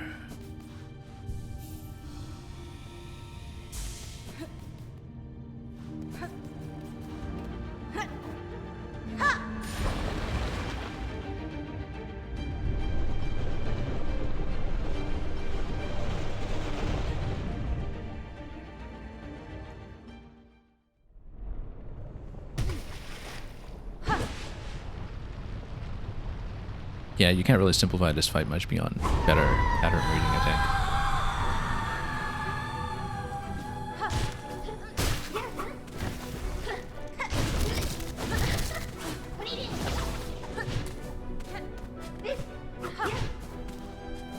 think. So again, if we can distinguish between triple dash and dash dash up, then we'll be in a much better position.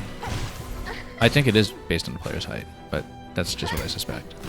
So if we kind of dodge fairly low when she's going for dash, then maybe we can guarantee that she stays grounded.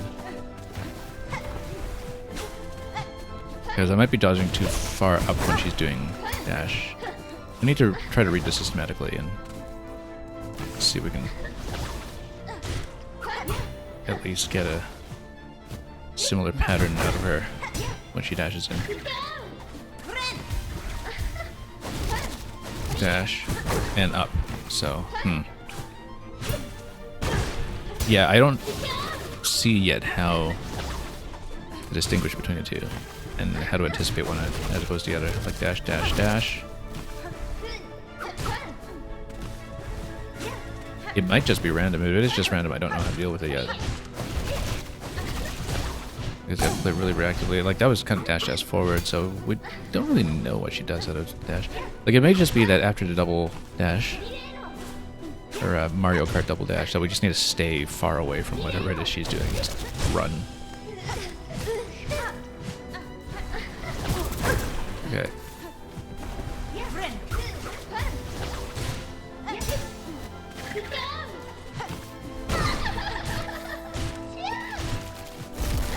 Okay. Heal up before she drops projectiles over. Oh.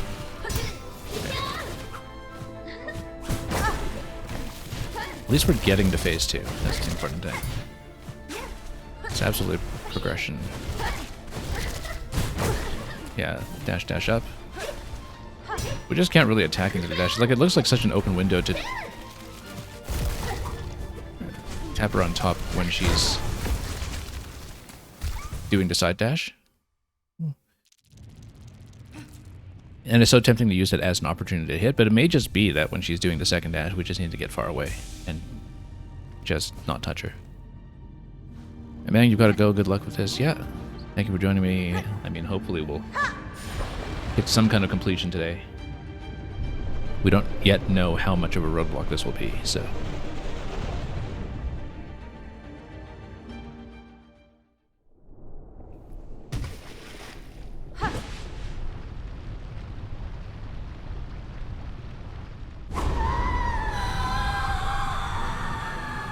Okay, I lost Lace.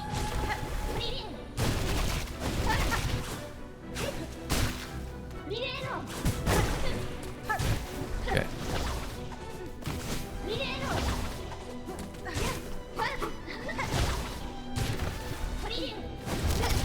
Dash, dash, and then just get away? I don't know. Then when do we hit her? Do we do that? Out of the first dash, perhaps.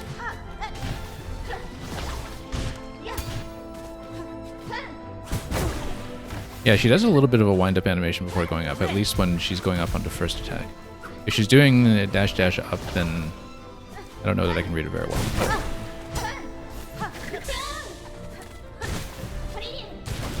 dash, dash, and then yeah, she's dash dash forward attack, so it may be dependent on the player's position, but either way, she just needs lots of clearance, I think, after the second dash.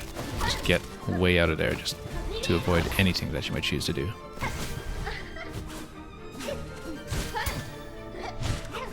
That may be the approach, just get out after second dash. Dash, dash, get out. And yeah, you see, that way you don't deal with whatever she's doing on her third attack. We're doing a lot better, actually.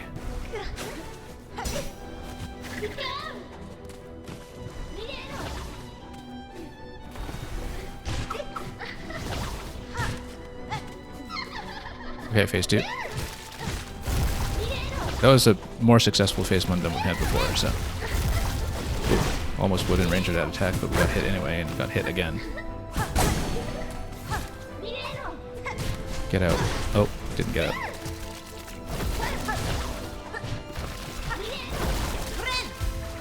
But we do have Silk.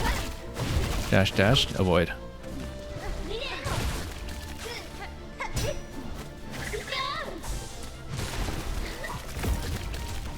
And yeah, just get out.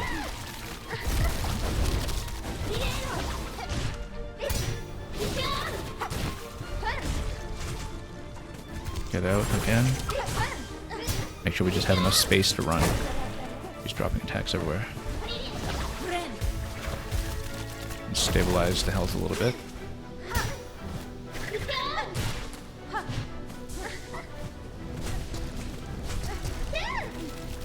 There's a certain rhythm that you can have against the projectile attack, I think. That, oh, yeah, get out. That's right. That was up, or dash, dash up at that time, and then we just needed to have the discipline to run away after second dash.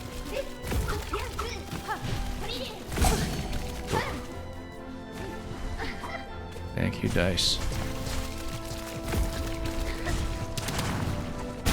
Yeah, unfortunately, if she's spraying like that, if you're in the air, it's actually a little hard to get around it. We're definitely lasting longer than most other attempts. This has been the longest I've survived in this fight, so... Yeah, unfortunately, when she's spraying like that, if I'm in the air, like, I don't have a good position to sit. Anyway, we lived a lot longer that time. That was the best effort yet. So clearly, I think in terms of the defensive pattern, we're starting to get on some kind of right track.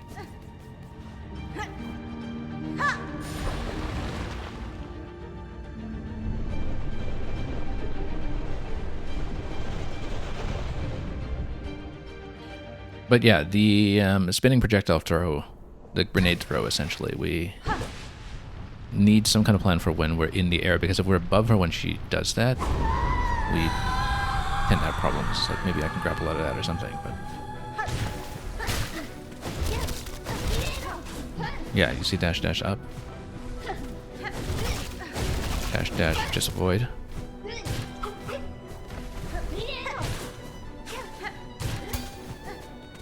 Okay, just kind of stay away, bait and attack. That was a lucky parry that time. Can't always get that. I just mitigated one mask that time.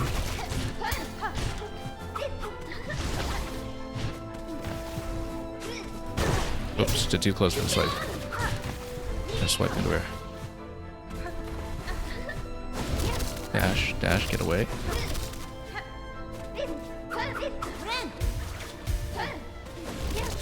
Dash, dash, get away. Got a good bit of silk back that time.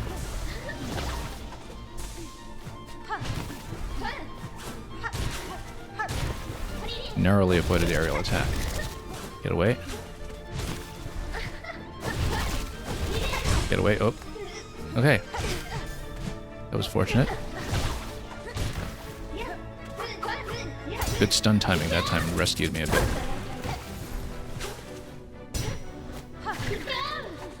Try to stay disciplined here. Get out.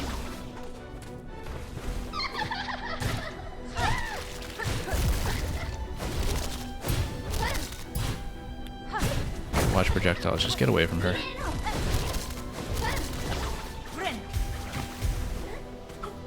Until she does the toss.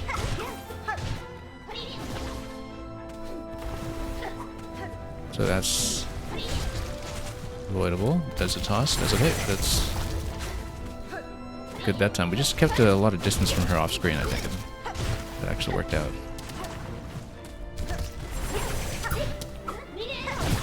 Because she only has so much range on that.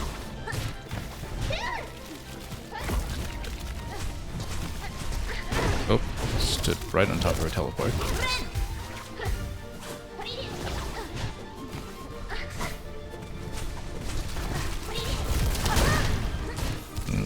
That was a very quick follow-up between attacks for her. Oh, we will have a heal. Ooh, terrible timing that time.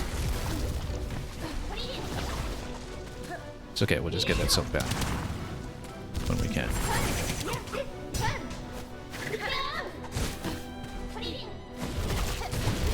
Okay, that's fine. This feels surprisingly stable. Yeah, we need to just not dash so fast that we run into her teleport location. That's been one of the failing issues here. We attempt to just run away from whatever she's doing. She teleports right in front of me, like that. Yeah, unfortunately couldn't get out of that attack very well that time. Just barely out of having enough silk. Too much contact damage on the boss here. Way too much, yeah, she's just zoning me out. Okay, we seem to have finished some phase here. That can't be it, though. I'm sure Grandmother Silk isn't happy with this. So phase 3, where she doesn't like what we've just done. Whoa, what? Surprise! Okay. I did not see that coming. The big void wave.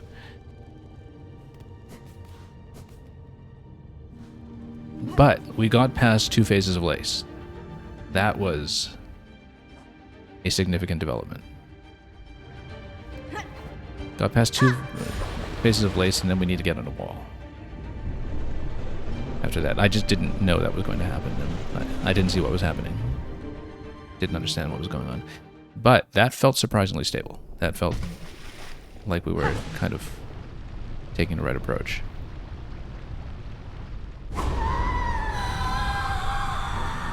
And we weren't even using tools at this point, so...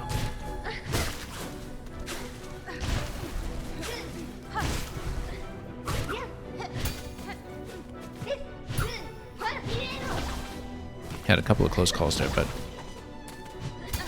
we've been doing way better defensively. Okay, didn't really have room to get out after second dash that time, but... we'll take it. We get such a nice long swipe on Reaper with Long Claw.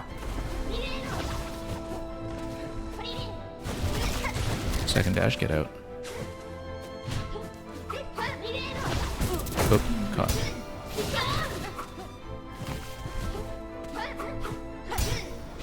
But we're staying alive for a lot longer. You can get a ton of knockback on the spear as well. I had enough silk to burn for the spear. That was a bit of a plus that time, except now we need to heal up.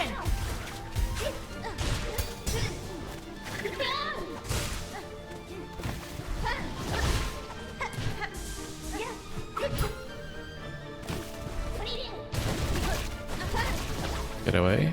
Good.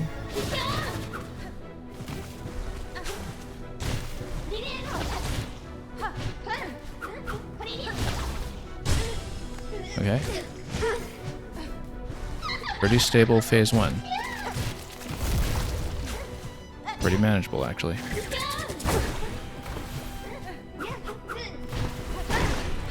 Now we're taking too many hits. Way too many hits. Get away. No, couldn't get away. It's okay, we have enough silk for the next one, except I'm going to get hit again. I just couldn't find a stable position for anything that time. Okay, so we don't dash ahead too aggressively when we're avoiding on the ground in case she teleports. And I fell apart a little bit in this phase here. Yeah, we were doing mostly okay. Fell apart a little bit in the phase 2 that time.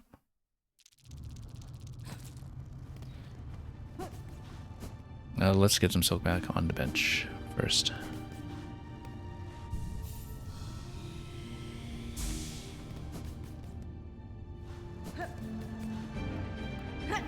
But phase 1 was pretty clean that time. It feels surprisingly manageable given how much trouble we were having avoiding the attacks earlier.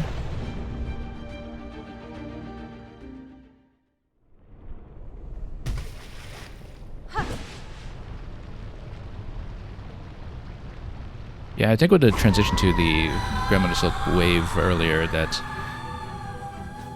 I mean, I didn't know at which point I was able to interact with the fight because I wasn't sure how much was cutscene and how much was interactive, and then the wave came in and just caught me completely by surprise.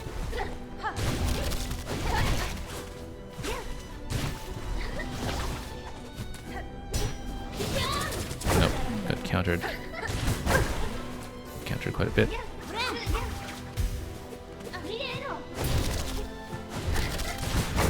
Oh, didn't respect the dash attack enough that time. It's a long reach on that. Not as clean in the phase 1 as before. Not as clean at all, in fact. And I've got interrupted as well, so we're in quite a bit of trouble. It's okay, let's just redo it. Did I even remember to hit my cocoon that time? I might not have. Oh, I think I did because we lost rosaries, which meant I regained rosaries, so... Yeah, no point not to hit the cocoon at the beginning since we double our spool anyway on it.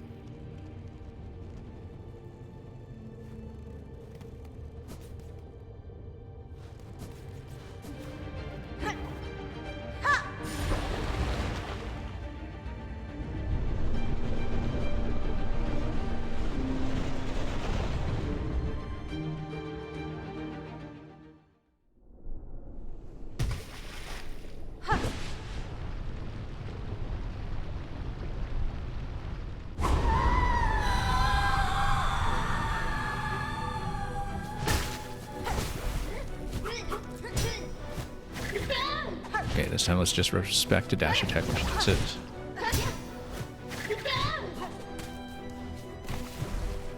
Oh, got caught. No. Having some issues here. Let's find a good heal opportunity when we can.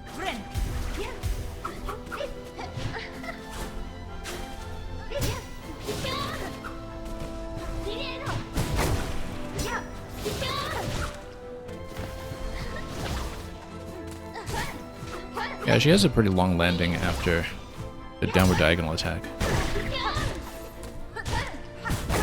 We might be able to take advantage of that if we're careful.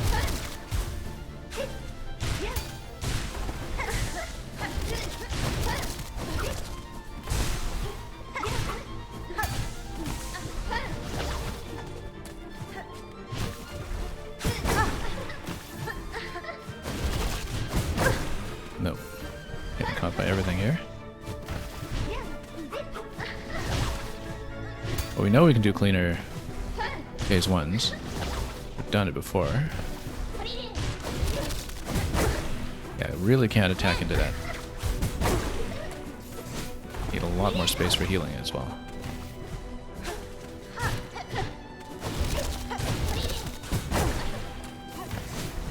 Not respecting the attack after the second dash there.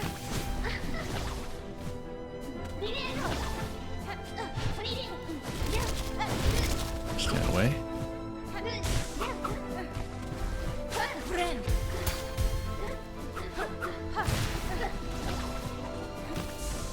Oh, ran into it. Let's try to get some more silk back.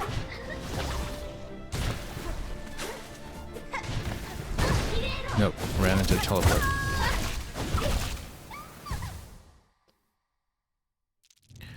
Okay, we were getting into a good place with phase one. We seem to have lost it a little bit. Let's see if we can recover.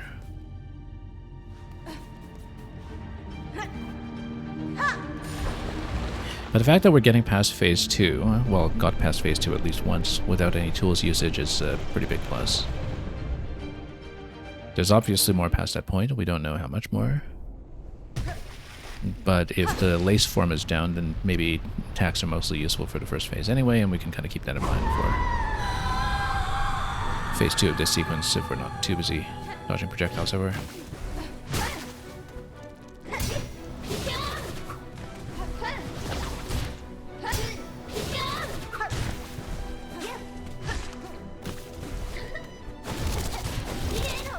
Nope, I was trying to dash out of that because I knew that upward attack was probably coming, but just didn't react defensively in time.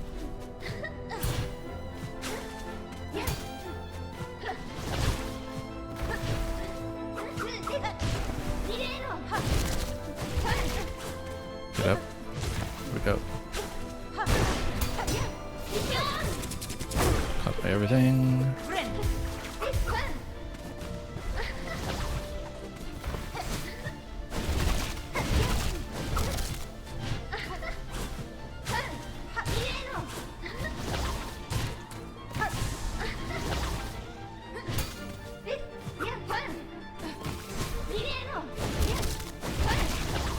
Nope, thought I was standing out of range that time. That was not the case.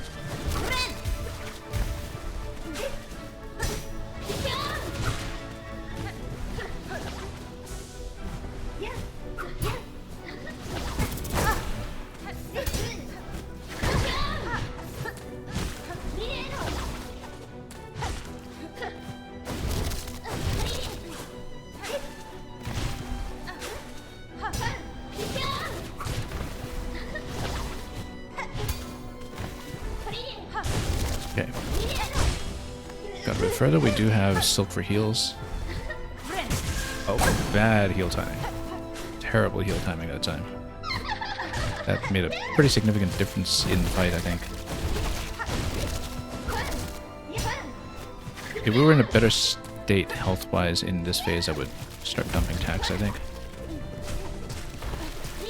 Just so, you know, the faster you get through this phase, the less dodging you have to do. And I suspect that attacks might not be as useful past this phase, or whatever is next.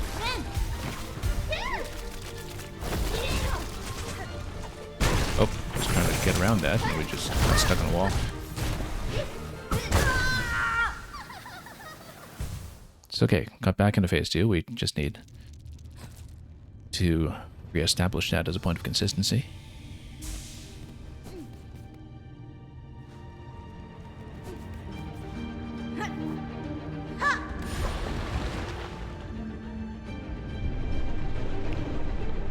But yeah, at least we have a sense of what to anticipate after the end of Phase 2.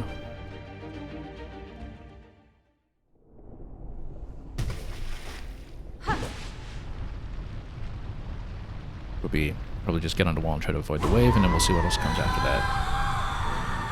Because it seems like that is the end of the lace form, and whatever's next after that is probably more directly pertinent to Grandmother Silk herself.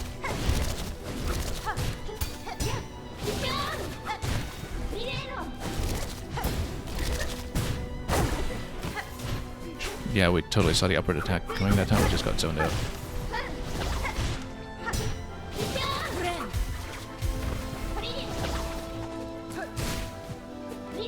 If she does diagonal attack, it kind of makes sense to wait for her landing.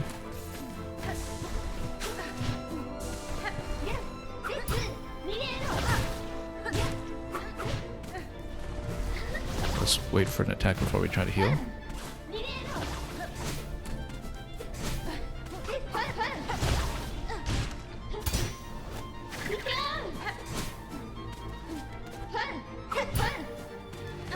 We're at full silk, so we should heal at some point when I have a safe position to do so. Ooh, that was just barely out of range. Unfortunately, we lost the ability to replenish silk immediately. Pass.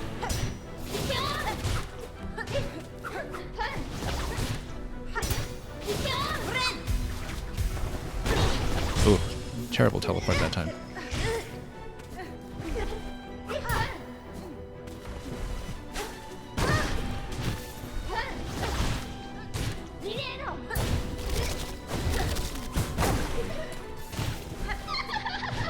Phase 2, but we're really low on silk. Well, I was trying to get out of the projectile in time, couldn't. I mean, given the narrow heal timings, if it weren't for issues with silk replenishment, I actually would drop multi-blinded, I think. Just sometimes we don't have much of a window to do that, but that's more of a Phase 2 consideration when she's lobbing grenades everywhere and all that, so. But I think that still can be avoided if we're careful. We just need to, once again, just spot better heal timings. But we're actually pretty good at conserving silk that time, for the most part in Phase 1. Ideally we take fewer hits, but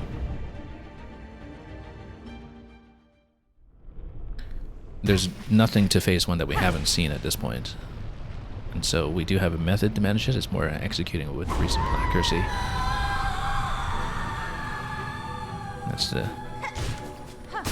main thing we need to worry about at this point. So.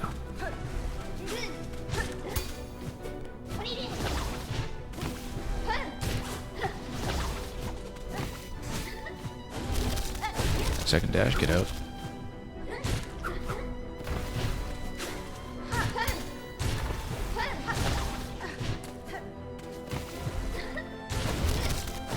Get out of the second dash, there we go. Actually hitting quite nicely this round. Get out. Oh, should have expected the down diagonal when she did get up in the air. That's always the follow-up to the down to the upward attack. She comes back down with a thrust, and we know that. Get out of the second dash. That's standing too close. A bunch of this. Now if we can find a heal opportunity, we'll take it. Lucky that she didn't go up that time, though it could have gone badly. Oops, stood too close. We have to get tons of silk back at least.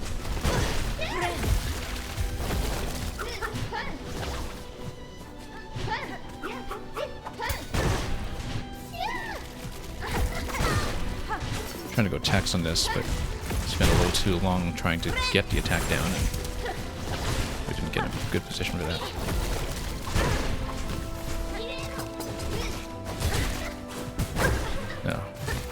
attacks on this. We don't have a very good plan out of this right now. We need more silk.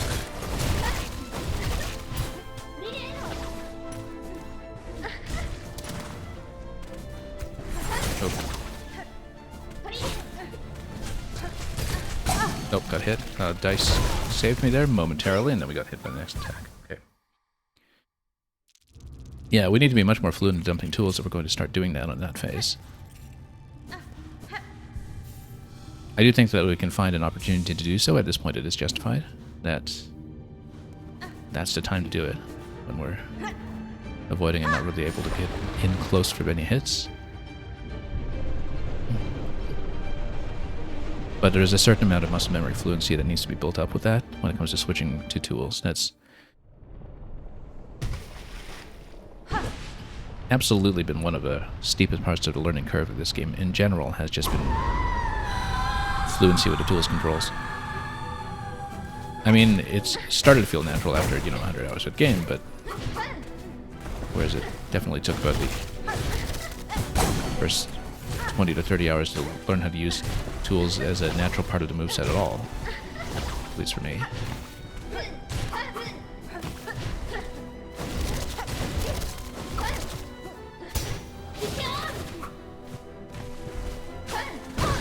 Just getting too close.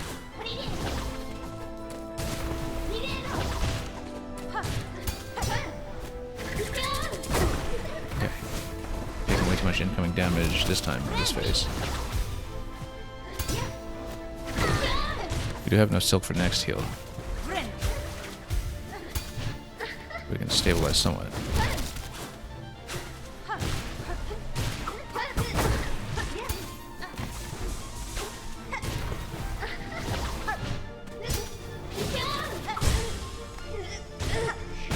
Whoops, stood too close on that.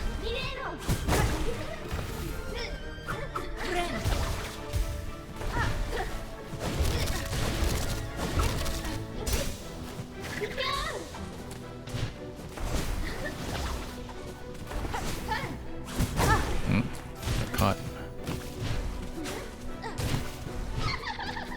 Phase 2.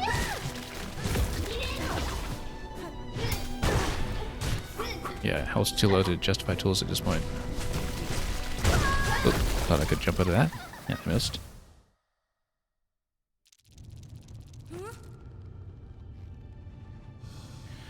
Well, also we've had one attempt at this point that got past phase 2. We've had many attempts that get into phase 2, but not all of them very clean.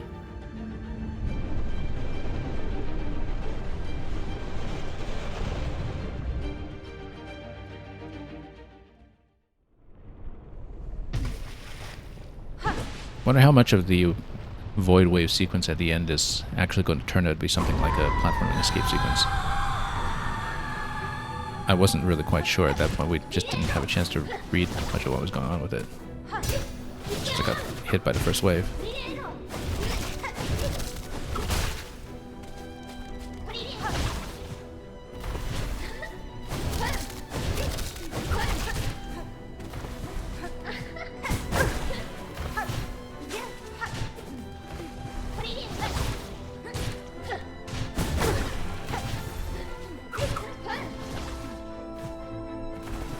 We should heal up.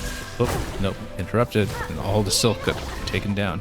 That's the problem when you get interrupted, is that, like, you lose the entire spool. And so I had 2 heals bank up there and I lost them both.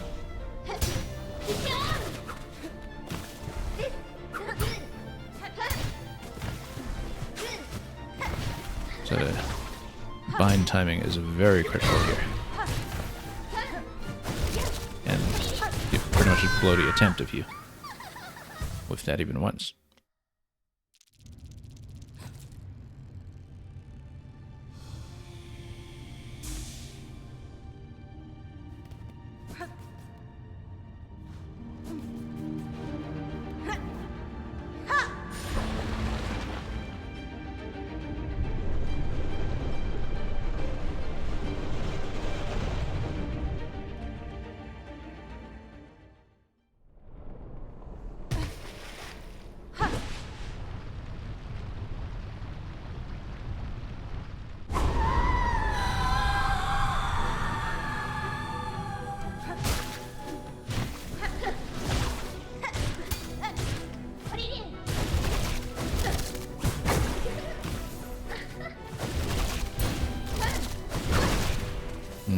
quite. Let's grab this.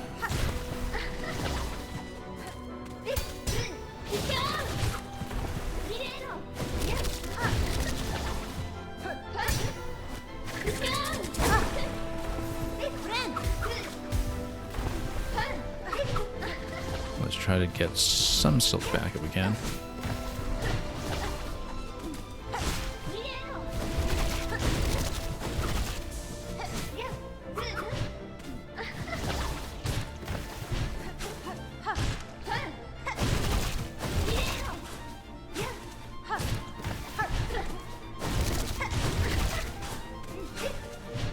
Yeah, we're seeing the pattern accurately now when she jumps up and does the down diagonal.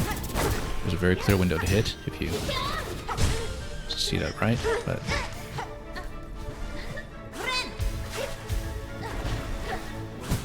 nope. Didn't manage to follow up the bind very accurately that time. Let's get out. Now we're doing okay on silk and master right now, so we get a chance for traps, we'll take it. But I'm too busy moving at the moment.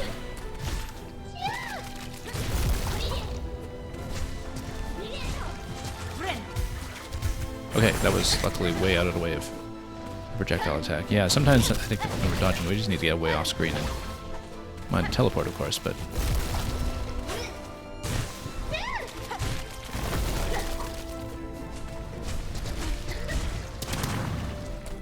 okay, good. Yeah, you kind of need to stay grounded out of that. Oh, except she's going to do that twice. We're going to get caught in a double. It's okay.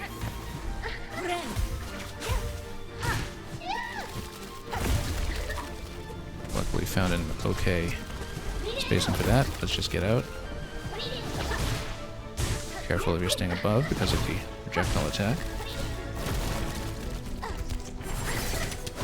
Leave a few attacks here just to bolster our position.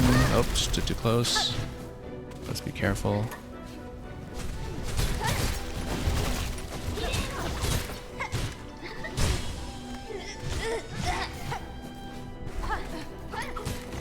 If we can leave something, we will, but if we can't, we can't. Okay. Wave is coming. Let's heal up. Let's see what happens. Stay on the wall. Another silk. Doesn't look hittable or anything. She just comes down. Void wave comes down. Now what happens? Do we just keep avoiding it? Or do I bind her or something? Okay, lace part 3. Is there a wave that keeps coming throughout this part of the fight? It might. We need to watch out. Yeah, because the void starts pouring over there. This, of course, is very reminiscent of the kind of flooding in final boss fight of Wind Waker, actually. Is what I'm immediately reminded of. Yeah, so the flooding does come every now and then. It does go both ways. We just need to make sure we get out of that. And I need to get into the next heal before it's too late. So yeah, it's phase 2 plus the wave. That's the pattern here. Oh, nope, ran straight into her. Okay, that's fine. Second time we got into phase 3, furthest we've seen phase 3. We at least know what we're in for.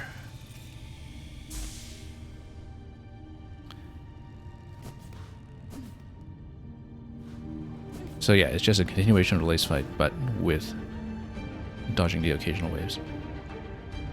And that may or may not be the last phase, we don't really know, but it looks like a very clear third act. And I think we can get there with greater consistency.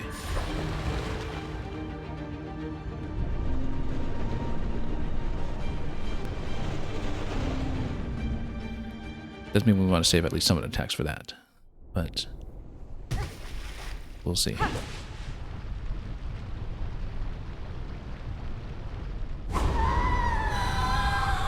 Yeah, I mean, it's the same pattern, it's just you need to watch out for the waves.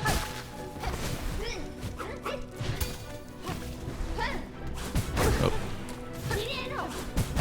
Getting caught by everything.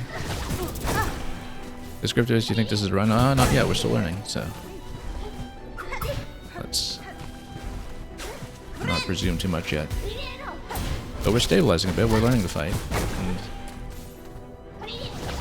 we kind of have a rough idea what we're in for. It's just being able to play reactively to everything that is throwing at us.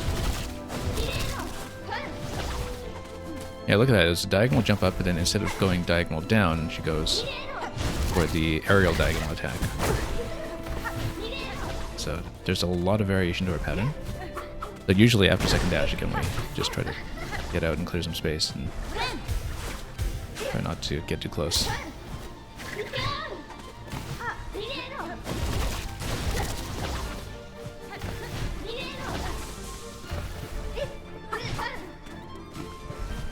Let's try to stabilize into the next heal if we can.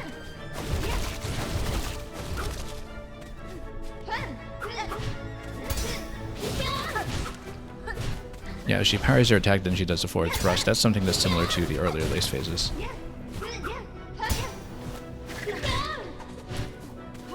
Sometimes it's kind of a jump and flurry as well. So whenever she parries, she does the flurry. Okay, we have enough for the heal. Let's take it. Nice and high. Oh, got caught. Second dash, get out.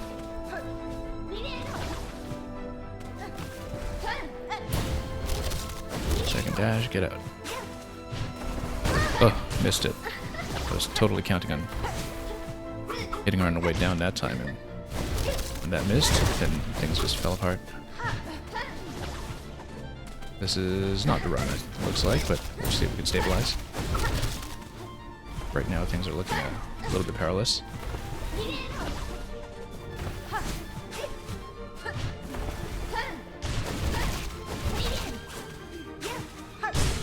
Good.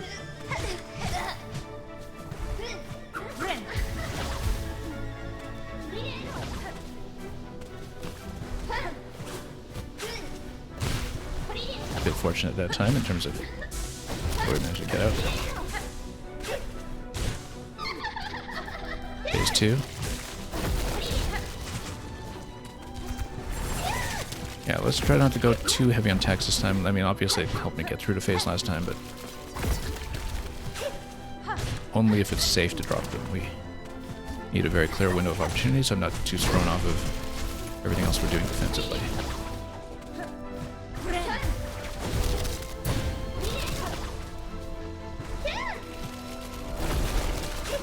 Oh, wasn't expecting that.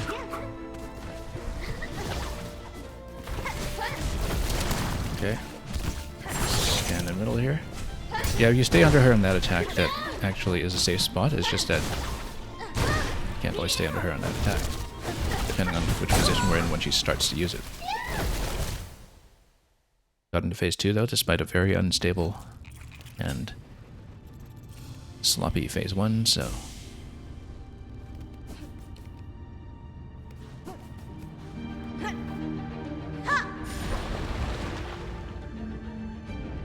we'll see how it goes. I mean, having had a pretty deep phase 3 is an encouraging sign. Given that we've only been working on this for about an hour or so, this is still within a very reasonable range. Descriptivist, what does this have to do with Void Kong? It has everything to do with Void Kong.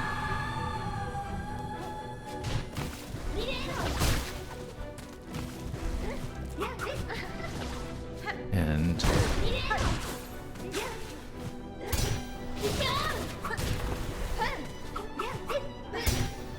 you know, that's essentially how I've been thinking about this 3-act structure of this game, right? You have the Grumpy Act, the Poppy Act, and the Void Act. It works. Especially if you think about all the flower petals that surround Lace on the Act 2 fight with her.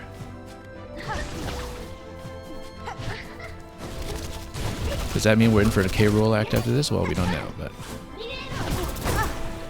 wouldn't put it past him. Guess that's DLC. in Bilewater, which is where you get Hyrule King of Rot, right? Oop.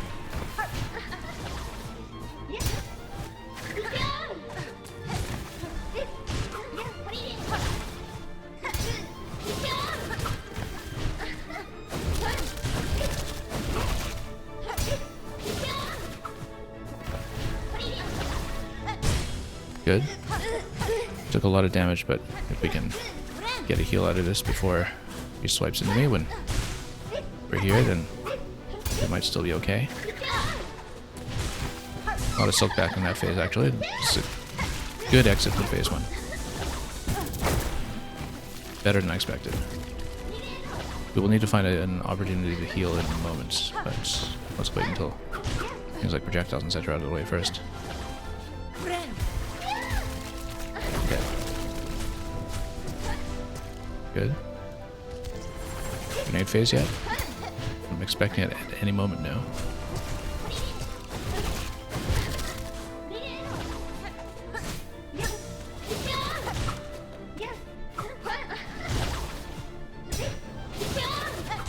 It's been a surprisingly good phase 2 so far.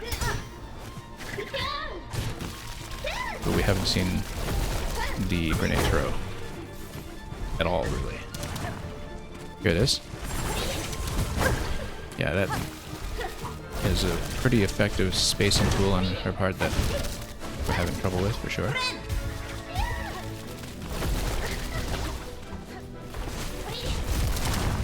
Stand under her, that's fine. As long as she doesn't dash up towards me when we're trying to get out of that attack. Whoop. Too bad, I missed a very easy swipe that time. That should have been a freebie.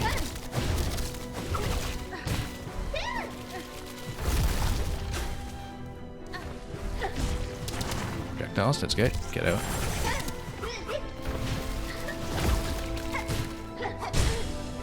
Okay. Must be close. Ooh, yikes. Okay. That fell apart pretty quickly here for me. We were looking good in this phase too. We were looking really good. And then, of course, we have the full bank of tools still. So it could be a lot worse. But we need silk. Okay, that's good, but I don't have enough silk to really heal yet. We need to wait until she comes back on the board after the wave attack. When we need to tap her, we need to heal pretty much right away. So.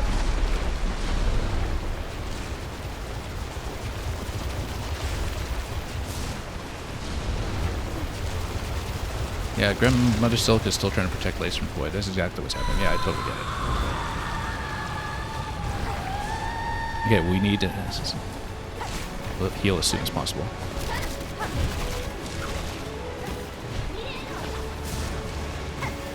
Nope, ran straight into the teleport. I just needed one tap. I just needed one single tap for the heal there, and we didn't get it.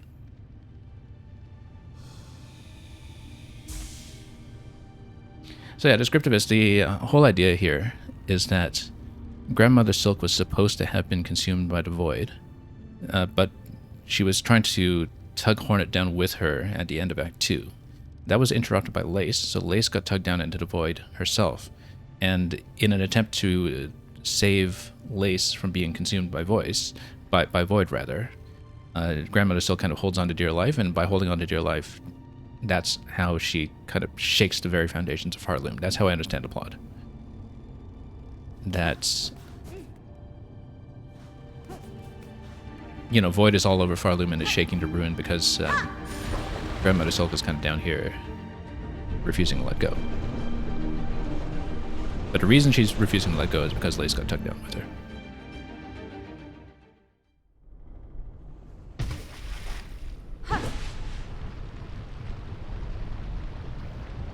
That's how I understand it. I have not consulted any external discussion or information about this, so it's just what I've inferred from the game.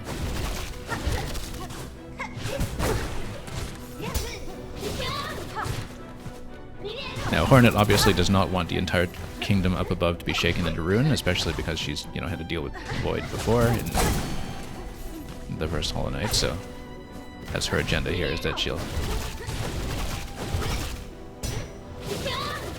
prevent Void from taking over the overworld at whatever cost, which in this case means just probably getting rid of both Lace and Grandmother Silk in some form, which means we probably won't get to play as Lace in Hollow Knight 3, unfortunately.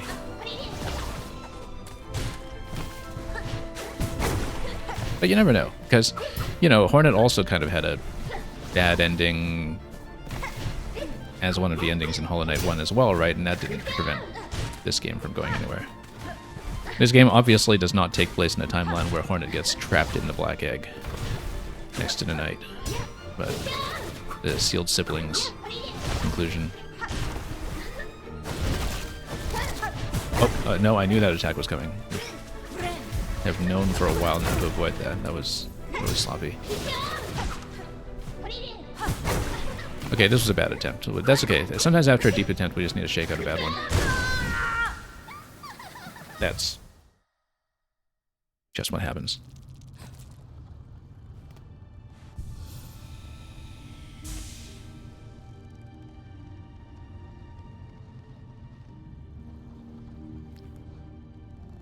Yeah, 069, in terms of caring for Lace, you could say that, but Lace doesn't like her existence, and what happened to her other child Phantom is not very good. Yeah, there's that kind of scene that you see in the exhaust organ with Phantom and Lace being created.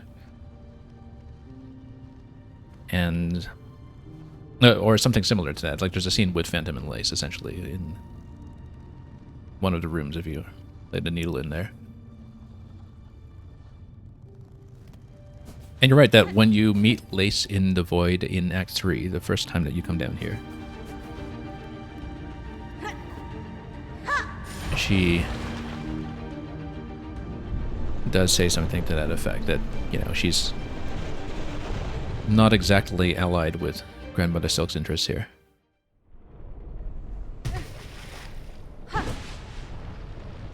And resents her own artifice as a being of Silk.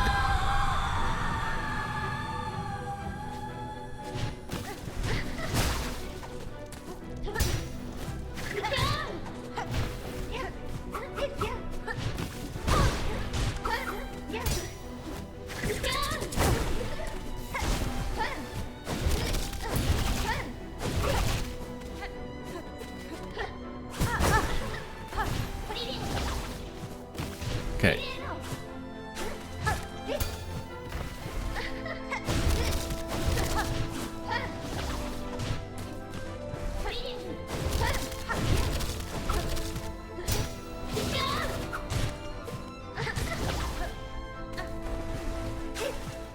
We're at a full bank of Silk. I was just waiting for the heal timing to come up. Unfortunately, we didn't stay undamaged long enough to get enough Silk refunded.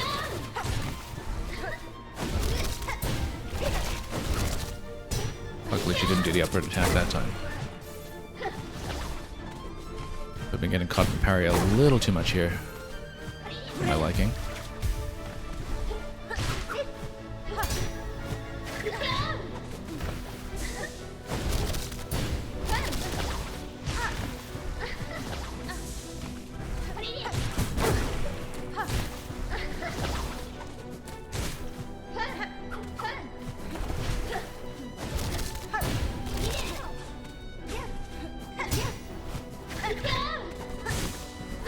Whoops, I caught on the side. Just when I got enough Silk for the heal, too.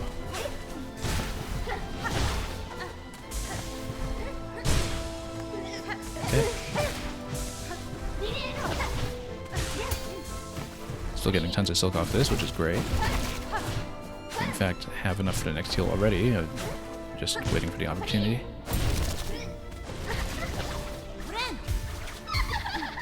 Phase 2. Good opportunity to tap it for Silk right away, actually. Well, momentarily, anyway. Ooh, what a long projectile that was. No, grenade attack is the main thing that I'm concerned with here, to be honest.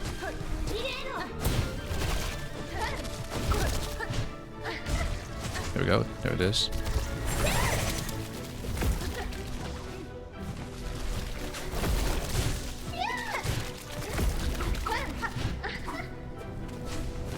Yeah, these are easily dodgeable. It's just that the follow-up attack sometimes interfere with where I'm going, and so just get out. Watch her teleport when she does that. And let's try to find a heal opportunity as soon as I can. Out. Nope, got caught. Could have grappled out of it, actually. Grapple would have gotten me much further. Ugh. Getting caught by everything now, but we got some silk refunded at least.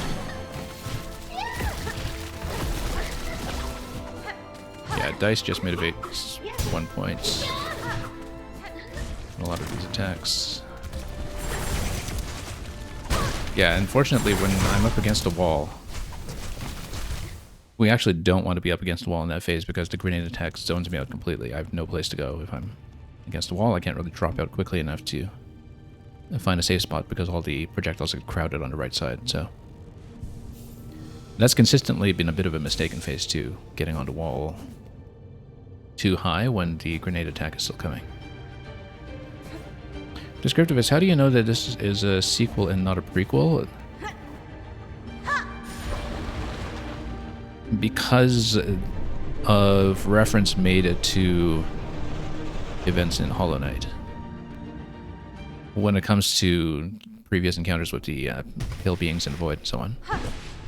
And additionally kind of implied by the red memory.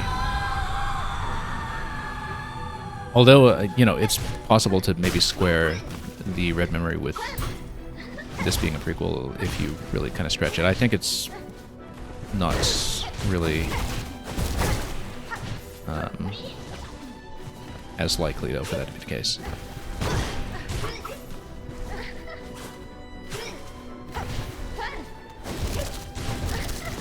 I'm not a Hollow Knight lore expert or anything by any means.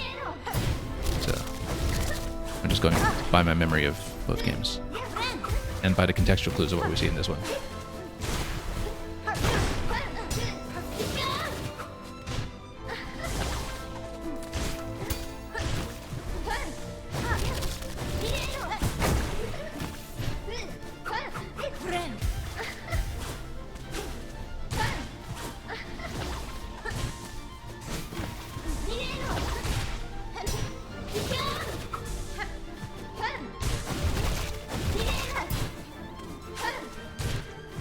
Yeah, it's kind of interesting to see the prose style of the writing in this game, because it's one of those where, you know, occasionally it's very lyrical, occasionally it veers into the cryptic, and sometimes very deliberately so. And when the characters are being cryptic, you kind of need to infer a lot from just experience both games, I guess.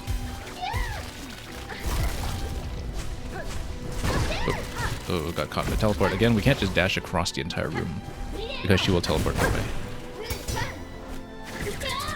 Okay, phase 2 kind of falling apart here. Let's try to stabilize and try to get into a position where I can heal and get silk back. Best time to heal is actually right after she throws projectiles, because then we know we're safe from that, and we at least would know where a safe place to stand is going to be. But we can't always wait for that for the heal timing, because sometimes we're a little more desperate than that. Oh, I was trying to port out of there before getting caught, but didn't quite make it.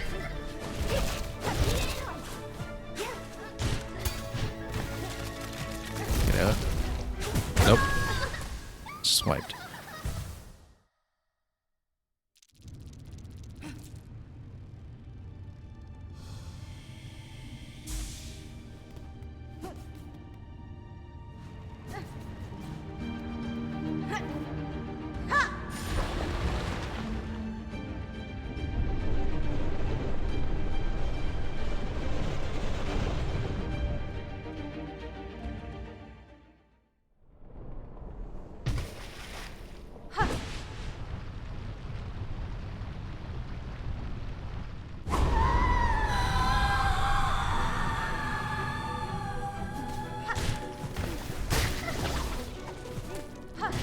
kind of doing phase 1 a little bit on autopilot, which might not be a good thing here. But it doesn't mean I'm getting more comfortable with it. Like, I'm not really that concerned about phase 1, but we are occasionally a bit sloppy. Like right now. But again, there's nothing in phase 1 that we haven't seen before at this point, so... we just need to be very disciplined about the defensive maneuvers. Yeah, nice thing about the dice, notice how the dice, when it's only mitigating 1 point of damage out of 2, it still retains your Silk replenishment effect off of Reaper. That it prevents you from losing the Reaper refresh, even if it's only preventing 1 mask of 2 of damage. Basically, we love the dice.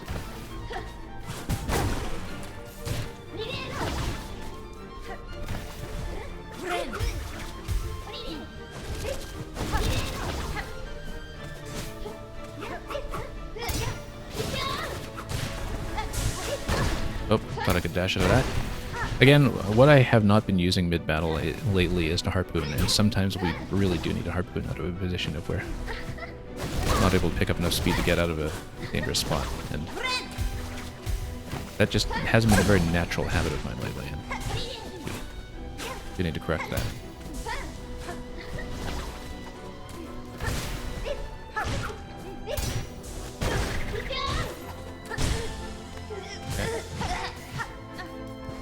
But some silk to work with here.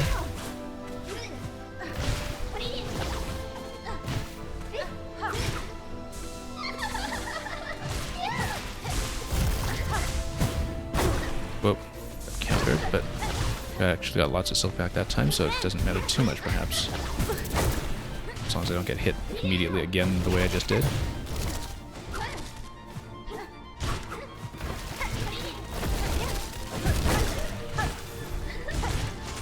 Get out. Good thing we got enough height going there. Yeah, for glowing orbs that send projectiles at you, that's more of a rhythm test more than anything.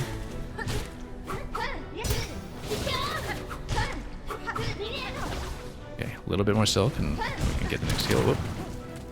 I bet we can parry some of those projectiles actually, we just haven't really been able to do it at any point yet. Oh, heading over to Dash. I was about to say we need like 1 more tap to get a heal, and then we just didn't manage to get it.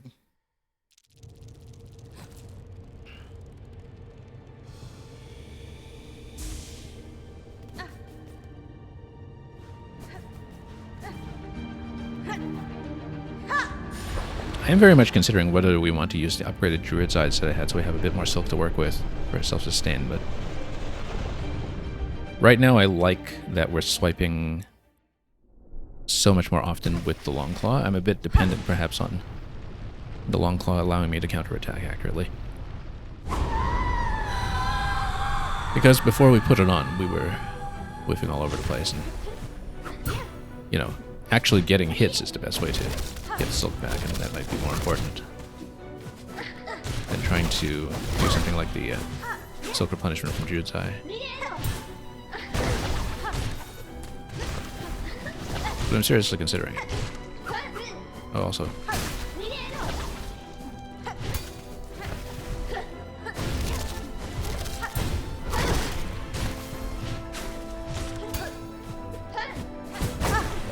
Now getting caught on a little bit of everything here. It's okay, we've got enough silk for even more heals past this point, so.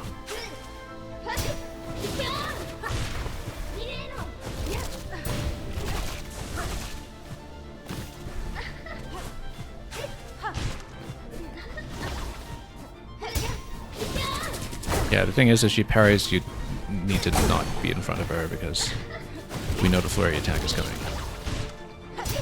Just like it did in both of the first 2 lace fights.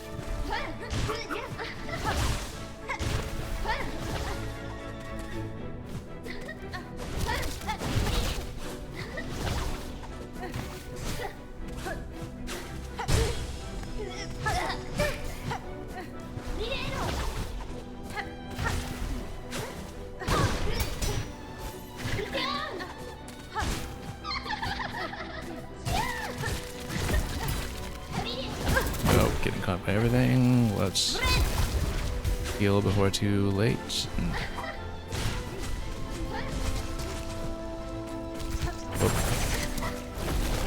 Managed to get out at least. That was more successful than I expected for the most part, but then got caught down here.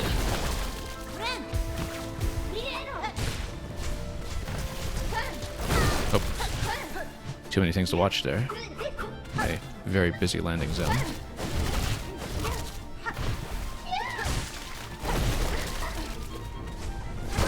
Nope. Yeah, when projectiles are kind of all over the room like that on either side, it's a little harder to see what to dodge. It is kind of timing based, but just landed right on top of her. Very unfortunate. Yeah, the thing is, when you're dodging the orb projectiles, you kind of need to watch your teleport point, because the landing after I dodge those has been a consistent issue, that she teleports at the end of that. We're usually not reading that properly.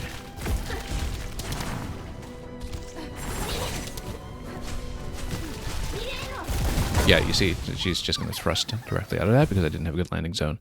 Again, we have not yet figured out how to organically work the harpoon into our pattern, and clearly we need it as an escape sometimes, and so I'm just thinking that we need to improve on that score.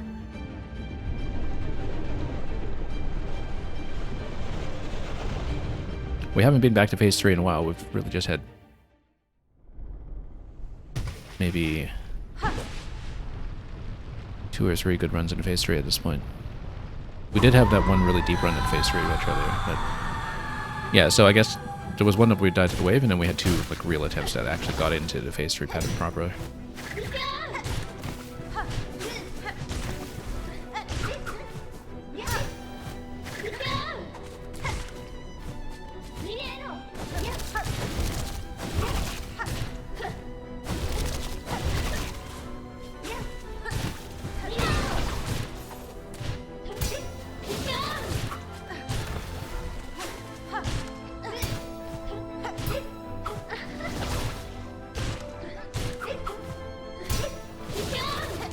Landing a lot of hits this time, that's quite nice.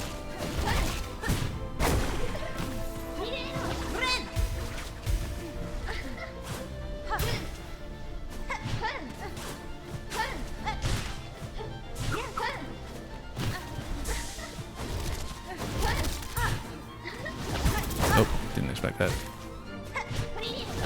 That's our follow-up. Better phase 1 than usual, mostly. Obviously still need to heal sometimes, but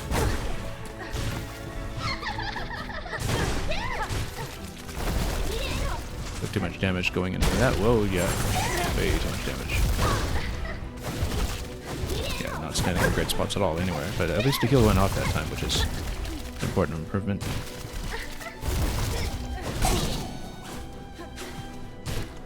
If we can get enough silk to stabilize here, then we might still be alright in terms of our ability to get past this phase.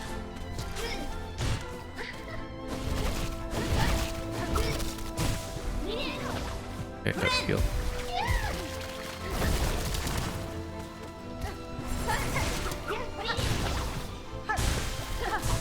Oh, was trying to dash out of that, we missed. Thank you, dice.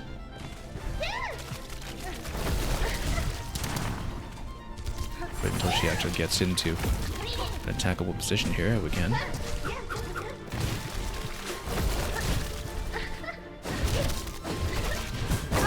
Nope. Didn't respect the 2 consecutive dash attack that time.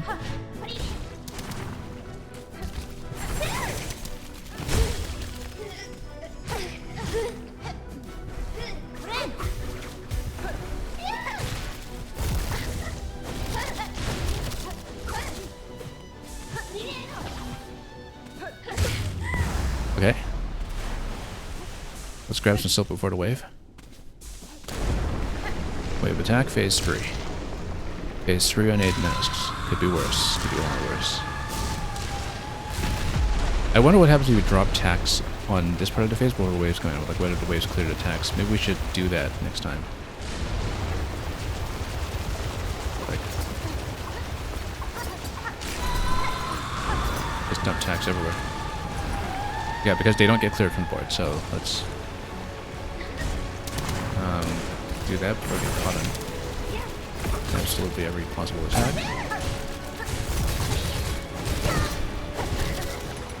We'll be able to heal just barely.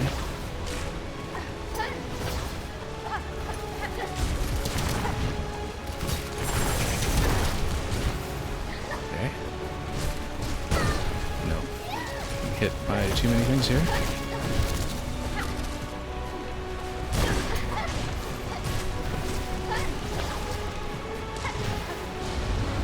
Not enough silk. Missed a wave attack though. Now it's coming. Nope. Needing to get out. Getting into a dangerous position here. If we don't get silk soon. Whoop. No. Couldn't get it. Couldn't get it.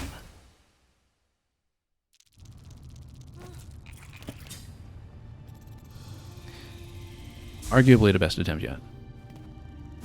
Maybe we didn't last quite as long as the last time we had phase 3, but we got into phase 3 in a decent position.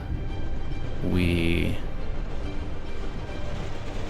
dropped a lot more damage in terms of attacks, but didn't really see how much of an impact it had. We are trying to find a better timing for that, obviously. But yeah, in that phase we want to dump tools, for sure, if we're getting that far.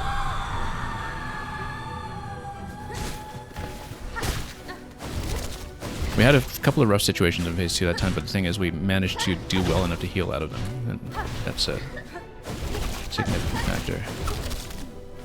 The thing about phase 3 is just to not panic too much from too much going on. I mean, it is just phase 2, it's just with the wave attack that you need to deal with from time to time. So if we just kind of take it as a continuation of phase 2 and not get too frantic about it, then we should still be okay. Obviously, the choke potential is pretty high at that point.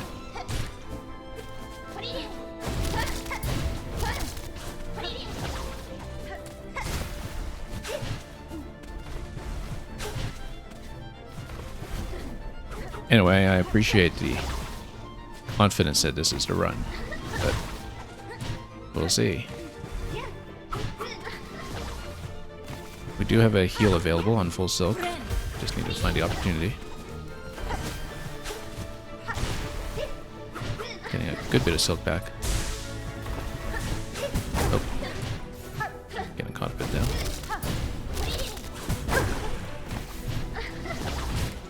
And losing a little bit of focus there with the double dash attack.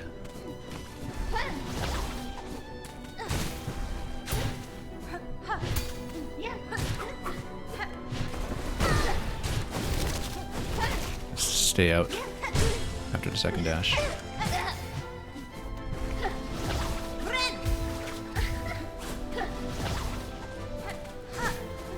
Miss.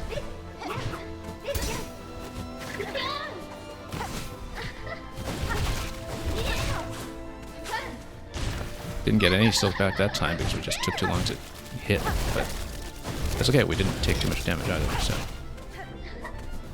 Okay. Projectile. Oh, nope, snip. Too close. Thought I was able to get out of that. And, oof, yikes. Okay, we're in a bit of trouble.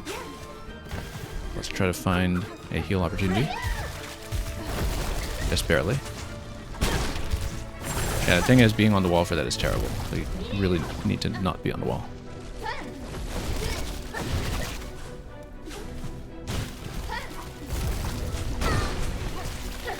But the thing is, if you're in the middle, the orb projectile attack is actually a lot worse because you have orbs going in both directions. If you're kind of off to one side of the room, at least all the orbs are kind of firing roughly all towards the left or all towards the right. Like if you're in a very clear half of the corridor. So ideally, in that phase, you kind of want to be on half of the corridor at the same time, like either clearly on the left half or clearly on the right half, but without getting onto the wall, without getting stuffed. Because then that way with the orb attack, you have a bit of a better rhythm to give them some clearance without having to deal with them firing on both sides. But if you get trapped on a wall, it's a massive issue for orbs coming up to trap you. And yeah, 060, you're saying with Magnetite Dice luck, every run we're doing is dependent on Magnetite Dice luck, so...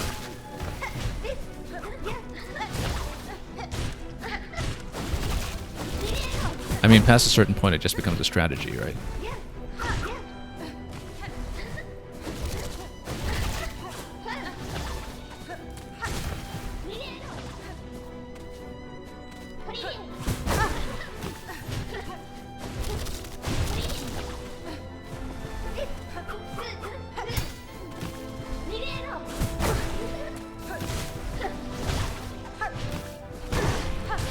Okay, taking too much damage.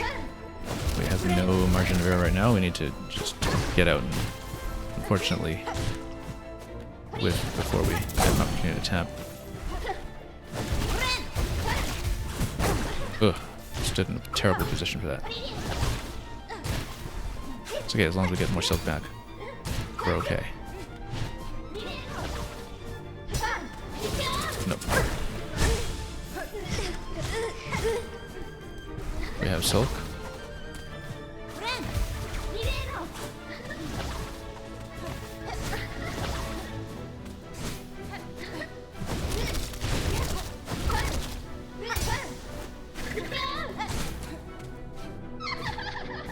Phase 2. Oh, I was trying to stand a bit closer to get out of the vertical attack, but that didn't work out.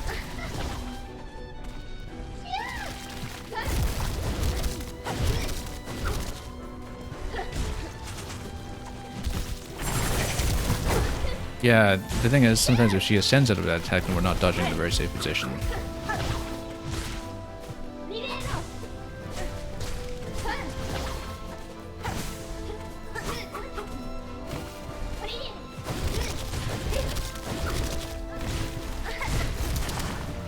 Okay, get out. She's gonna teleport.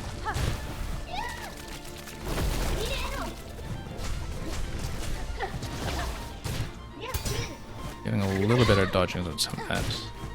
But of course this could fall apart quickly, so let's not get complacent.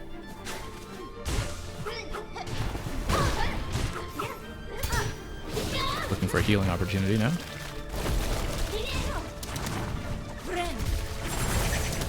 Oh. Caught. Oh, ran right into her.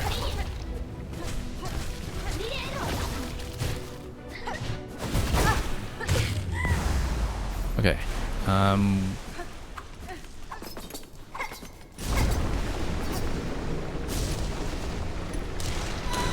Let's see what we can do here.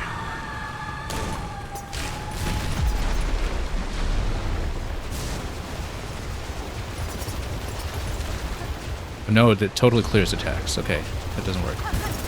I shouldn't have come down. Yeah, no. It totally clears attacks. I can't do it. You can't dump all the attacks before the first wave. It clears. I didn't realize that.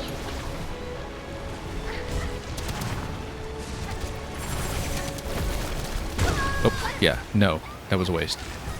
Yeah, I didn't realize it because we hadn't tried it like that before. We put a lot of attacks down before and they were okay. Sting Shard might be better for this then, in that case, because she's kind of jumping up and down and around anyway. The problem with Sting Shard is that it's easy to prematurely activate them yourself. And they kind of chain into each other, right? And so they all pop at once, and it's a bit of a waste. But if we used attacks a little more strategically and dropped them at the right time, then we're in better shape.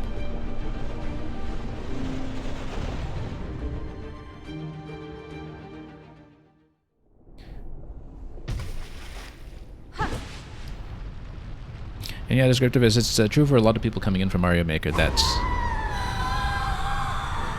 Twitch is one thing they have going on while they're making on another screen. Definitely when I was more active with actually making levels, I was doing much the same thing.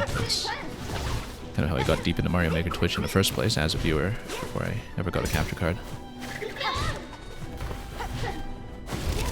Because you never know, I mean, it's, you know, it's a great way of just sort of immersing yourself in living and breathing side-scroller and platformer concepts while you're busy fussing with the editor.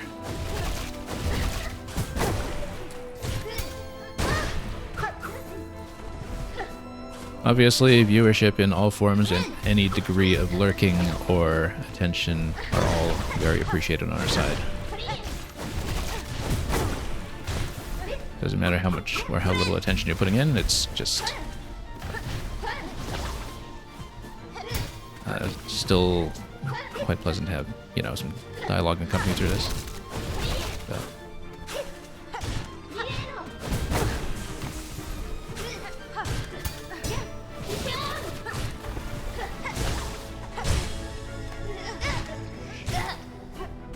Yeah, you don't need to bounce on top of her, of course, when she's down and vulnerable. You can get 3 taps on the side of her if you're attacking her from the side.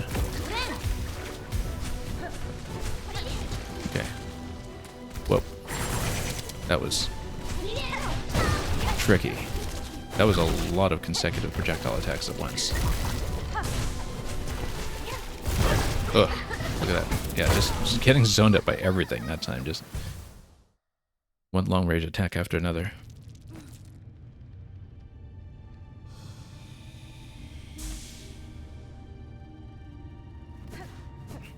Actually, 06i, this is the first time I've heard the origin story for your handle, I think. And I have no idea if I pronounce it the way that anybody else pronounces it. I've just gotten accustomed to it. The Smash Brothers number for Kirby, and 6 is taken so that I is the smallest number. So you're not just multiplying it by the square root of -1, right?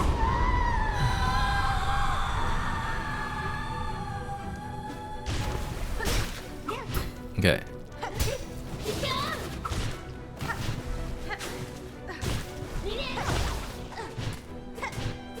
I shudder to think what happens if you multiply Kirby by the square root of -1.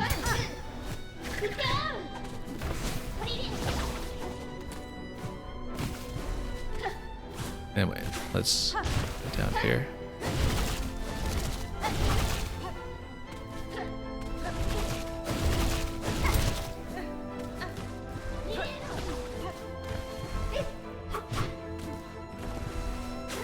Okay, let's get up on top. Comparatively clean.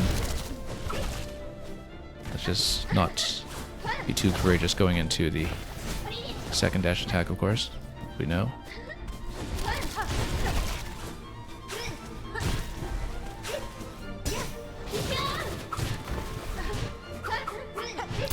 Yeah, the actual dueling in Phase 1 is feeling mostly smooth. I mean, you know, sometimes we have execution mistakes, but I kind of have an approximate game plan for what to do with Lace here.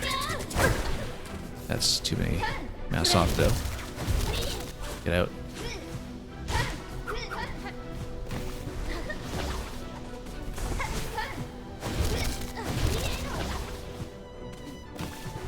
Okay, I'm missing too much here. Didn't really manage to get much silk out of that.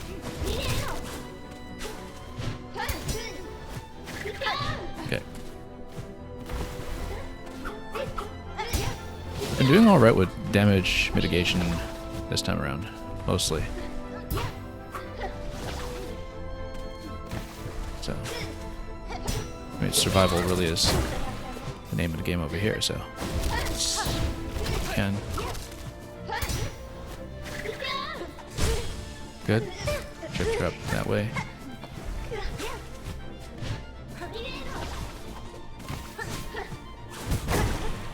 Reaper's quite nice for this hit and run style where you're not kind of directly pressuring that much. See if we can get some silk off of her in this phase. The answer seems to be no.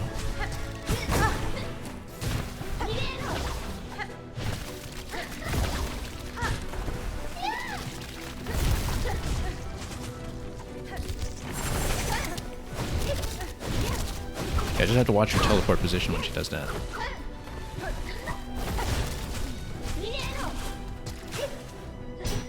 for a heal opportunity here. That actually works somewhat. Except I missed that last downward thrust. Oh, same problem as before. Wall into the projectile attack. We really have to watch out for that. I've been saying several times that we need to not do things on that position here.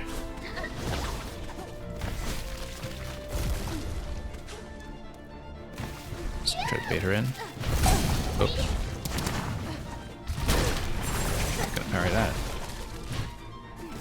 We do have the Silkfoot heal, except terrible position. Yeah, no, I misread that. I didn't see the orb coming. Orb interrupted heal, and then we just kind of blew that full supply of silk.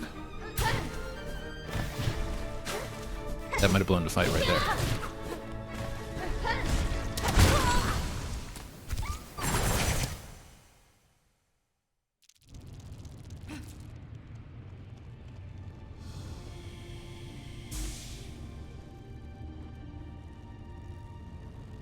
Yeah, so I take it from the number in the handle then that you are a Kirby main in Smash, perhaps?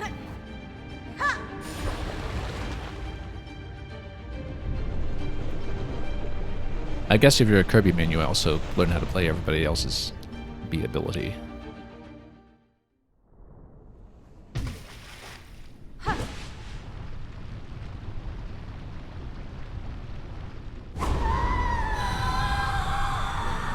I mean, Smash controls are just kind of an extension of Kirby controls anyway, though, right? So it makes a certain amount of sense.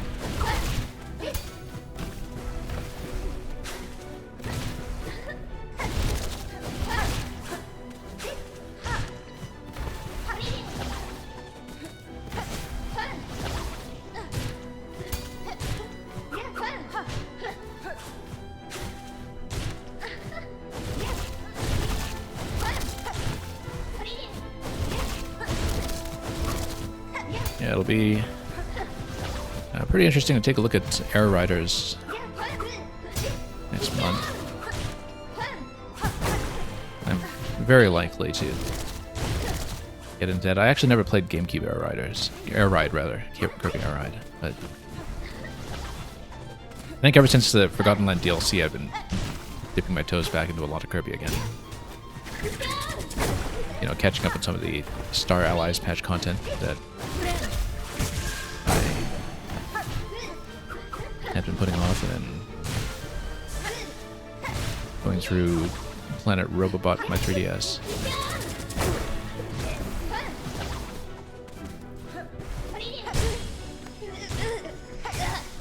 Okay, let's... Oh, bad position there.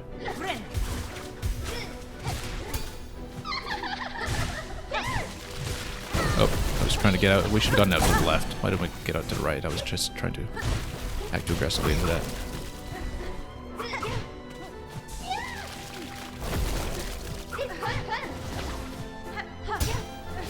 Nope, caught.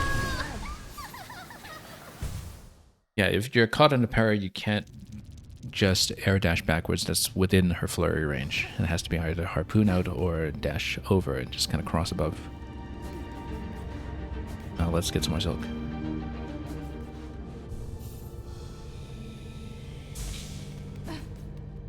I mean, the phase 3 isn't more complicated than what we've seen, where it's phase 2 plus the wave. This feels manageable.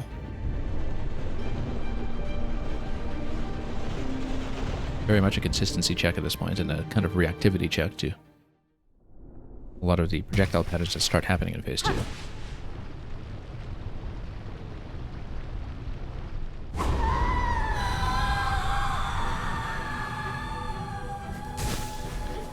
Looking forward to the next Air Riders Direct. Yeah, that'll be interesting.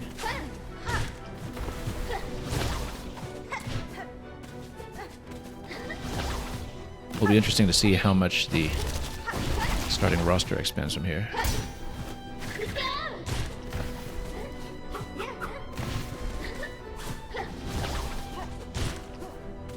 The way I see it is that this is the best possible opportunity we ever will have to get an amiibo for Morpho Knight, which is still unlikely because of how Morpho Knight is typically this post-game unlock character who's perhaps going to be concealed for some time, but I think out of any character in the Nintendo umbrella that I have not seen a figure for at this point, I would just love to have a figure of Morphone. I just love the design. So.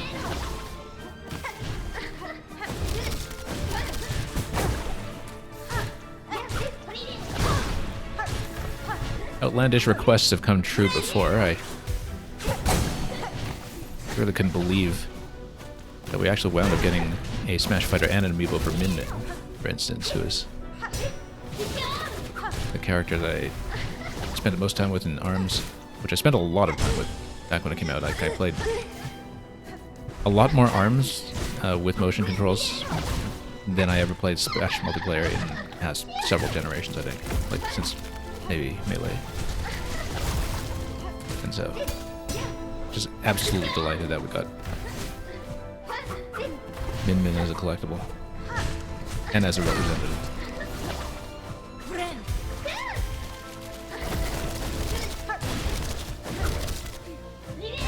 Actually got some silk back, but that was a dangerous position to be in. Oh, okay, we need some silk, and then we'll get a heal out of some of this, as long as we don't get projectiles in the face. We can get some silk back. We're out of trouble. Oop, get out.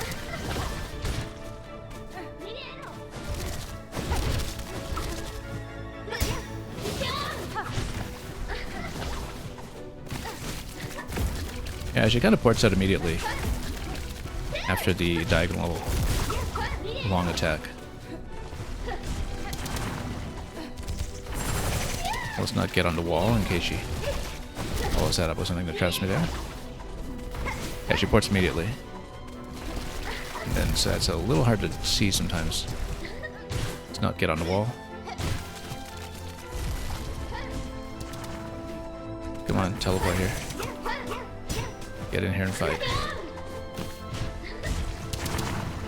Okay. Getting a little better at the pattern here. We've... Oh, just run right into that. Okay, this is a heal opportunity. Let's take it. Collect some silk back though. Just haven't been able to hit. Okay. Too late to get silk back, but that's okay. We are doing alright with health.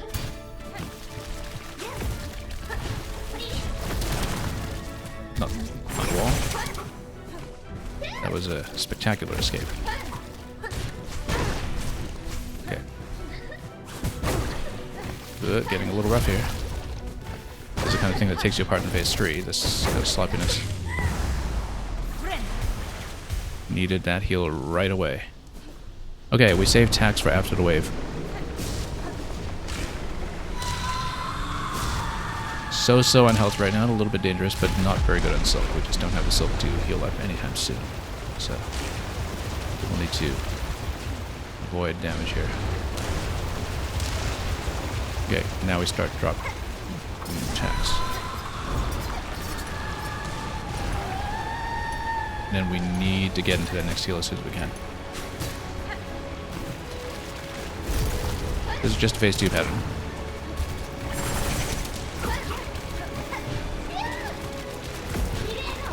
I mean, there are a lot more effects on the screen to distract us here, but it is fundamentally phase 2.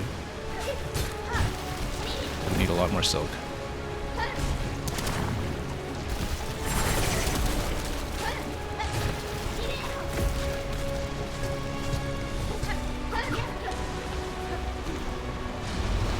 Okay.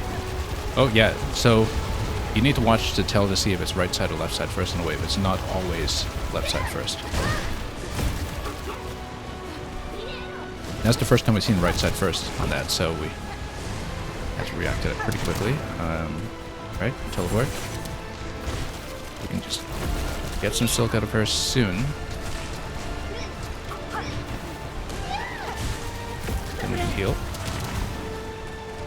Some silk out of this, that would be great. I haven't had an opportunity to drop tax yet, but after waves I think it's the best time.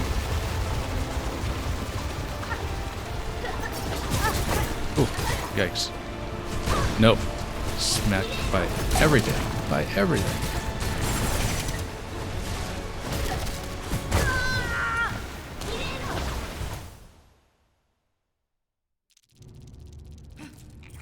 Okay, that's still a reasonably deep phase 3, though. That could have been a lot worse. Reasonably deep phase 3. Maybe not the best, but within the top 3 or 4 attempts that we had. We were not in a great position going into phase 3, so the fact that we lasted that long is a plus. I mean, we had a couple of clutch heals that we were dependent on there.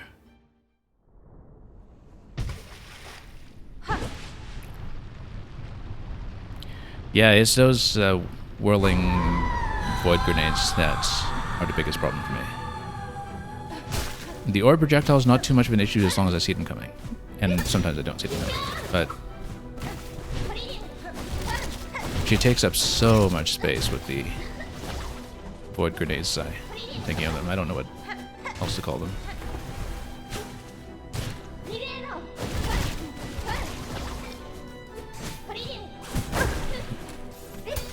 But the thing is, it's just a phase 2 pattern. It's just that there's a lot more on screen in terms of screen effects, and it's very easy to be thrown off by that if one's not careful.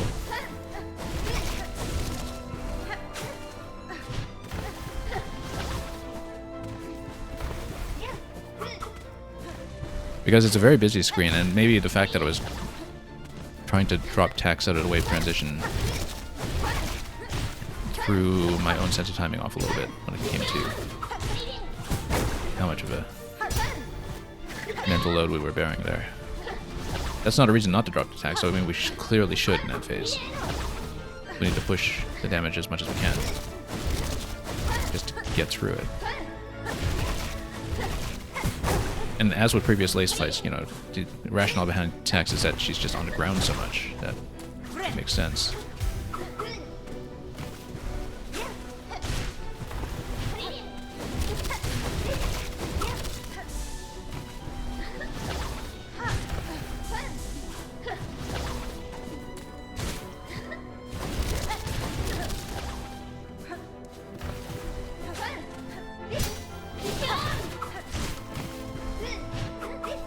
Yeah, if you cross over her during the parry, then you can actually do a follow-up attack. So you have to resist the temptation to dash back when she blocks. You have to go over.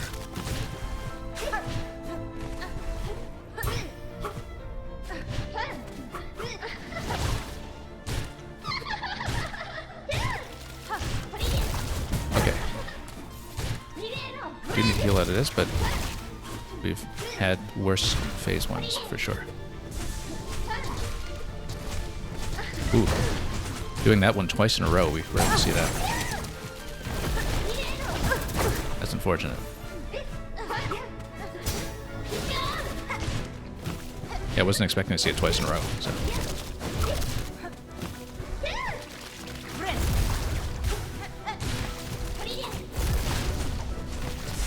Nope, that one dropped right on top of me.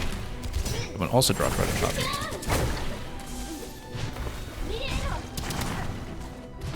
Yeah, you cannot deflect those.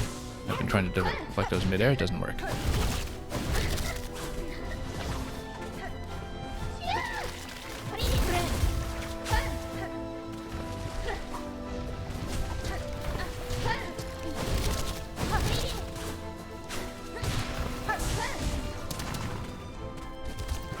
She teleports.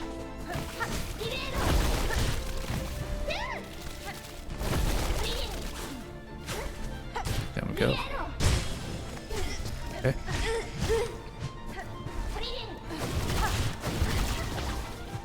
Reasonable defense this time. Good. Good phase 2, actually.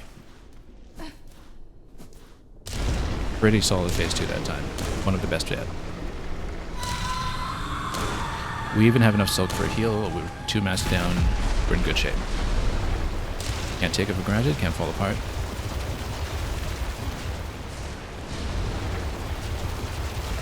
But yeah, you have to watch the screen to see which direction the wave is coming from. It will not always be left side first.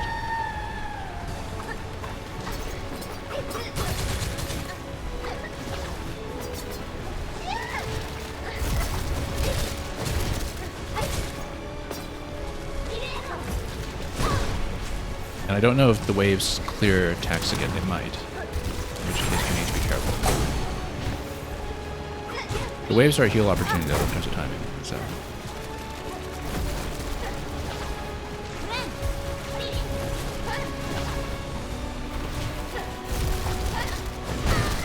Nope.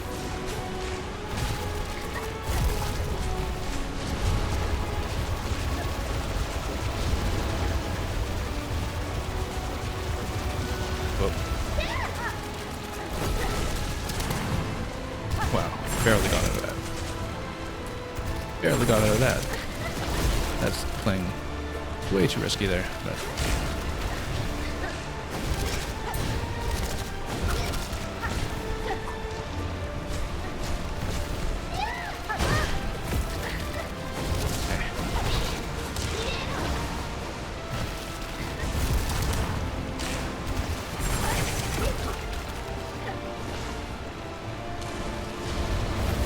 Wave on that side. Wave on this side. Just run it. Nope, got smacked.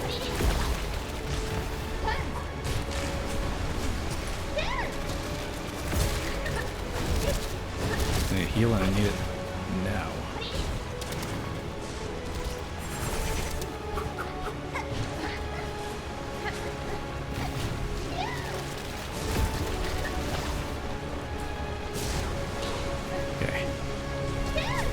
Nope. Smoked. I didn't even see that one coming. I think maybe I was slightly off screen in that orb.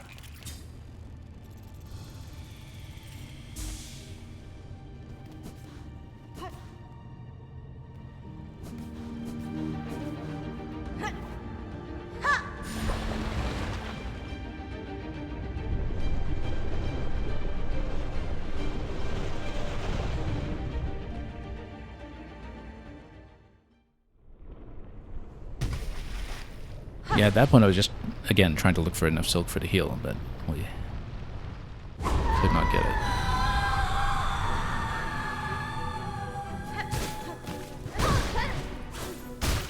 Very easy to choke though with just the intensity of everything going on. And that the follow-up windows aren't quite the same as before when it comes to what their vulnerabilities are after the attack patterns. So. Particularly some of the aerial down diagonals, like she doesn't quite have the same openings that we're accustomed to in earlier phases.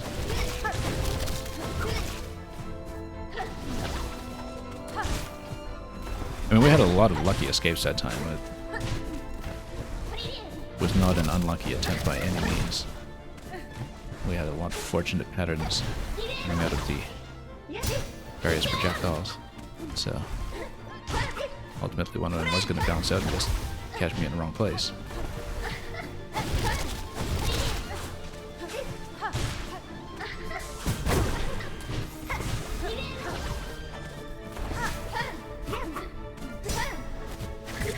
Ooh, caught by that.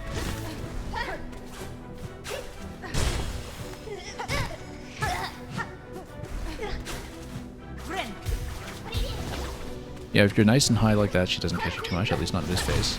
In the other phases, you have to worry about the projectiles if you're trying to heal up high.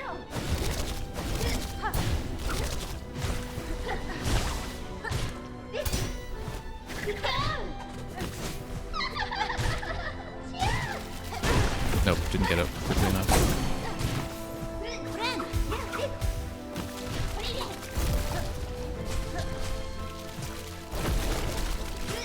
You need to be pretty sure sometimes that she's in the middle of some other attack and not dropping orbs if you want to heal without projectile risk going all over the place. But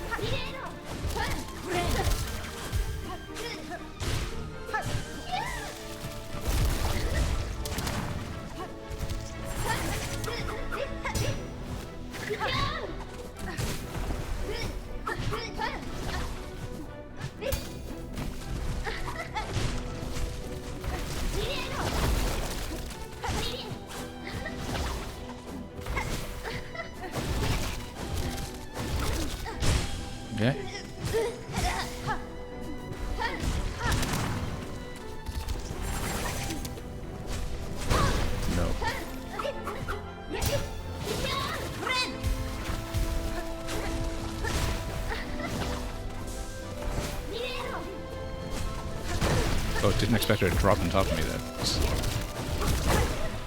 not something I was watching when I was dodging projectiles. That she would just also be using that as her drop position. Took 2 masks, unfortunately, at the very end there. That's not great. A little bit low on masks and silk at the moment.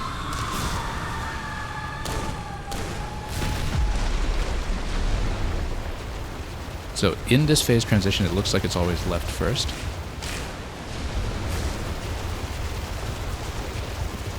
After that, I believe it's random. I don't know if it's alternating, but it's definitely random start.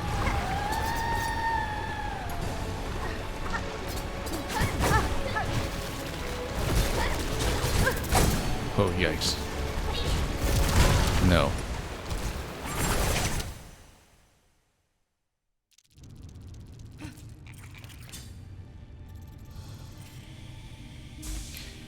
We're getting to phase 3. We're getting phase 3 decently often. But we need to be in a much better position going in.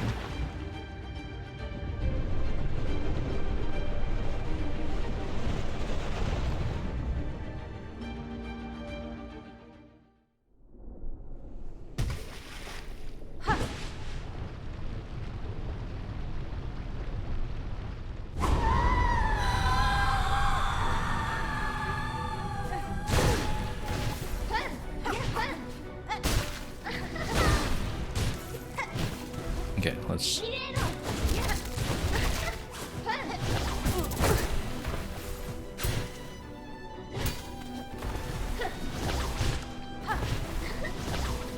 see what we can do here.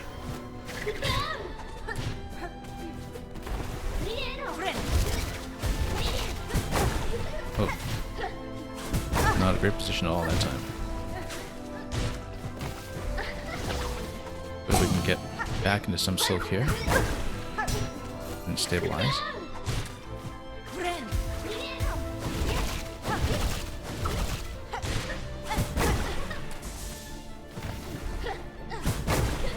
No, we're getting caught on all of the upwards attacks.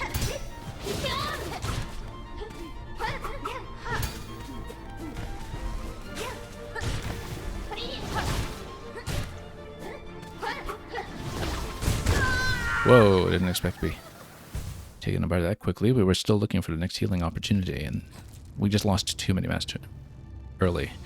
That's, at this point, a relatively uncommon phase 1 failure for us, so... need to stabilize a bit again. Also, I realized at this point that I never at any point did the thing that I usually like to do and take a screenshot of the boss introduction screen to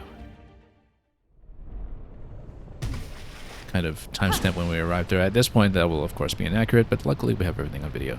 I do want to get a little capture here, though, where it says Lost Slaves with our very prominent cocoon on the right side to show that this was not our first attempt. Whoa.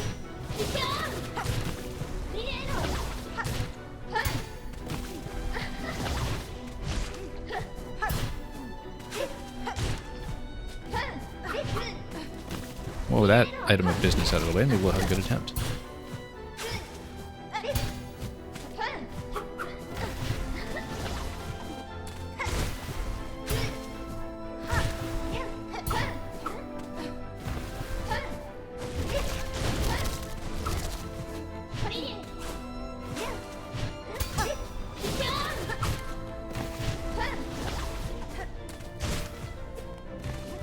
Now we're making a decent amount of contact here on the fight, so...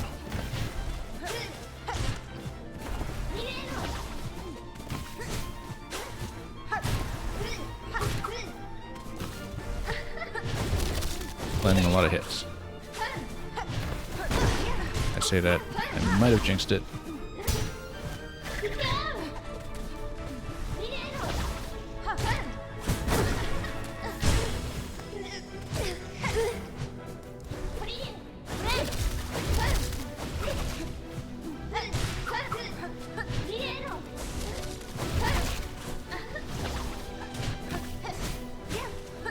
Oh, swiped a little too late there.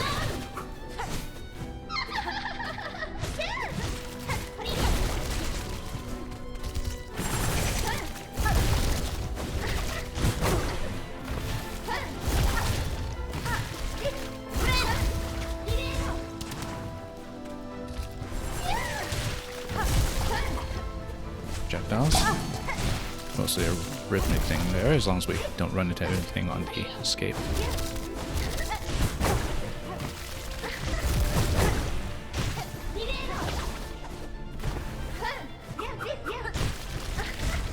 I have a very clear attack. Or that will prevent too much from going on while I heal up, then try to take it. Good, good. That's a good position to get himself back. Oh, missed.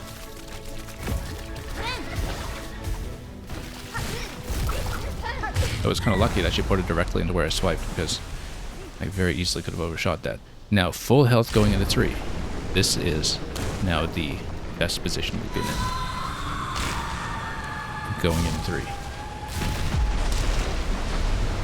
That's alright, we just need to make little improvements like this. Even if we have a few messes along the way, we just make sure that we have the health back up, the silk back up.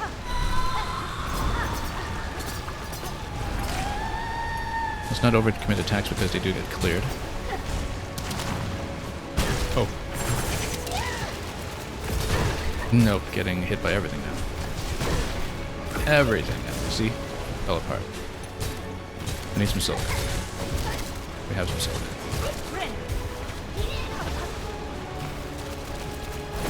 We need to be able to do a bit of damage here. We won't drop more attacks until the next wave comes in, so we actually... No.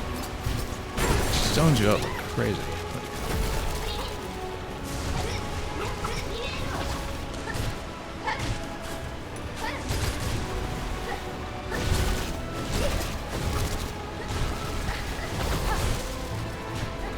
Okay.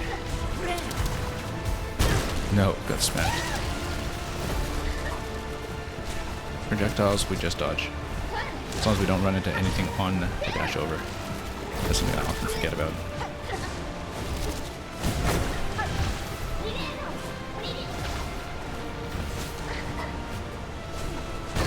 No, you see she drops right on top of me. Okay, waves.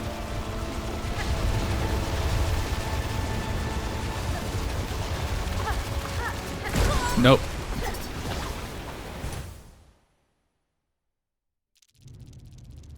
Dash right into it.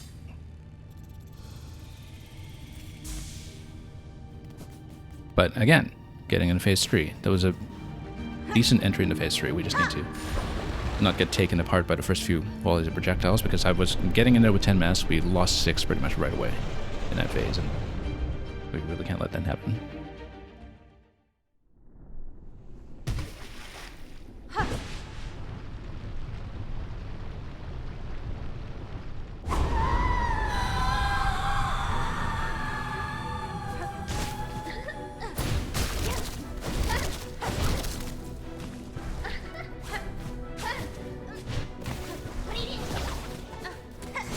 No, missing.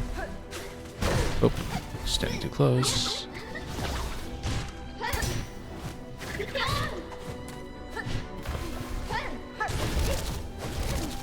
Getting good contact there mostly, except we got hit.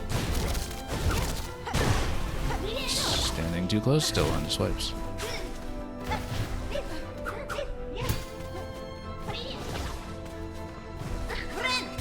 The whole point of playing Reaper is to play keep away a little bit, and so.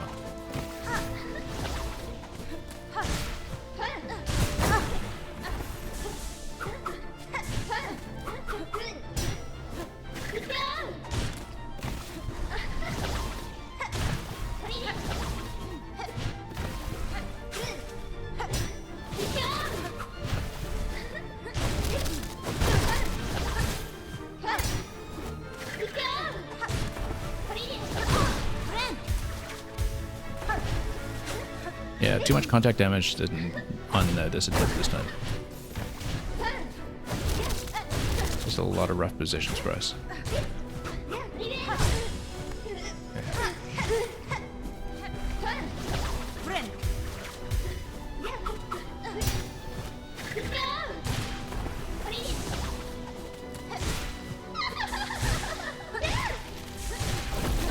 Back out of that.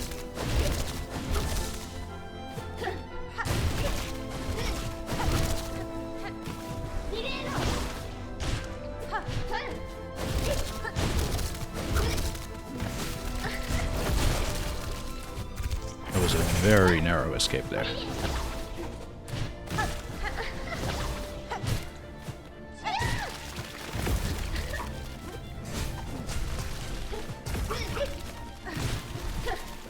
Yeah, I had to watch the escape from the orbs, but you can't just dash mindlessly across.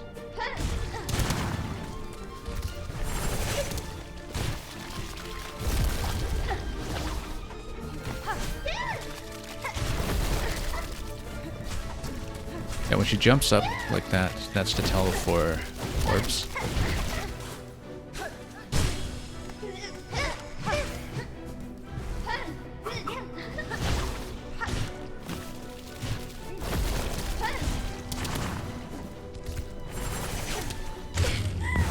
Very clean phase 2. Full silk, 1 mask down. Very clean phase 2.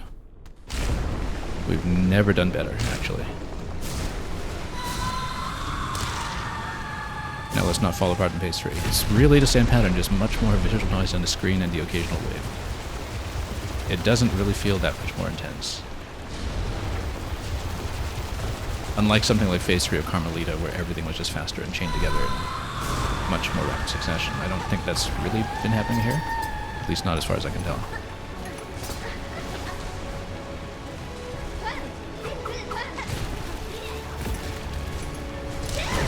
Yeah, okay, she does pack some of the attacks together a little more tightly, so maybe we spoke prematurely about this not being like Carmelita, where, yeah, she does pack them kind of 2 attacks at a time a lot more often, and we lost a heal. Okay, so there we go, we just went down to 1 mask, and we're gonna be dead. And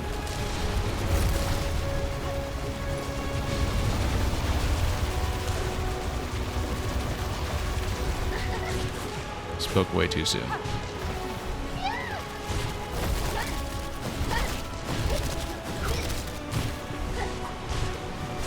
No, I was trying to get out of that. We should have harpooned out or something, or dashed out. Yeah, so some of the attacks are actually packed together quite a lot more tightly, so we need to prioritize some of the dodging in quick succession and not get too complacent. But the cleanliness of the phase 2 that time was very, very encouraging in terms of just getting us back into a playable position so we can learn it properly and perhaps one day deliver on the prediction that this is in fact a run.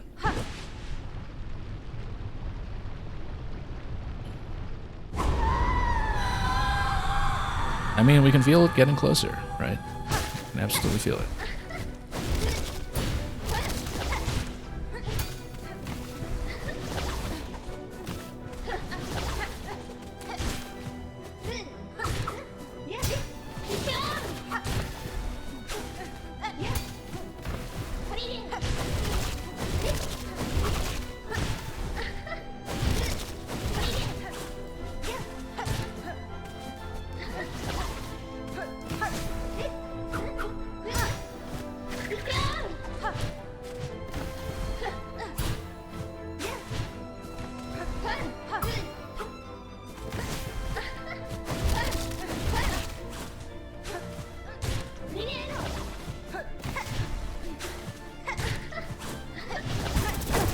Got caught for once. But for the most part, the damage mitigation has been going okay. I mean, now it's getting a little bit rough, but...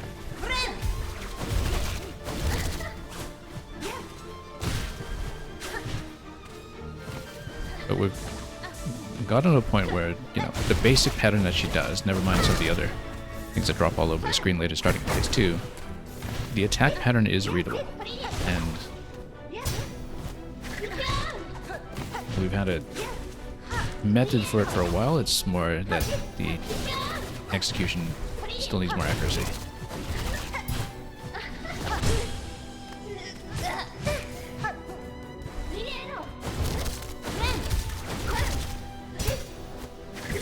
No, too bad. Didn't get any silk off of that.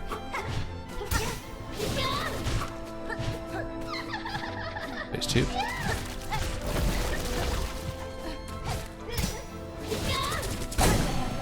Couldn't really see her parry animation when she was in the corner there, otherwise I should have been able to evade that. Whoa! Got smoked by an orb spawning directly above.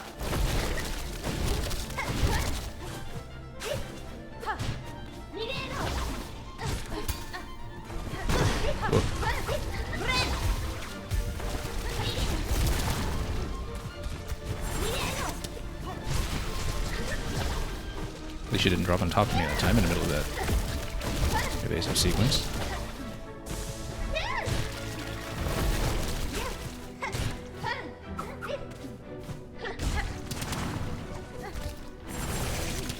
Well, she's gonna port in. There we go. Whoa, couldn't dodge everything there.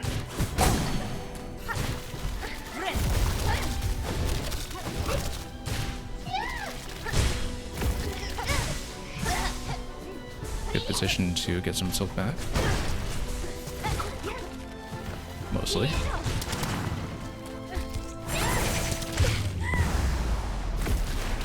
Okay, need to pop a heal. Phase 3, full health. Low on silk, but full health.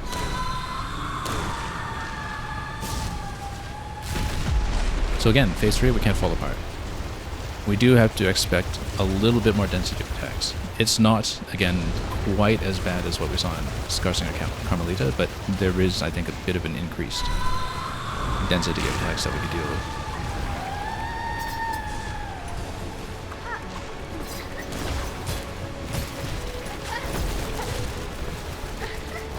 Oh, missed my attack there.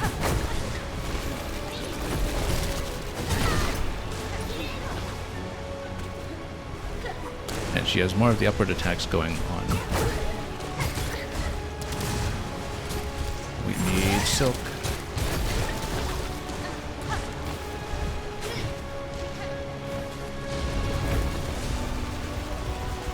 A little bit short on silk. We don't really have a margin of error for the next hit.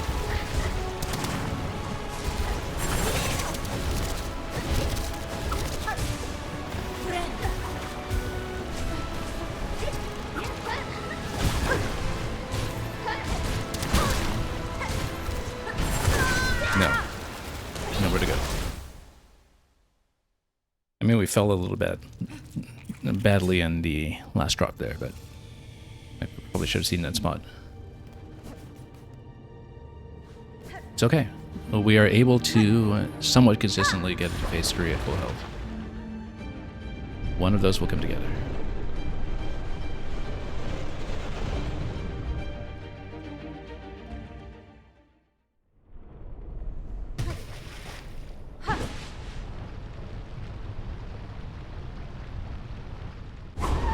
We haven't really made much use of the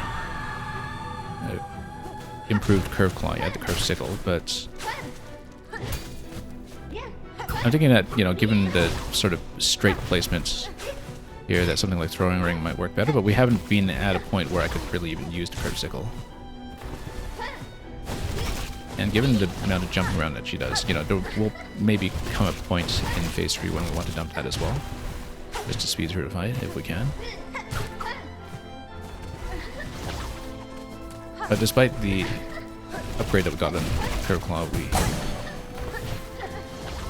might want to consider a better second weapon past the attacks over there.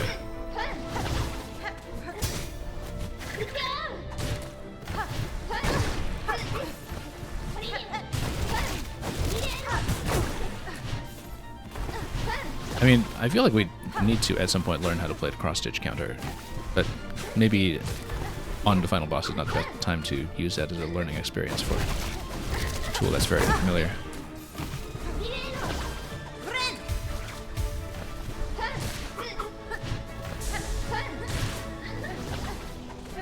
Bad phase 1, but we're going to try to stabilize.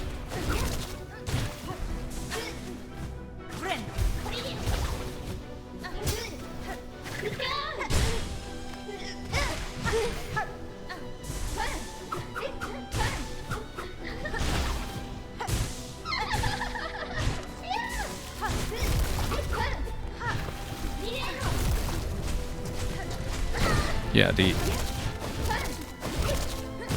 upward pointer thrust that she does, whether it's on the ground or in the air, that's what cues the orbs. So, well, actually, she's got a couple of different visual cues here. It's possible to tell them apart, but difficult. Oh, no, she spaced me out there with the drop. Nope, interrupted the heal. We weren't high enough. So now we're probably dead, because Yeah, I really needed that heal to go, and I just didn't get it. So it's going to be really difficult to stabilize out of this position, given how little silk we have going on. Dice will give me a momentary reprieve, but it'll only last a second.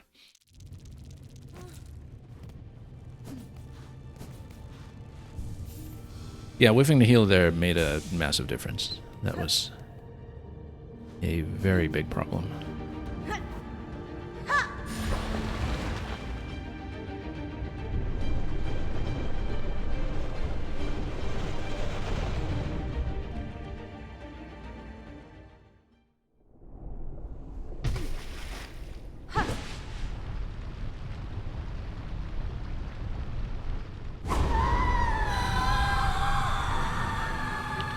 In terms of attempts, this fight is well into the distinguished 2-hour club at this point in terms of this game, which is something shared by about half a dozen encounters, I think.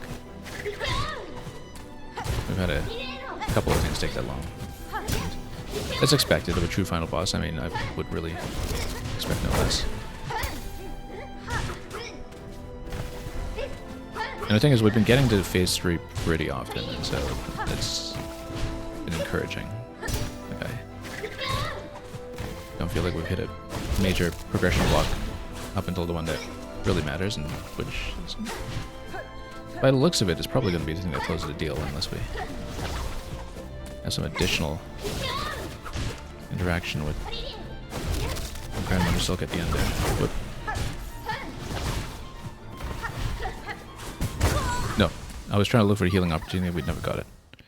So that was a phase 1 failure, but we just need to occasionally get that out of the way and get a proper attempt going again.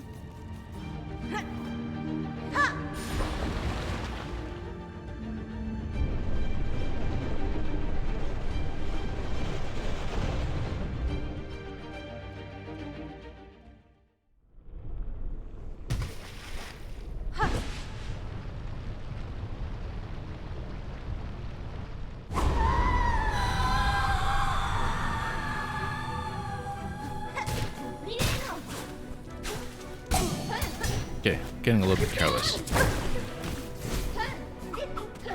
Can't get that careless in phase 1, which we're being precise about when we're swiping. It should feel easy at this point.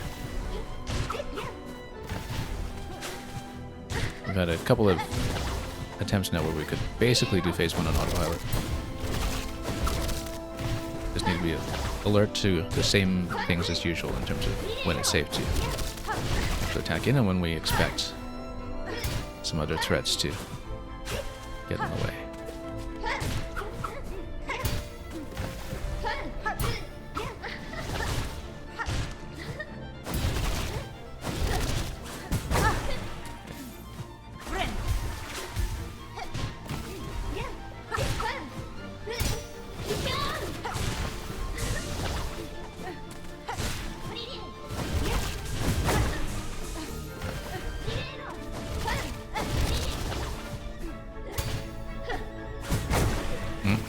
Wasn't expecting to get punched like that.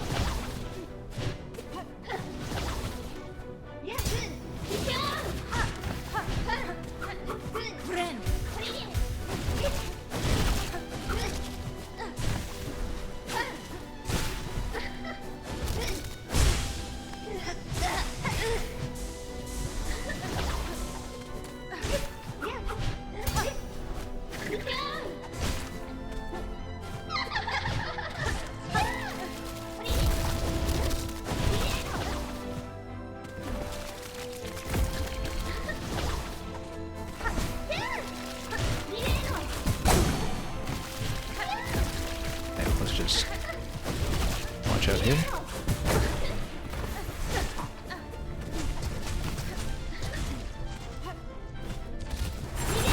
No, bad idea. Bad position. We need to find a good healing spot in a minute here. Nice and high. Projectiles are the main thing that would cause a problem for us there. If we get really nice and high for the heal, then against several parts of the pattern, we should be safe.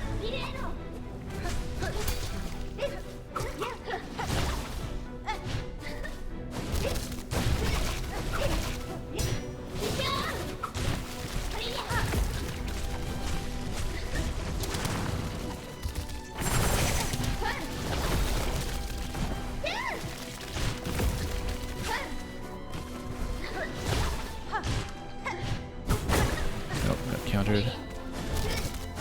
It's okay, we're actually pretty good on Silk at the moment. Let's just make sure we have a position that allows me to heal first.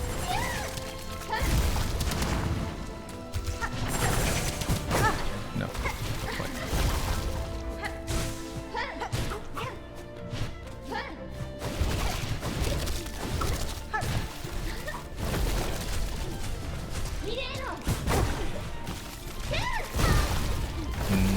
Getting a little...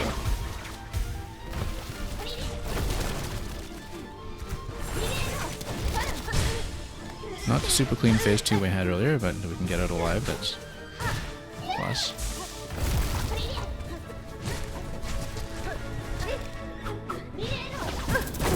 Got caught. Okay, not the best, but alright. We might actually, in those circumstances, want to save a bind for near the end of the waves, because then we can get the silk replenishment on the Reaper effect on the first few swipes that we have in phase 3. That's a minor optimization we want to consider, although, you know, obviously it's very tempting to just pop a heal while we think it's safe, but like we should heal here if we're in that kind of situation where we have enough silk to replenish.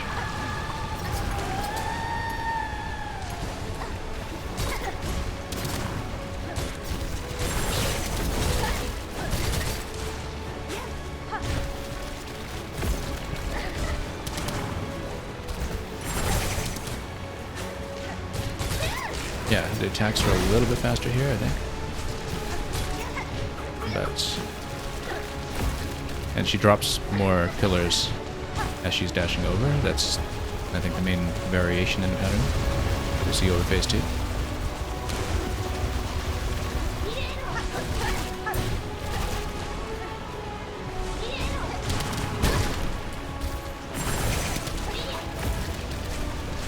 Nope, dropped on top of me.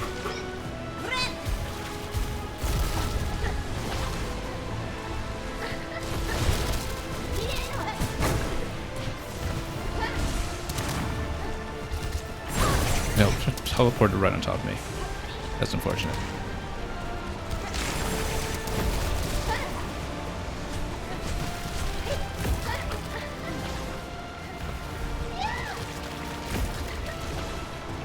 Gonna find an opportunity at this point.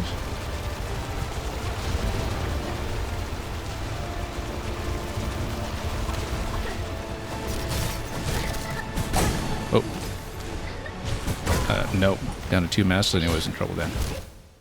Close. How close, I'm not sure. We will need to pop shell shards at some point, but we better remember to do it now, actually. So I don't accidentally get into the next fight under budget.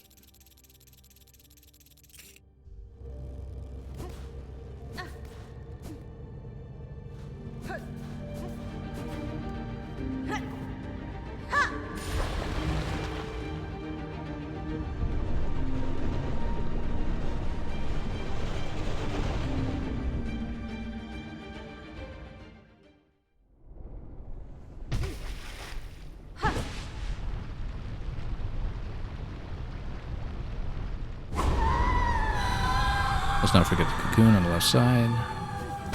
Oops. Well, that was an embarrassing start.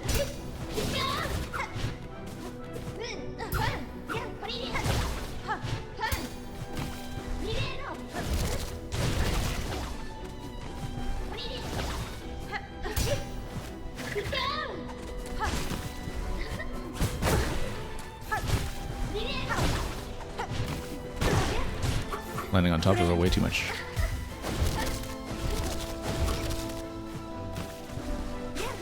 Nope, didn't get out in time.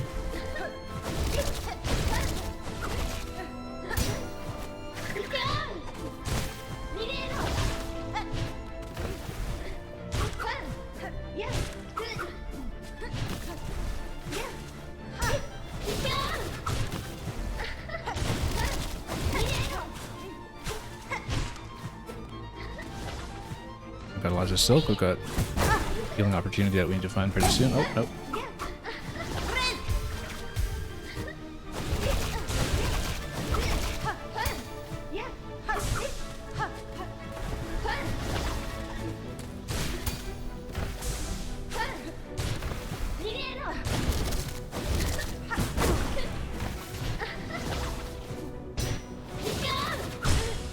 Okay. Yep. Need to find another healing opportunity soon. Let's look for it.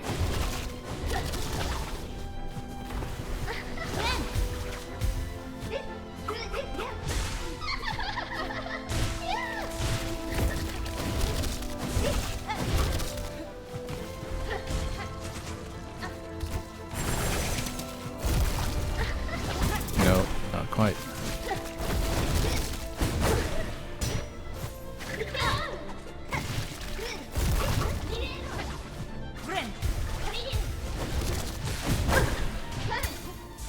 Yeah, I forgot that she would do the second dash in the same direction.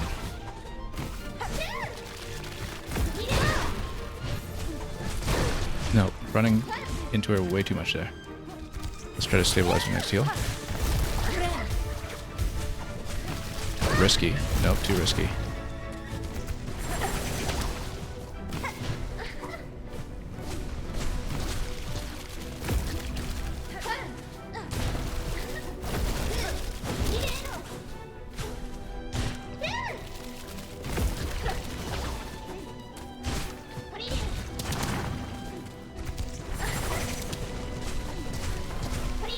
Nope. Thought I could get out.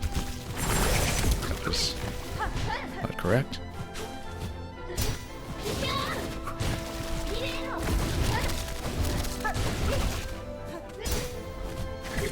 No, got caught in a parry. I knew that was coming, we just didn't position ourselves out of it correctly.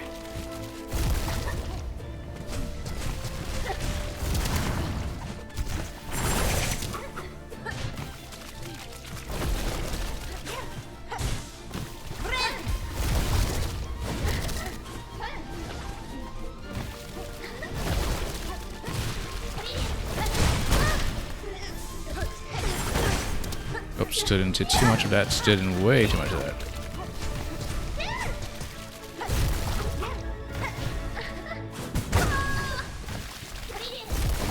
No, we were in a pretty clear position there too, and I just attacked into too many hazards.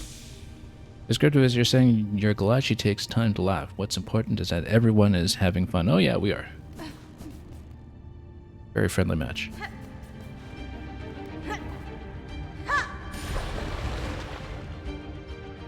As far as Untold Abyssal horrors go, very friendly match.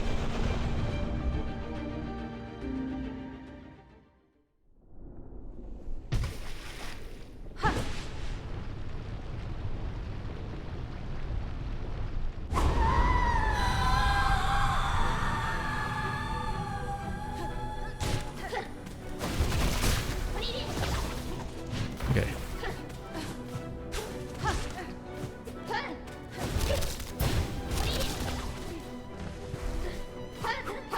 Well, let's try to stabilize and just get back into some semblance of caution again when it comes to our movement.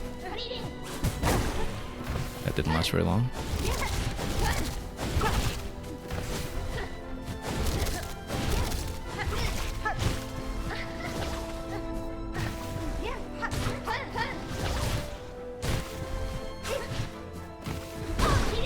Yeah, dashing into her teleport is never quite ideal.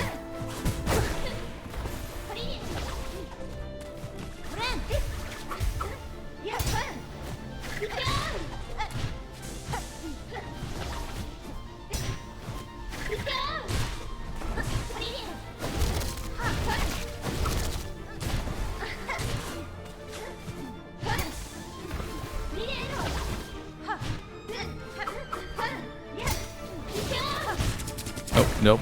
Didn't expect to get deflected backwards out of that. I thought I was able to make it over her.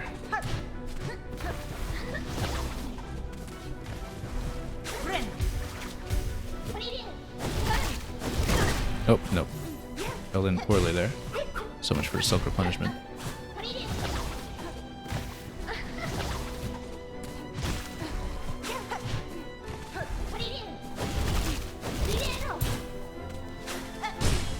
Okay. Only 2 swipes that time.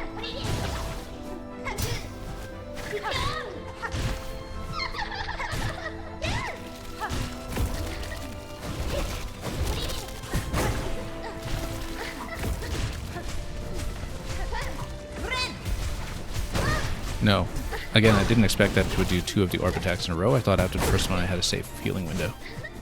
It's okay, we still have 1 heal available. Let's try to build some silk up for this one.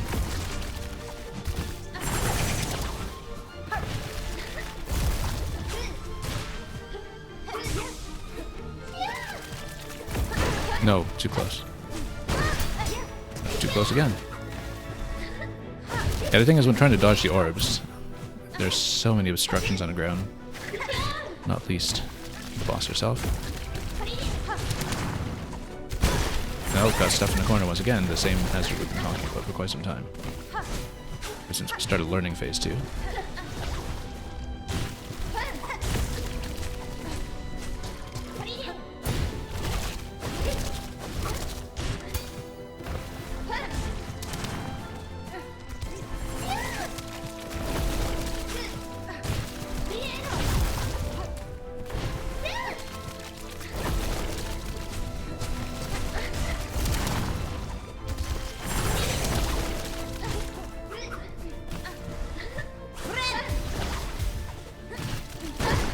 Dash right into her.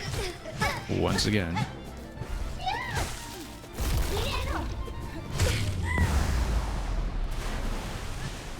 Okay. Again, we probably should have saved the heal for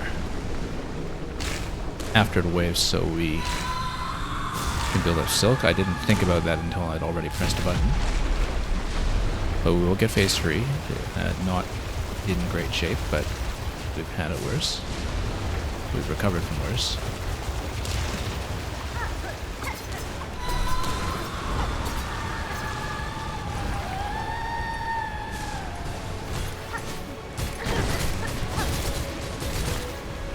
Need more silk.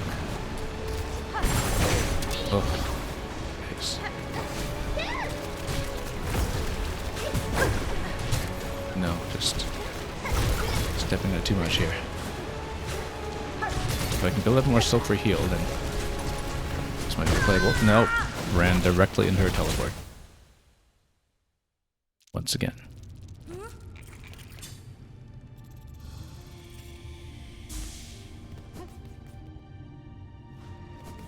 Yeah, you can't just do a straight run away when dodging the orbs, unfortunately.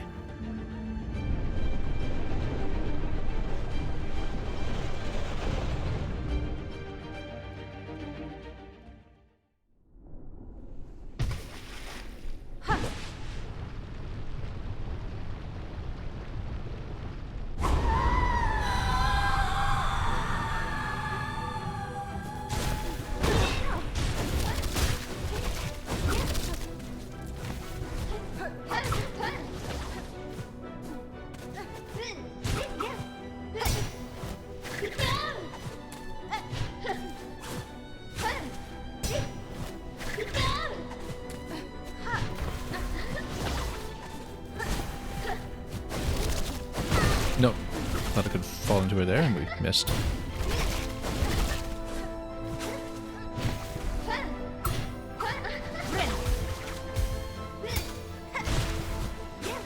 Nope. Thought I could get out of the way there, and we also missed.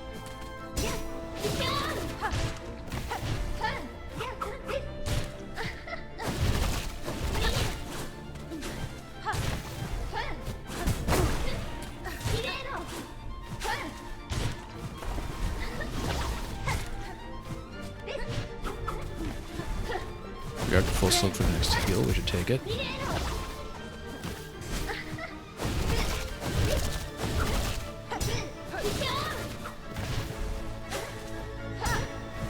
Didn't get a single orb of silk off her there because she blocked absolutely everything.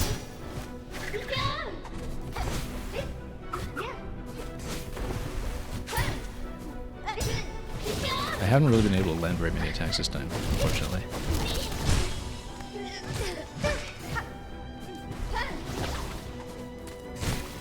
But the defense matters more. Like staying alive matters more, so.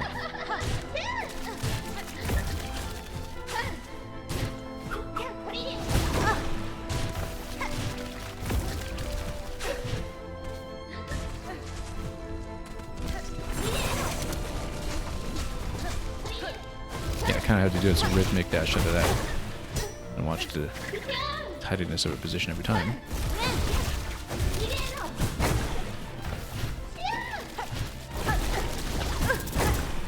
Caught by everything.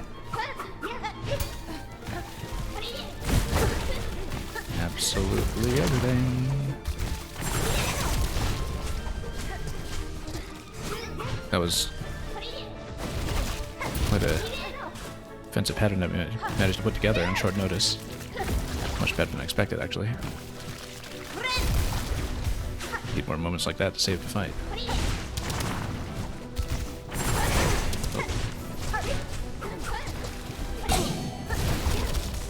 More dice to save the fight too.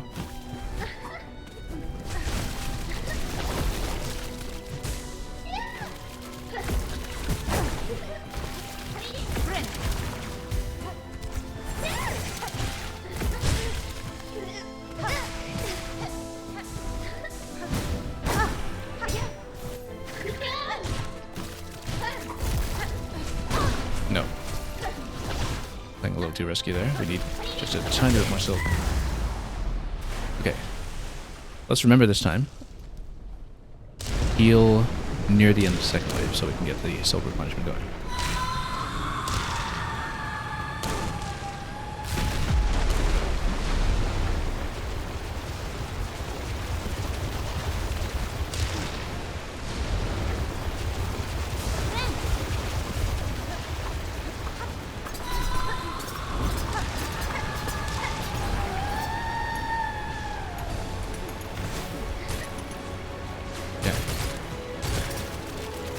No.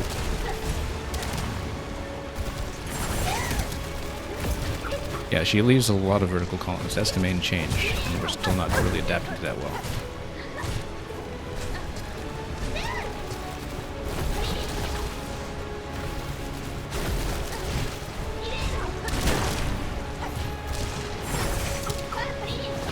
Can't take much more than one more hit now.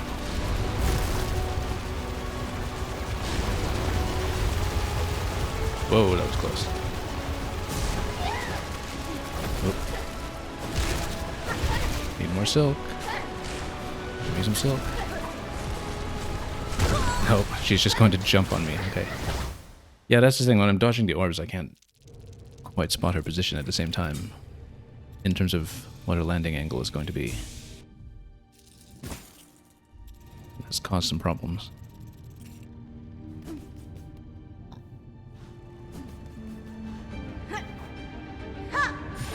Okay, despite a rough position though, we did get into a mildly playable phase 3.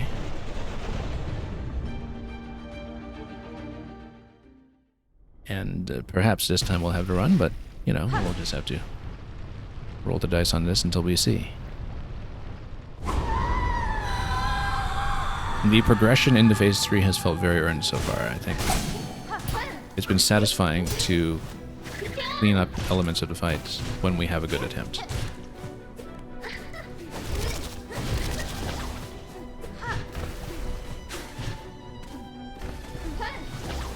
But the precise ways in which phase 3 is harder than 2 are things that I'm still adapting to. Definitely a bit of a change of pace with some of the attacks, and in particular with some of the ground hazards that are going on.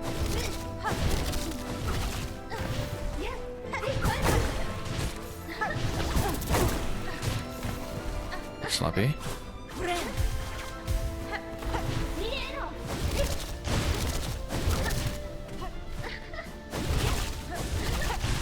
Oh, was trying to get out of there.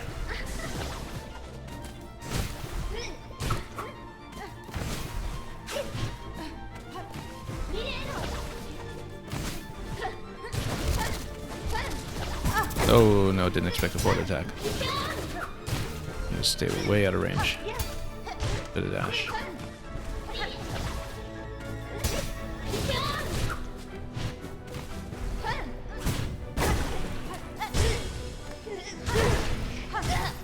I accidentally stood on top of her.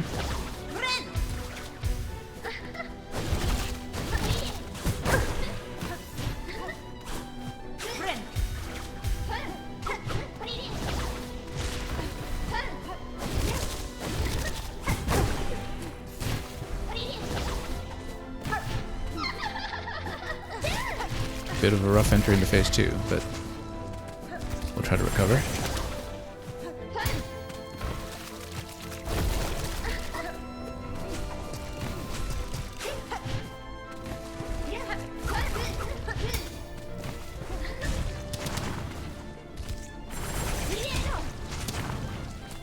Double projectile.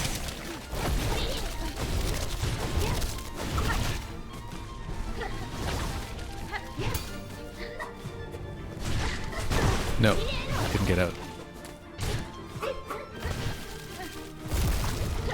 Almost had enough silk for the heal at least.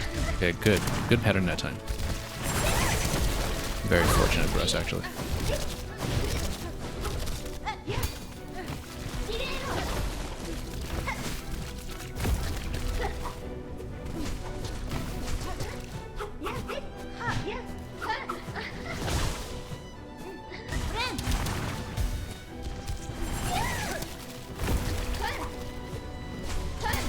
No, couldn't get out.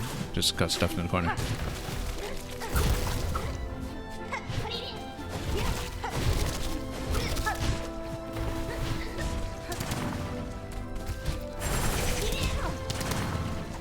Okay. No, didn't see that coming. But it teleported to the left side.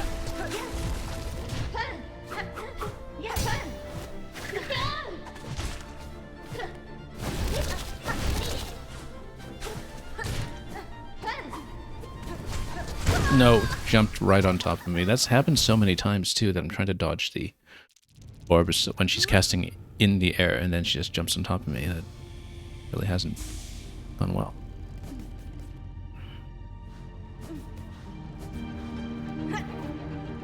One potential adjustment I might consider for later attempts is, because we haven't been using the central silk skill anyway, is to put Sharp Dart on that, because then there are a few instances when Sharp Dart is actually at a better escape. Again, we haven't really even been using Harpoon at all in this fight, and I've been saying all along, like, we need to figure out some way to weave it in, or some more deliberate escapes that get us out of trouble, because sometimes we're just being outranged by everything.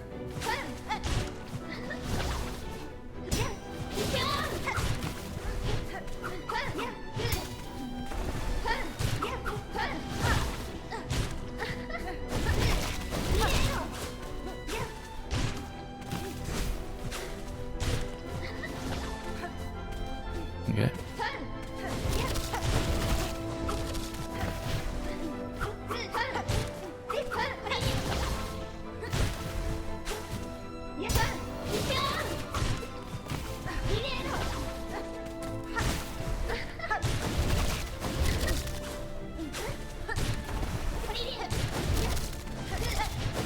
Nope, missed. Pretty clean up until that point. And now it's starting to show some cracks.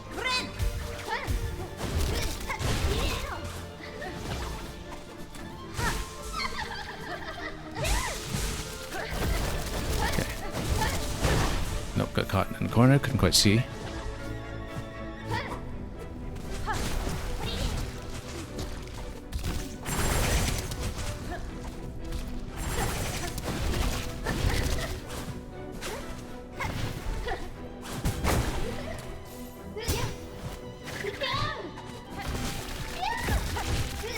No, not an escape.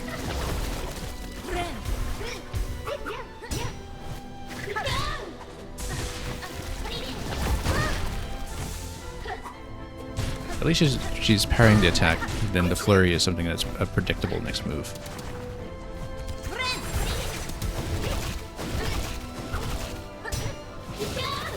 like that. Might even be better to attack into her if you and kind of just, you know, force her next move to be something that you know how to read. But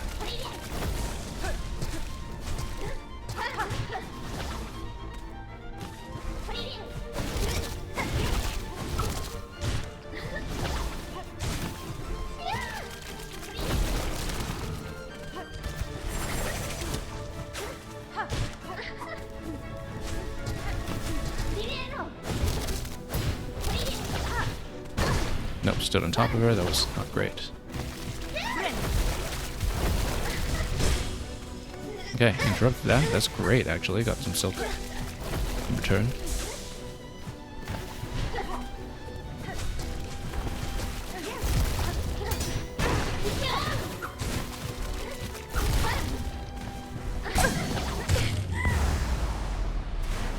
Okay, heal after the wave. And that'll get us up to 10 mass. Low in silk, but 10 mass.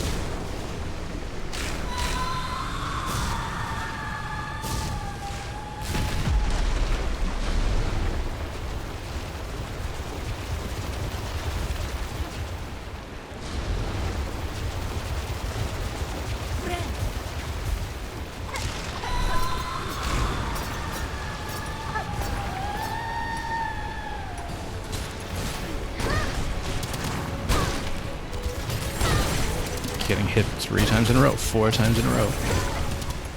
Wow. 10 to 0 in seconds.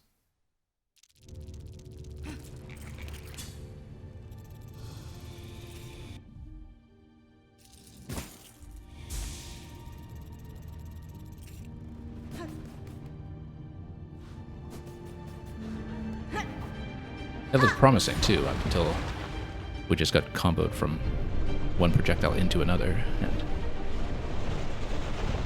there was nothing to look at after that.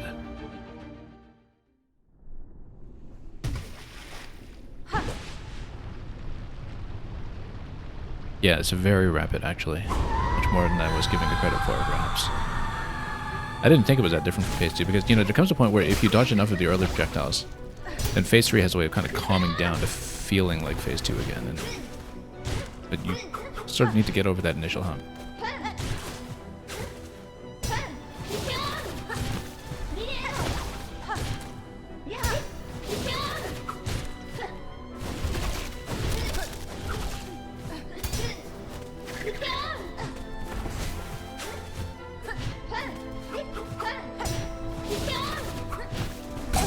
Nope, right under.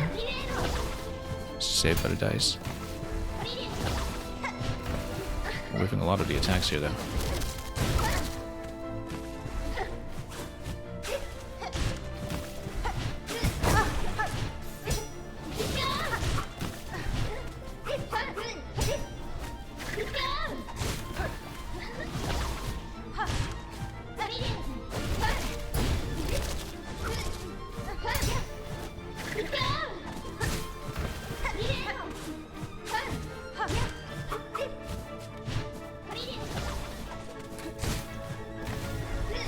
Oh, nope.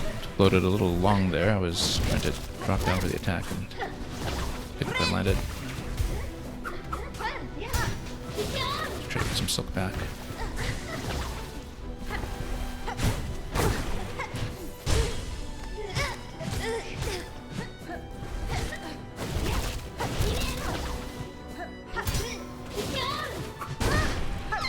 Still landing too close. We need to find a healing opportunity when we can.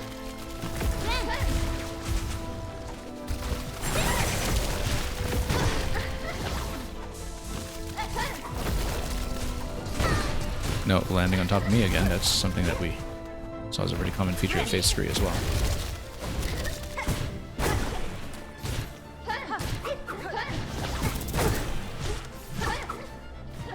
Not a great Phase 2 so far.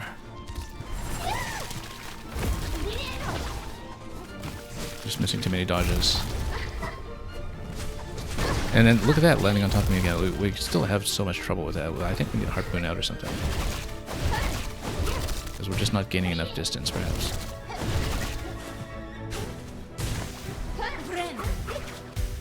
Okay.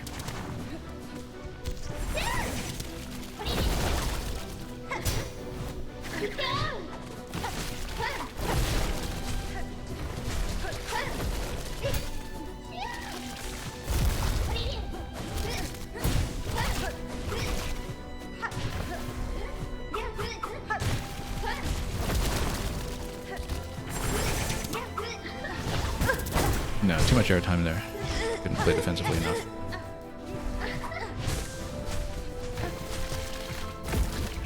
Pretty close to next heal at least. We can just find the opportunity.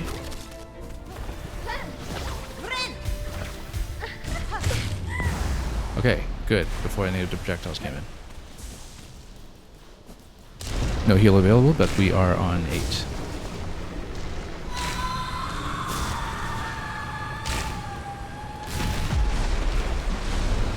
So we need to not get blown apart by chains of projectiles this time. I mean, we just need to not get blown apart in general. Maybe there's too much visual noise from the tax method that I'm using, and you know, maybe that's a bit too much of a distraction that's causing me to play aggressively. I don't know.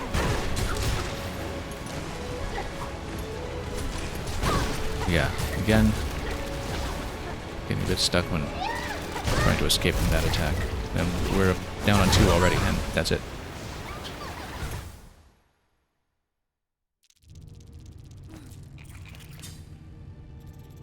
I may have underestimated phase 3 here. It is actually beginning to feel a little bit like the incredibly dense pace of Carmelita last phase, which had that similar issue that all of the attacks were really packed together and we couldn't find an opportunity to hit.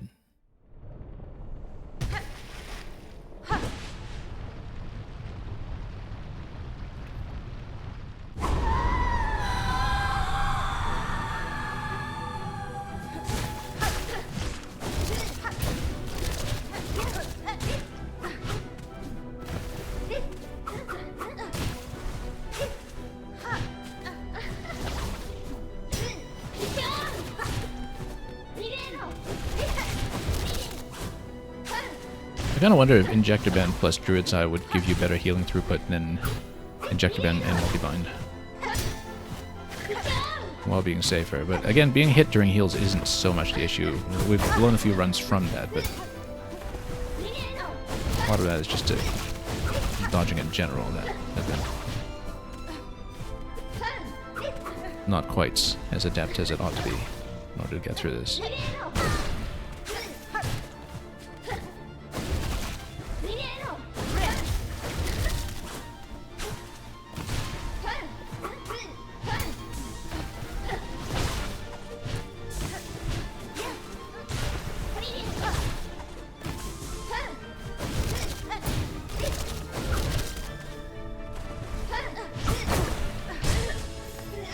Could be worse. Got a lot of silk.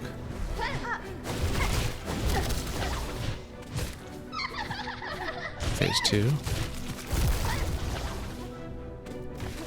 Now let's try to stabilize out of phase 2. So we can actually get a decent bank of resources going into 3.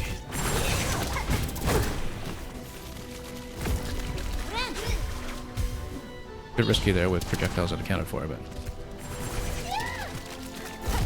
No. Go too close.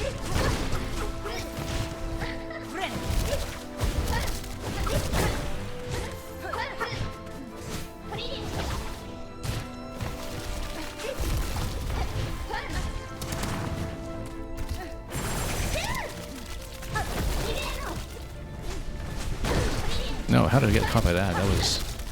Oh, that was the teleport, that's why.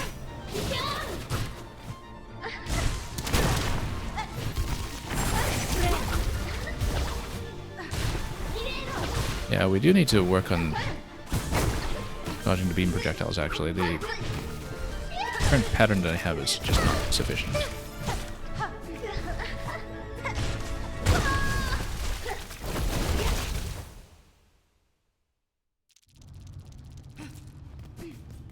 Oh, let's build more silk.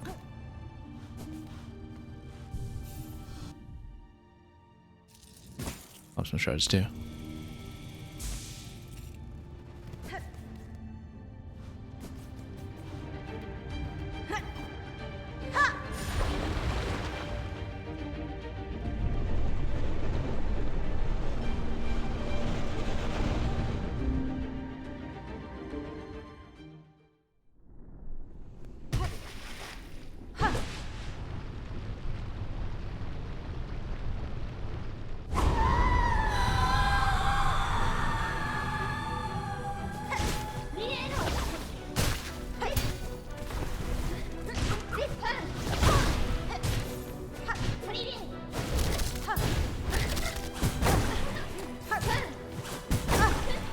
mean, phase 1 has been a solved problem for a while now, we just haven't always been playing very cleanly. What do we see here?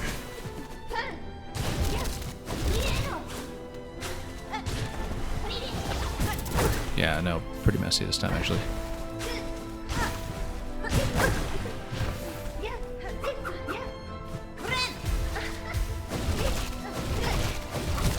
No. Yeah, no, this attempt has been terrible. It's way beyond, way below our usual level. Let's just throw it and go.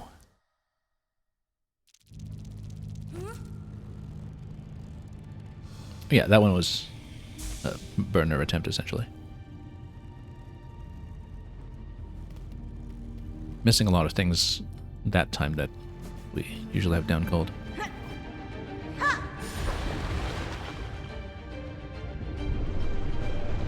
So yeah, we are getting into 3-hour territory with this fight, which is a very exclusive club when it comes to this game.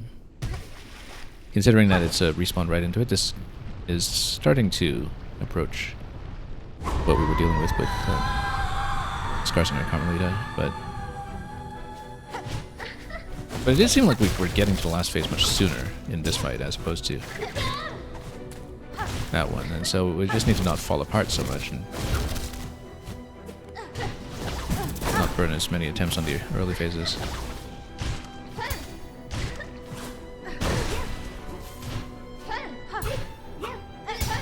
I mean, phase 1 and 2 don't really have any surprises at this point. It's just a matter of playing a little more cleanly. Not getting caught off guard by every single little thing like that. Just remaining attentive to the pattern that we've already observed so many times.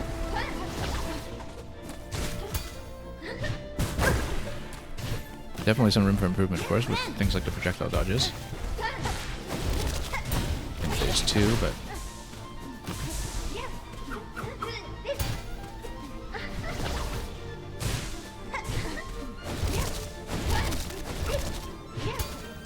Reaper buff stays alive for much longer when you are actually playing decently and not taking incoming damage.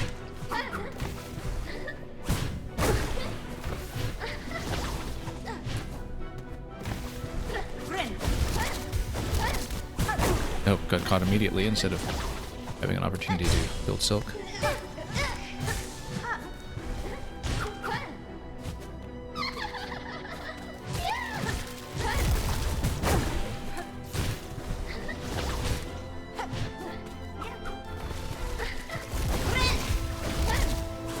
No, that was such a high jump.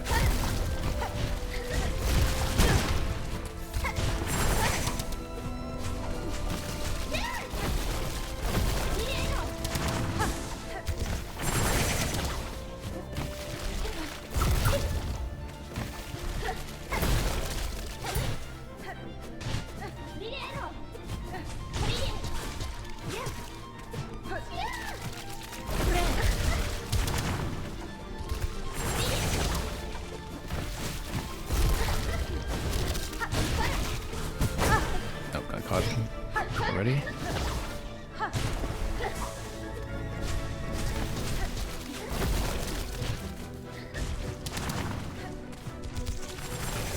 Watch for teleport. Watch for teleport. Ooh, got caught. A little more Silk after the next dodge, and then we can heal it.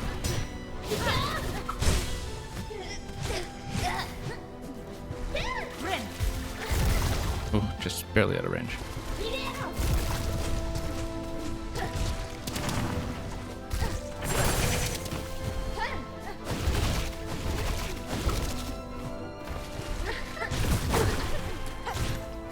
You can watch her curl up for the upwards attack, it's just I'm usually out of position to deal with it. Okay. Phase 3. Bit of a rough spot, not much Silk, not much health.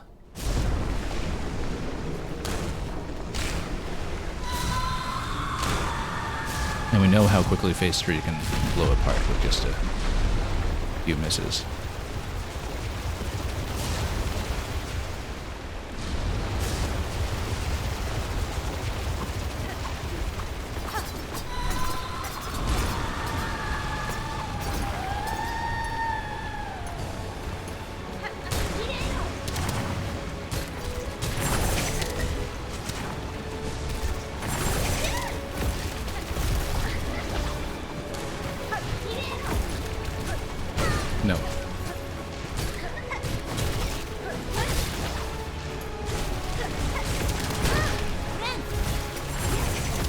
barely saved that. And not by much.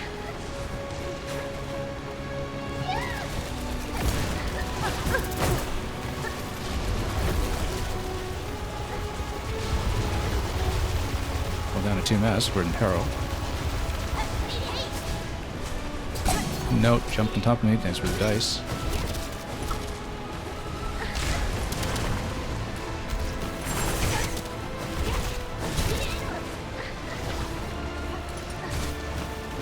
No, just teleported right in front of me that time, again.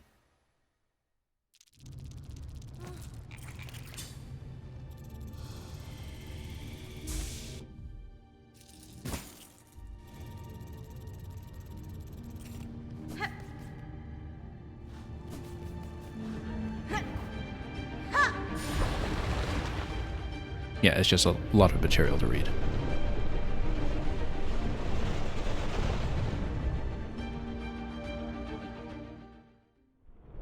I mean, if we could ease up the dependency on the long claw a bit, that would at least open up a slot to maybe boost our offensive power a little bit, but right now I don't think we can afford that. I'm pretty dependent on getting the long claw to hit.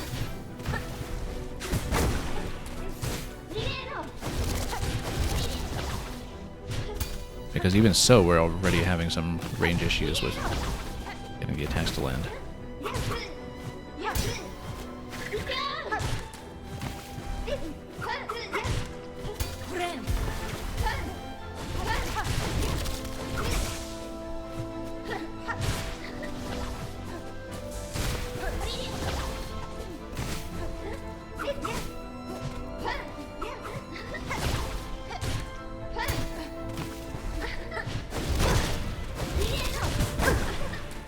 Taken apart a little bit here.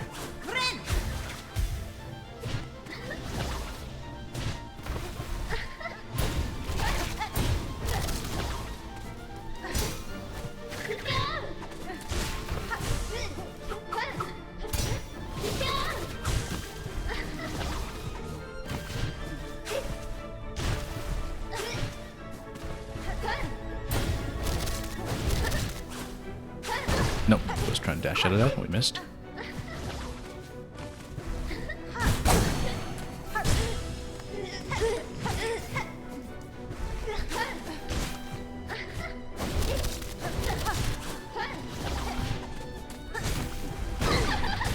Yeah, sometimes the teleports just don't work out.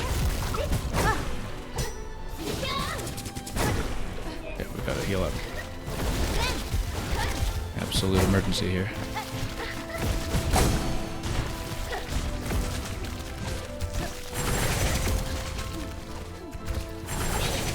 No. She ported right under one of the projectiles, and that was it.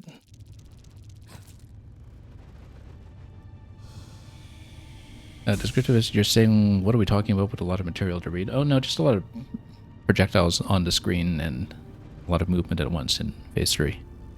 That's what I mean. We don't need to consult a user manual or anything like that.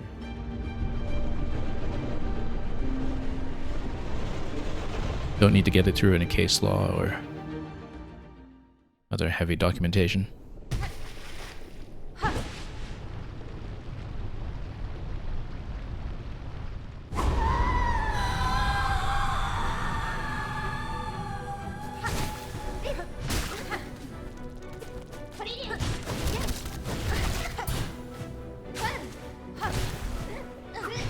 Just need a clean phase 2 like we had earlier, and at least we are in a position to improve. Problem is that we have had some of those phase 3s where I just go from 10 mass to 0 in seconds, and that has not been productive.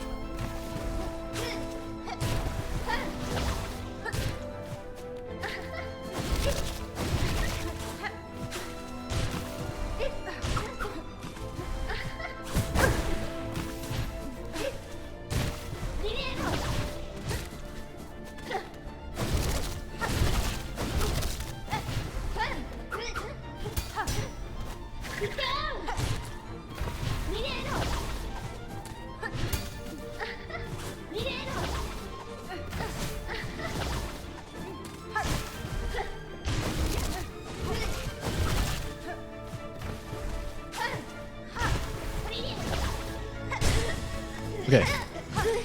Not perfect, but not the worst phase one so far. We're not out of it yet, but better get the heal down before we have to deal with phase 2 projectiles.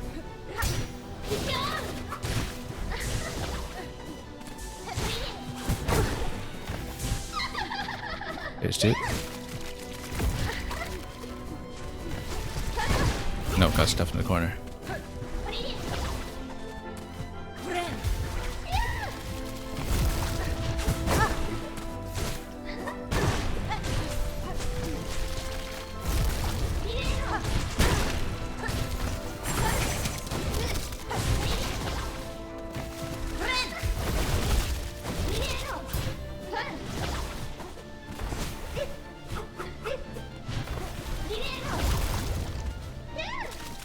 Couldn't get any silk off of this.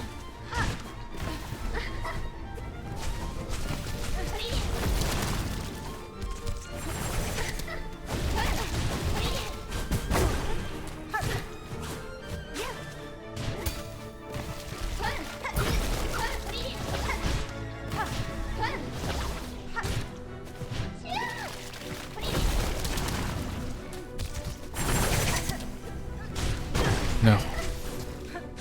Yeah, those don't give you a lot of reaction time to work with.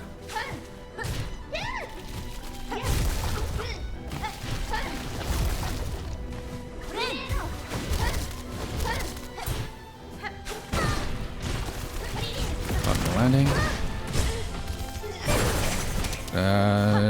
No, taking too much damage.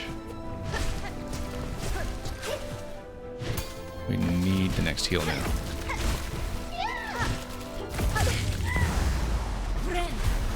Gonna take it now, not gonna take risks. Let's just take the heal, get into phase 3, and get some business done. Weak entry into phase 3, but we'll see what we can do.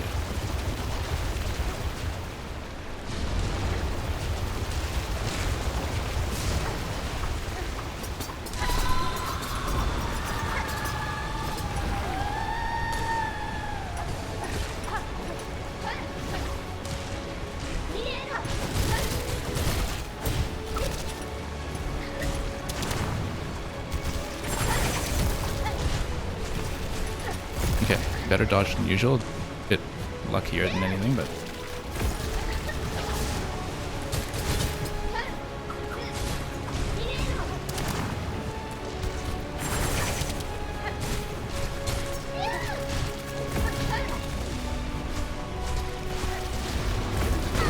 we need to get a heal. Oh no, just got mobbed by the wave. We rarely get hit by the wave, I've just had too much going on.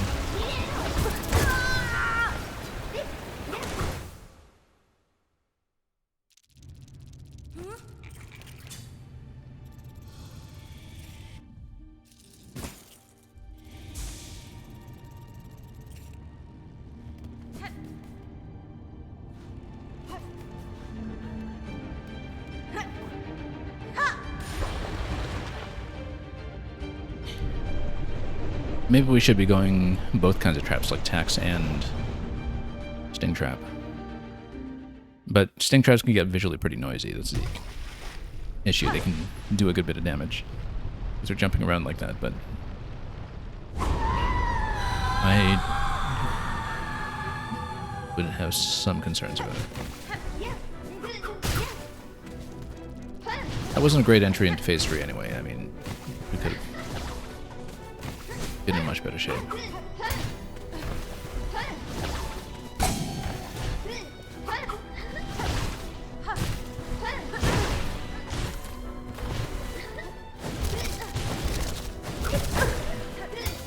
Getting sloppy.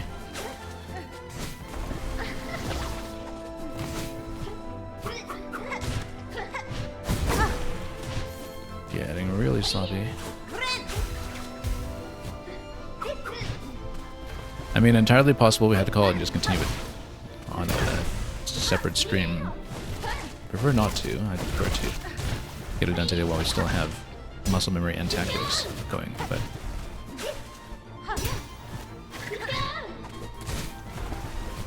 I've been close on a few occasions. So it seems. I don't know how much of a health pool is left, of course, but...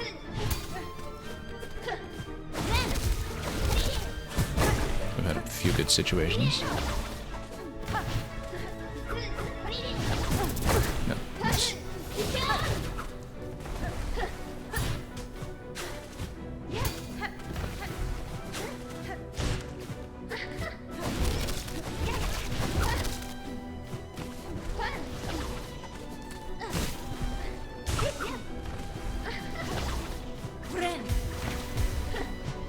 No. Yeah, we really need to stay alive for longer, stay untouched for longer, so we can actually get some silk back on the heals. And I mean, the important thing is just that we stay alive, but particularly critical that we get some silk replenished. Otherwise, we just run into resource depletion.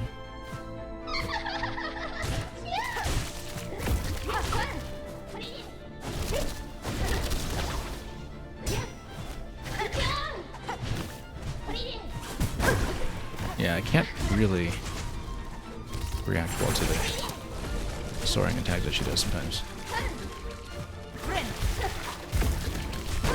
Nope. Thought I could get out. Wasn't quite true.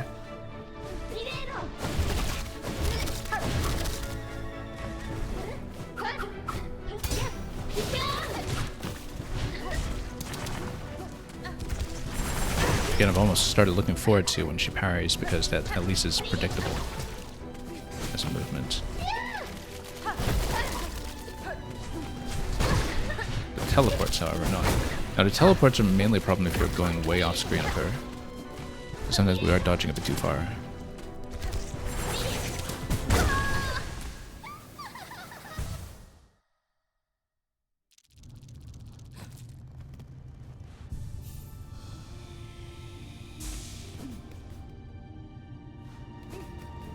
We've gone deep into phase 3 a couple of times, just not often enough.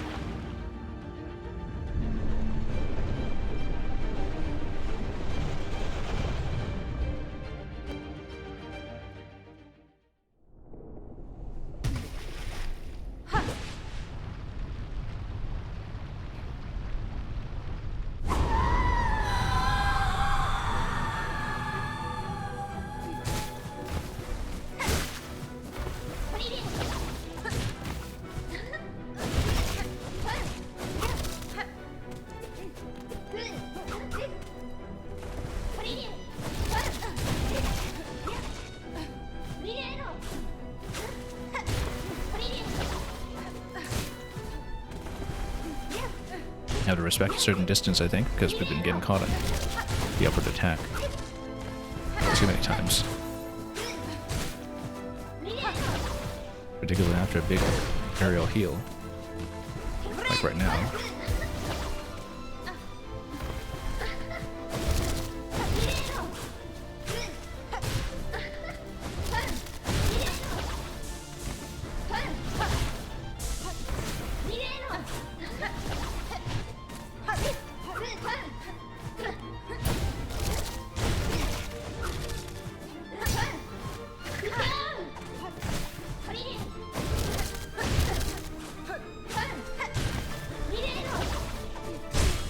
Okay, good. Clean. Up to this point, up to the first vulnerability.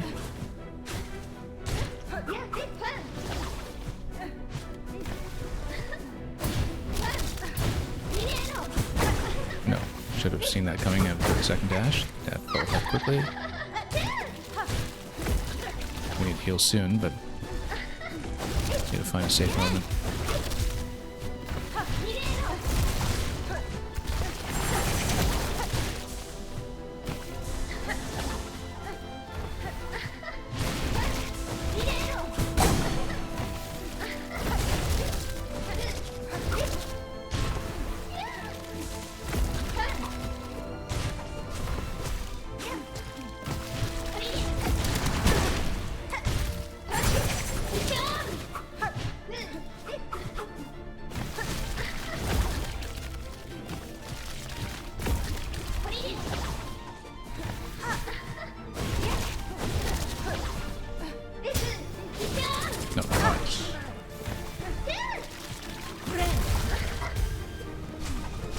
No, the landing. It's been a problem so many times.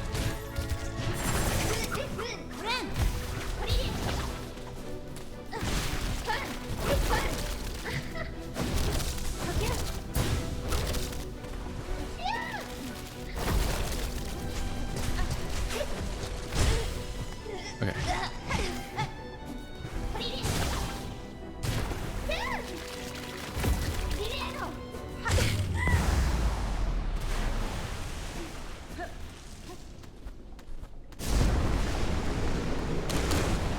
Well, we'll see.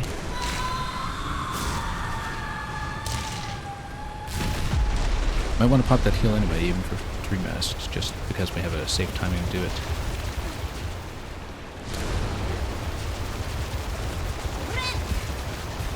Yeah, we should do it. Let's not fall apart too quickly.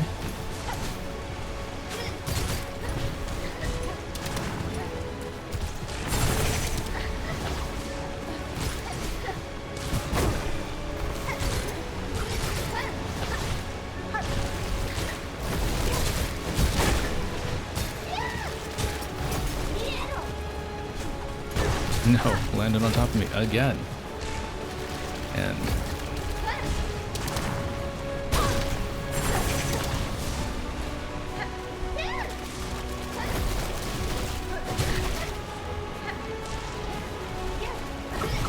very dangerous moment here. Let's evade this.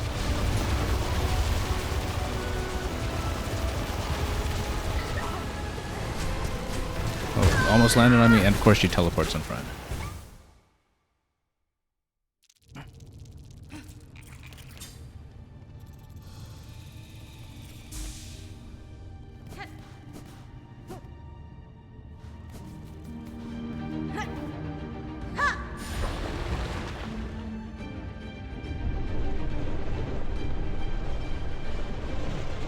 You're saying run. Well, that's good advice. When we should heed a little more safely. When all kinds of things are in our way and able to trip us up.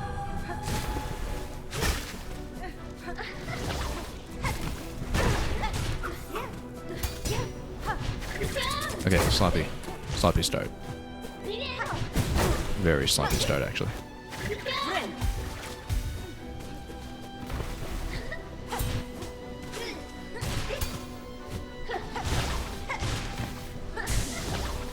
Okay, got some silk.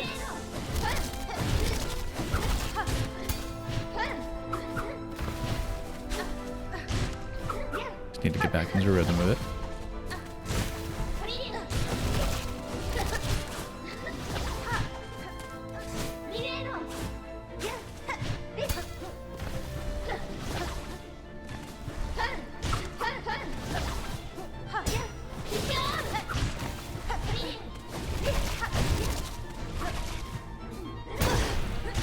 Stepped on her by mistake.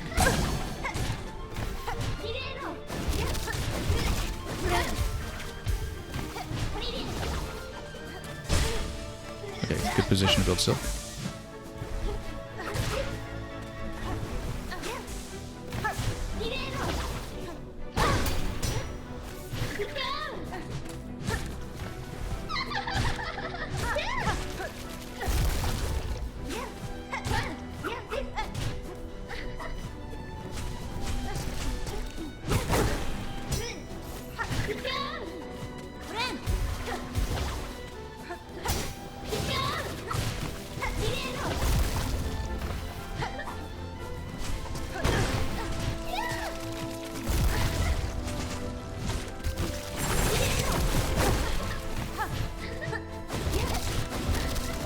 We do have silk for heals, so we just need position to do it.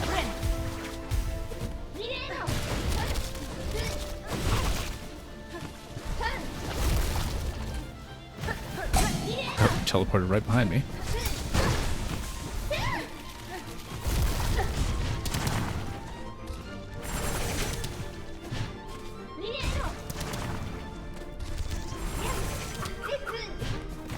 Yeah, we can't dash into one of her teleports. That's the thing. We need to kind of get into a safe zone and slow down and watch. Wow, that was a very narrow escape. We absolutely should have gotten a hit on that one.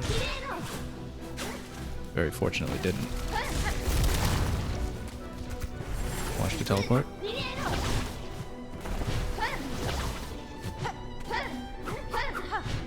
Oh. That was a much more controlled escape than the orbs we usually get.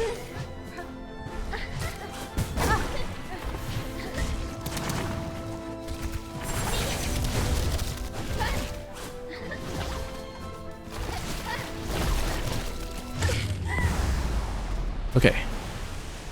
Above average entry into phase 3. Let's see what we can make of it. Not going to burn the heal yet. We're only 2 minutes down.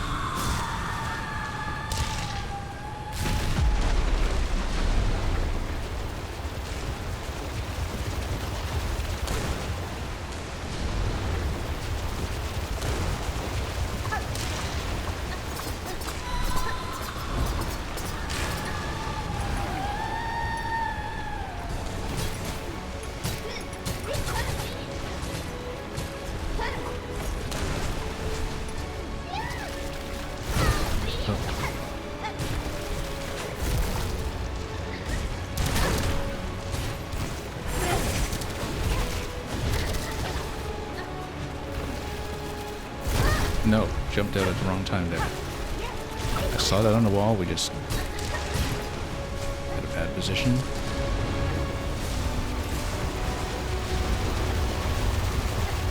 No, got caught. I didn't stay on the wall long enough. We do have a heal available. Now.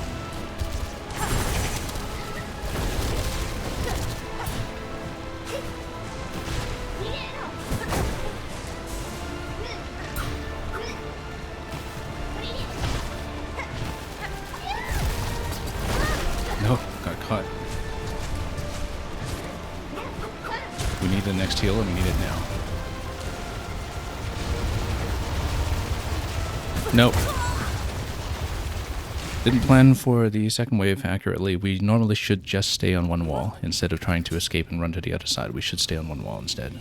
We knew that. We had the method earlier. We somehow managed to choke on that in the exact same way twice that time, and that was absolutely critical. And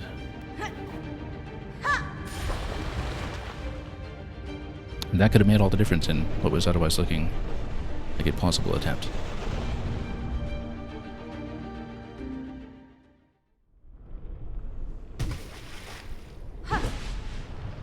We don't know if there's an additional phase past that too. That's still unknown. It doesn't look like there should be, but we really don't know. But with Grandmother Silk lurking in the background and everything, so...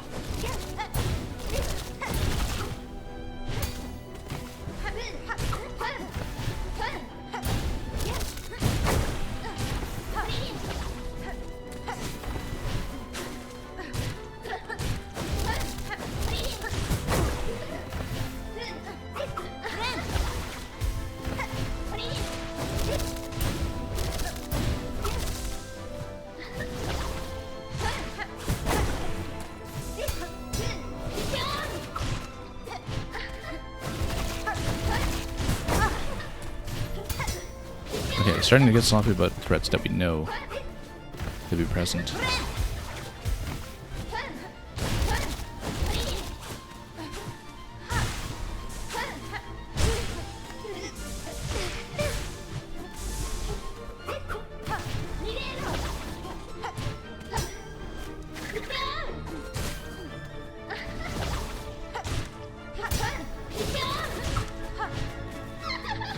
Phase 2.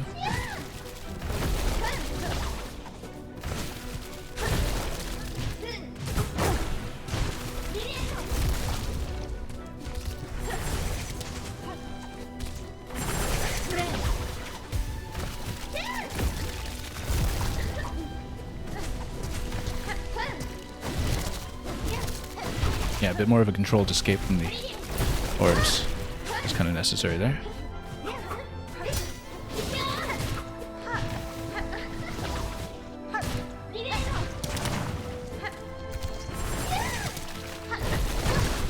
Oh, totally missed that.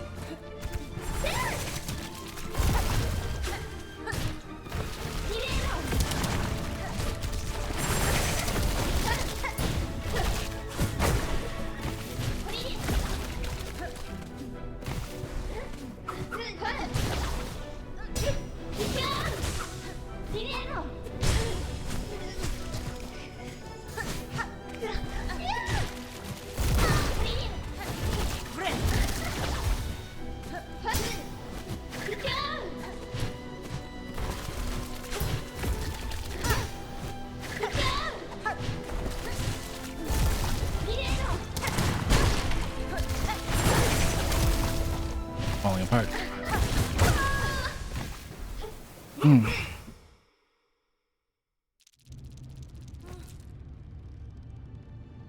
Sloppy phase 2 that time. We were actually in about as solid as we could be going into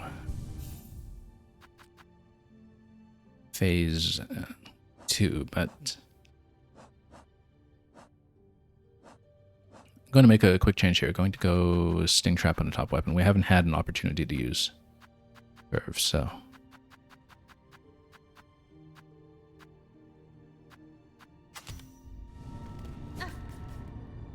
But again, that's more of a phase 3 consideration. Like once we get that deep, then we'll try to go full offense. Currently, I think we can still get through phase 2 cleanly. We just need to execute it properly. We've definitely had clean phase 2s before.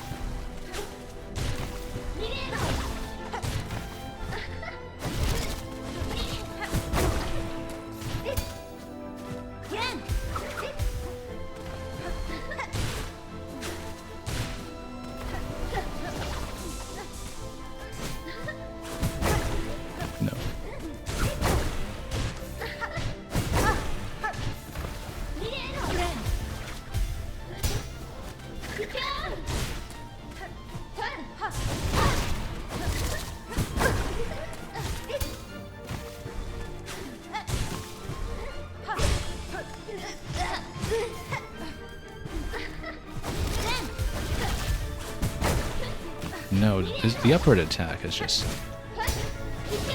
It's signaled, but it's usually signaled at a time when I'm not really going to be in a good position to respond, and I've never really been able to react to it well. I just need to normally predict it at the end of something like the second dash pattern.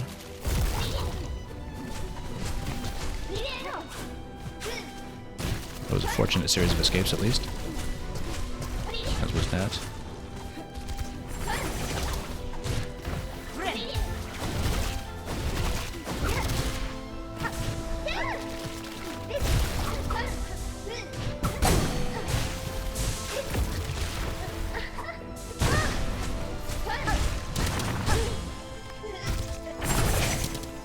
Didn't really get in close that time for obvious reasons. That was a silk back at least.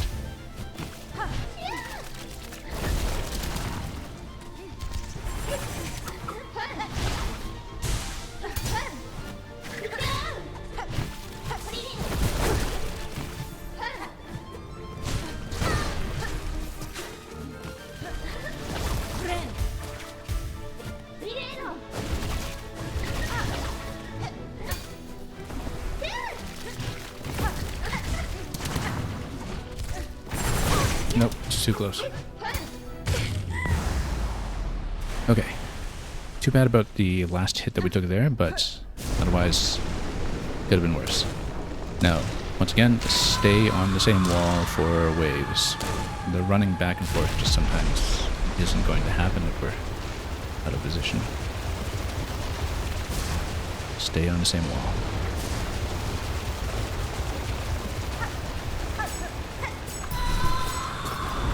Yeah, the thing is that my traps kind of chain into each other and activate each other.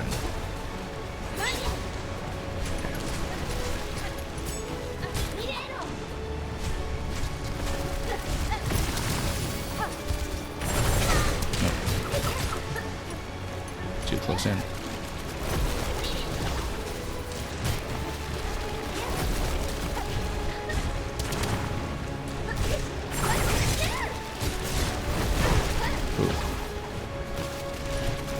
Nope, just haven't been able to dash out of some sort of guy. And we're so far away from the next heal at this point. I don't think this is going to be something that lasts very long.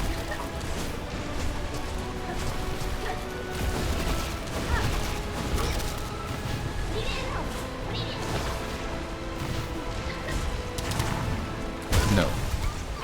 Just nowhere to go.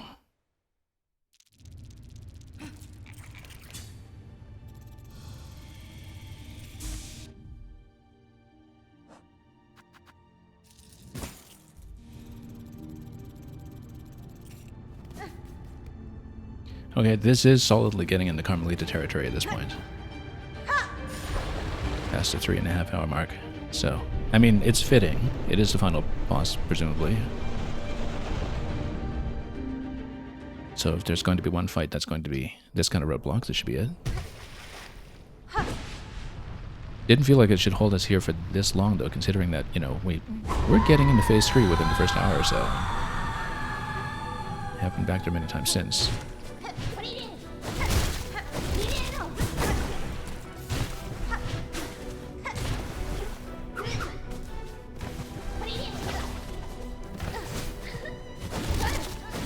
But yeah, in Phase 3, you know, sometimes we just run into teleport locations and other things that we're not reading properly, and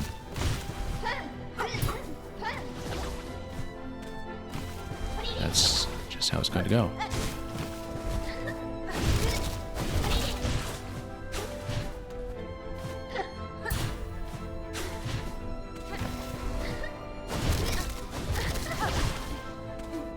I mean, at this point, we know Phase 1 and 2. We just can't always execute.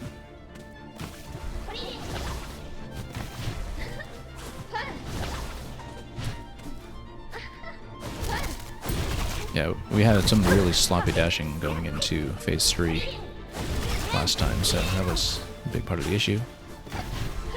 Just dashed into so many hazards.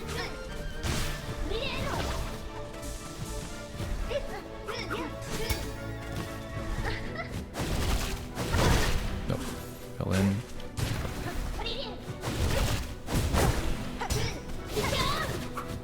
Okay, getting a bit sloppy. I don't think Cross took longer. 06i, I had about 2.5 hours on Cross. I had over 3 separate days if you count the whole Bilewater climb in total. Bilewater took me about 5 hours over 3 days. But it was a lot of run back and climbing amazingly, and so Grohl himself I think wasn't that hard once we managed to get to that phase consistently.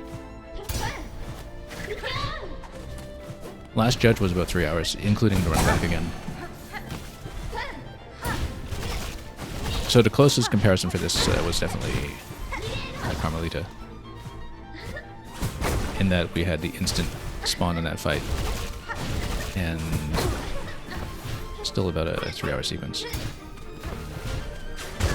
Oops. Okay, that was just a sloppy attempt. That was losing on Phase 1. That's one of the attempts that you just have to shake out from time to time. Absolutely not a run.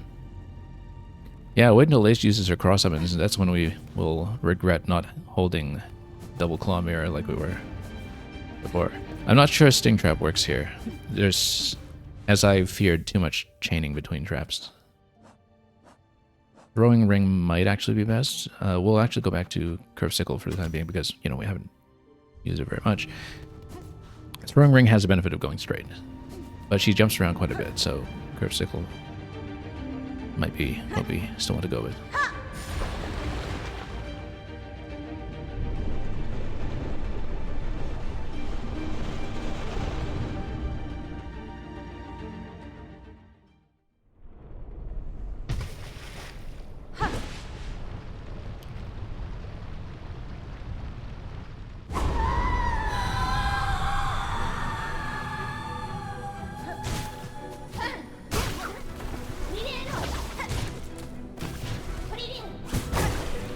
I think the thing about this fight is that, you know, we've seen what we need to see, and it looks completely within our means to get through phase 3, because it's doable, it's just that we need to make fewer mistakes. And there's nothing in there that is beyond reach, it's just a lot of really dicey improvisational situations that we kind of fall into often. And I think with that kind of fight, you know, even once you feel like you've mastered it and have a method, that you're still prone to make mistakes, and, you know, it's not one that I would trust myself to do reliably.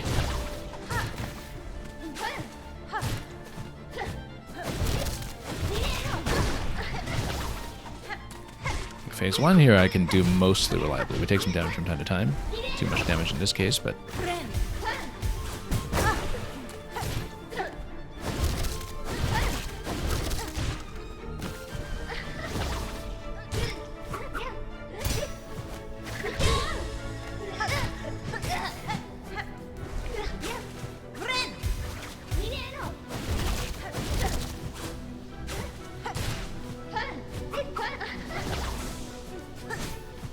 Phase 2, whole lot of dodging. Phase 3, same kind of dodging, but more intense, it seems.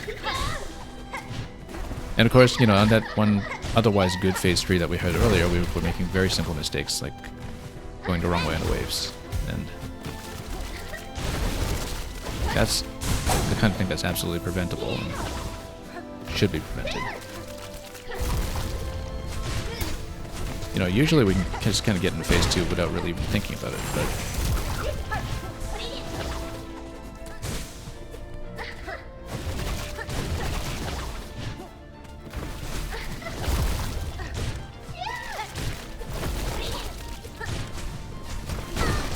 no.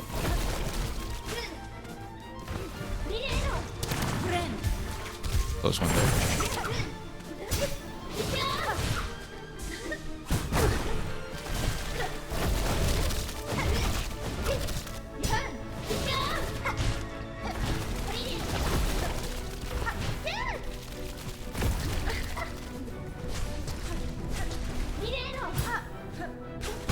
Oh, I saw the dive coming, we just didn't react to it properly. Not enough silk. I was hoping to have enough silk for the heal here, but we're down by a little bit. There we go.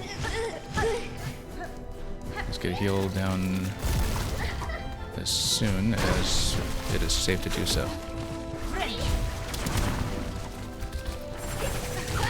We get some silk back.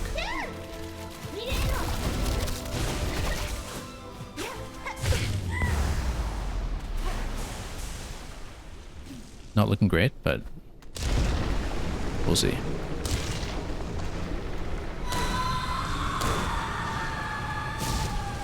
Not looking great, but theoretically recoverable.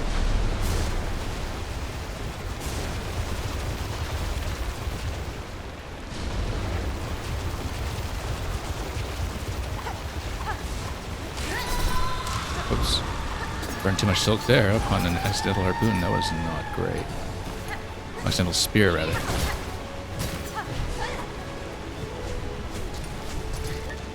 We really need that silk back. For the next heal.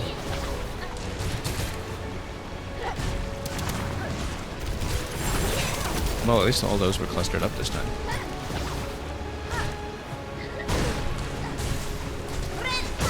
No, bad timing. Bad timing. Burden to heal. That may have blown the attempt. Not out of it yet, but blowing the heal there was really disastrous. Really disastrous. As you can see right here. So. Makes a massive difference. Basically a 6 mask difference, you know, if you're losing 2 masks instead of gaining 4. Kind of a case for Warding Bell, but usually we don't make that mistake though. Usually we've been okay. Yeah, you're saying being on 3 is miles better than 2 because of the dice, absolutely.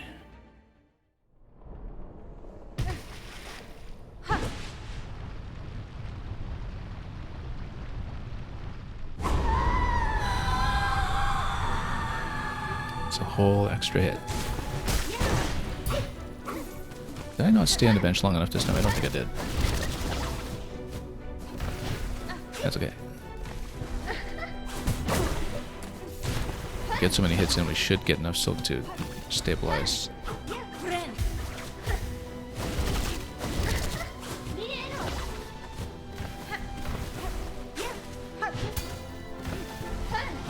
Getting a bit sloppy with our landings here. I just haven't been able to hit.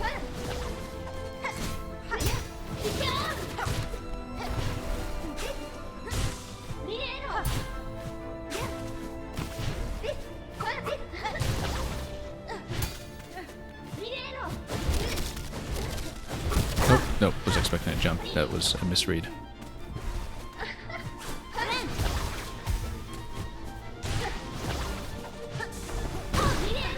Ran into her.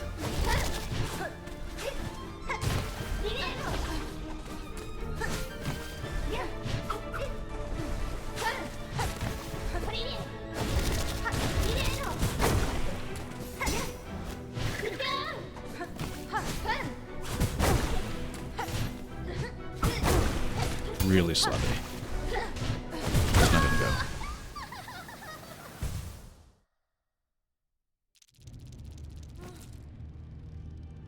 Yeah, we may be getting in the territory of having to postpone this one. But that would be unfortunate. I mean, you know, we've had so many attempts where we felt like we were getting very close.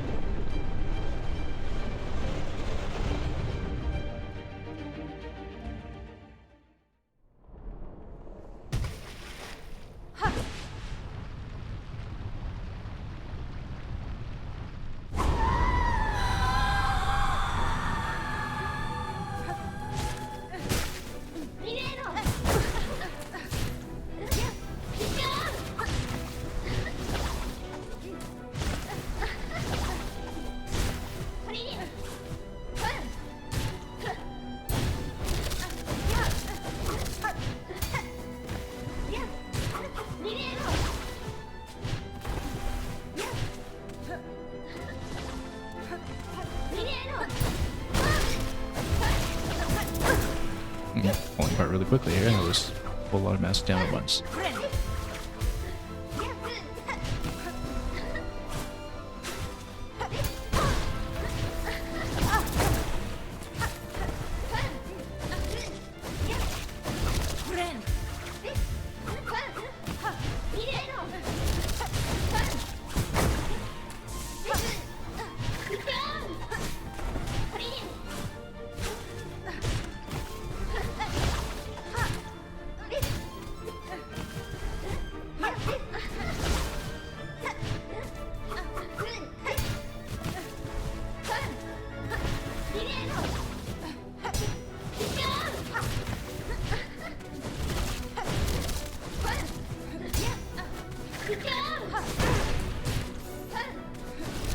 Gonna heal up one more time in here. Whoop.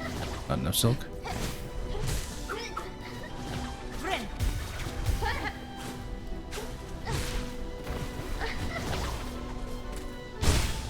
Okay, good. Good timing for that too.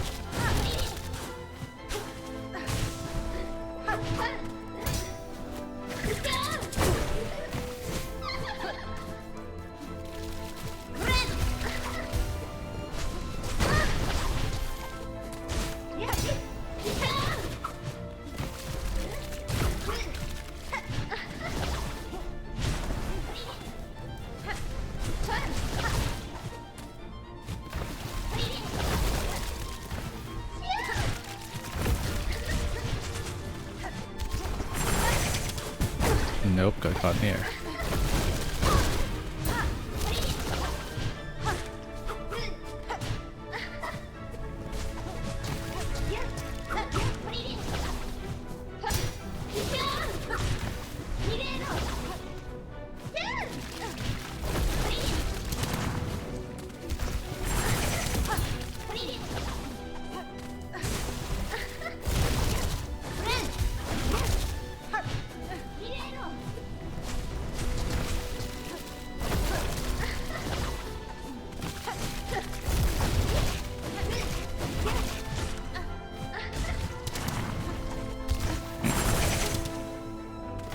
Even worse.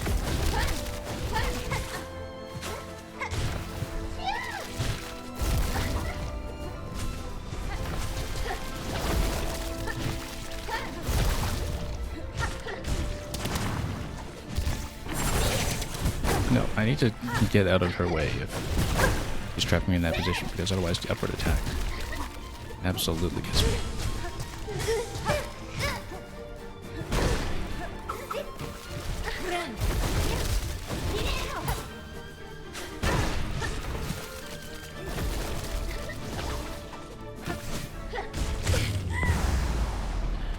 Even worse than usual, actually, going into 3. That was an accidental attempt to run the spirit there, too. Yeah, this is not likely. Looking at this. Low in silk, low in health. Not likely. We have to dodge exceptionally well. I'm going to lay off attacks until we can stabilize a little bit.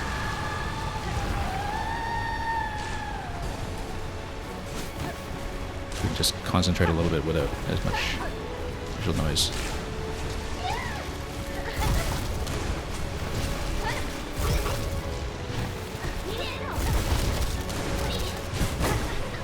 No.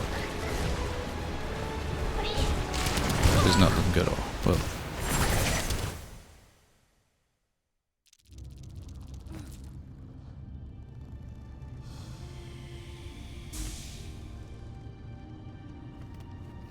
I probably have maybe one more deep attempt in me today.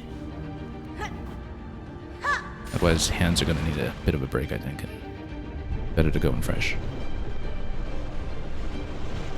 It would be the first fight that we've had to break over 2 sessions this way or so, but, you know, if it's the final boss, it might be worth it. Who knows, maybe we'll just wind up with a short stream where we get it on the first attempt tomorrow. And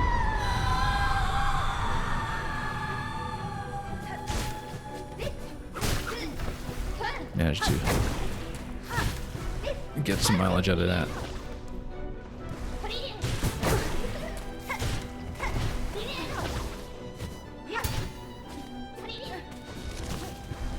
If we can stabilize today, that'll be great, but I feel like we might be a little bit past our peak.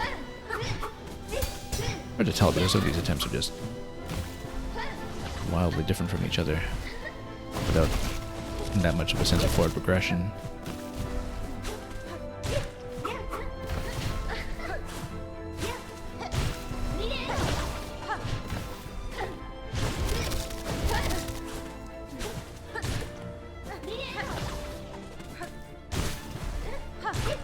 This, for instance, has been a relatively clean phase 1.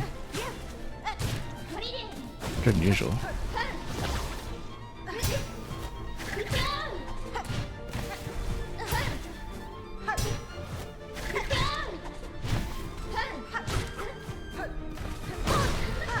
That was not clean. Nor was that.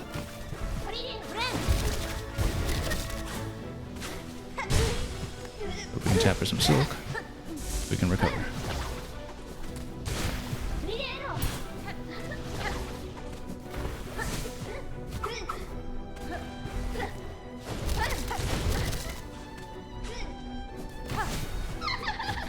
Phase 2.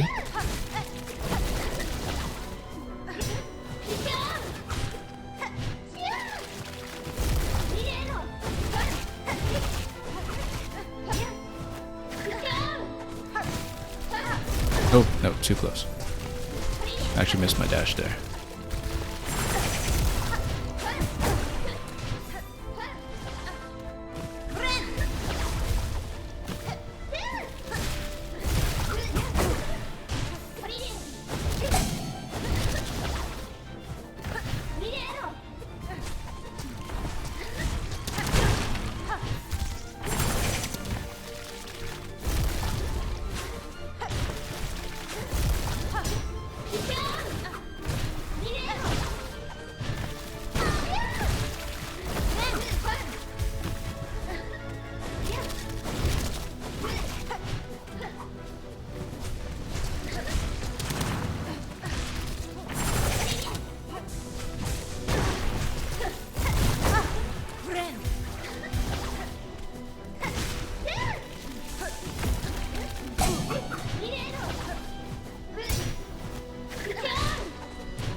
Had to thank the dice several times over at this point. Keeping us in the game.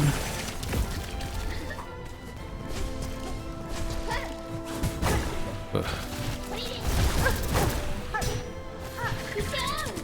No, this is knocking us down quite a bit now. Nope, just jumped right into that.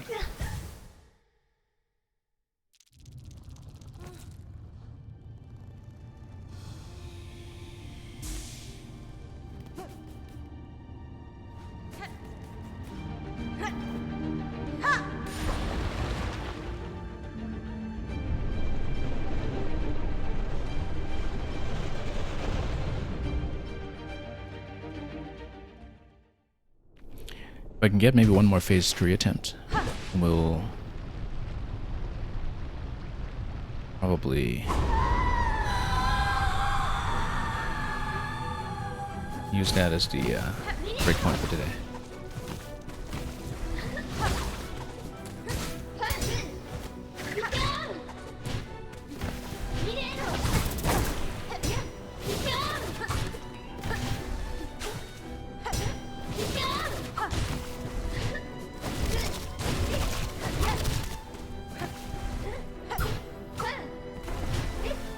We had a pretty tidy phase 1 last time too, so it's too bad it was squandered.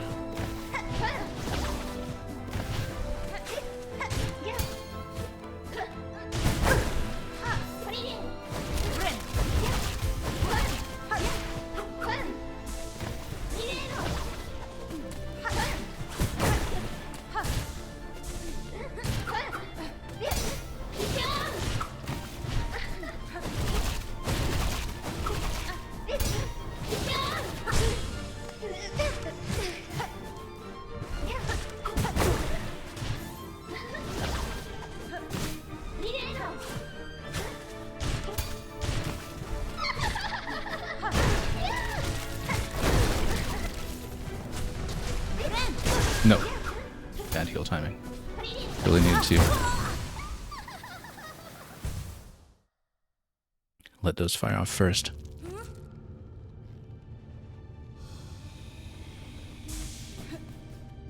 Yeah, we've been to phase 3 many times, but not often, not consistently enough, especially lately.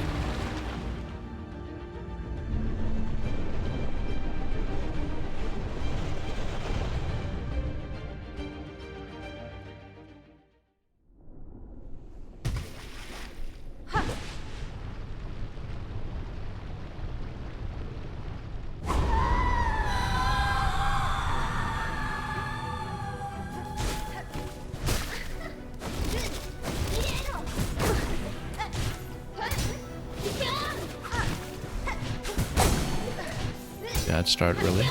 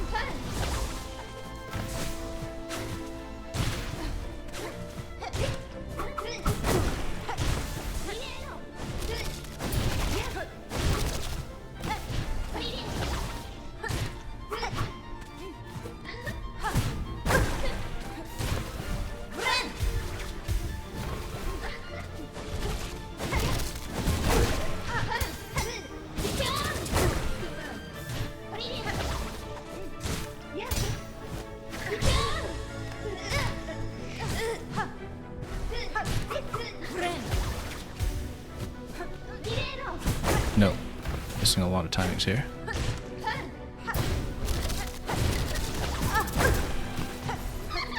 And a little low and still going into the phase transition.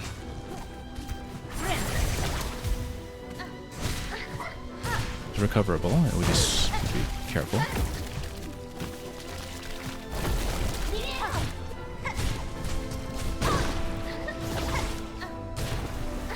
Yeah, projectiles turned to be a much bigger problem than I thought, just because we run into so many things along the escape sometimes, including teleport locations for this.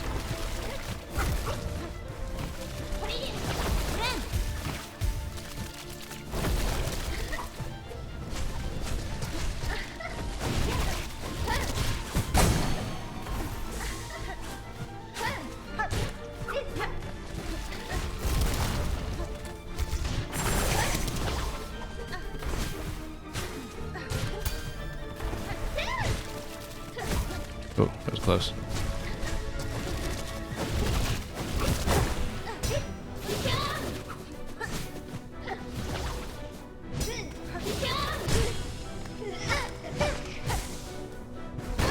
Nope, ran right into her.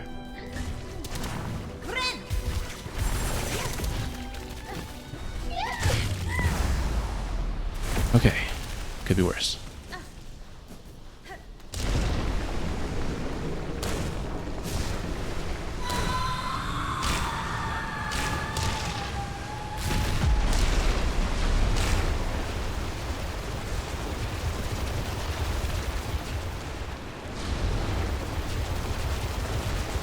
Well, let's make the most of it.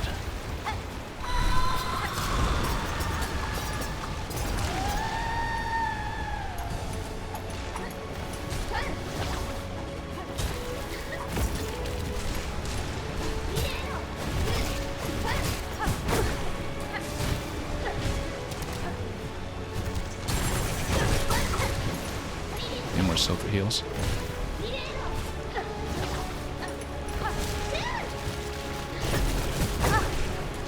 Way more silver heals. That's it.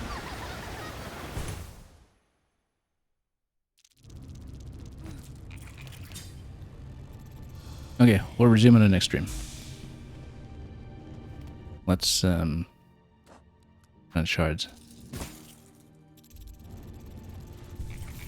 Might even be worthwhile to warm up on the next session and hunt for the 2 remaining memory lockets, which I think are the only things that I know for sure I'm missing.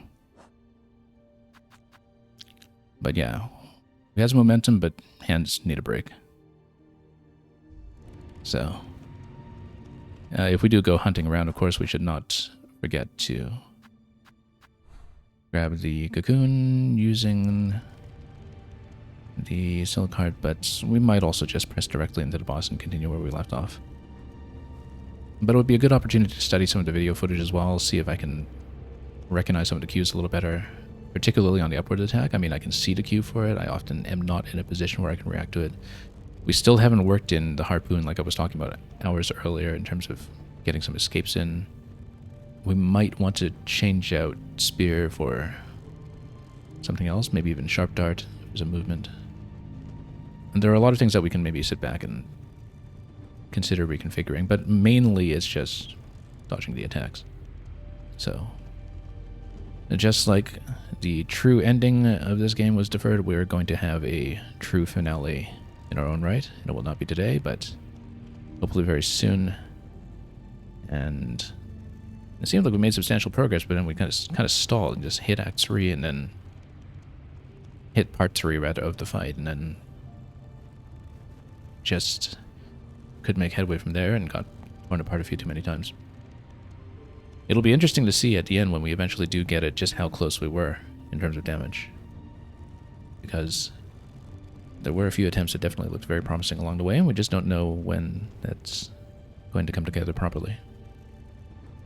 Thank you for joining me so long. Too bad we couldn't make it happen today. Too bad we couldn't seal the deal, but we'll get it next time. And in the meantime, thank you so much for watching. Have a wonderful time with whatever it is you may be grinding away at endlessly in your own right. And until we meet again, as always, fare thee well.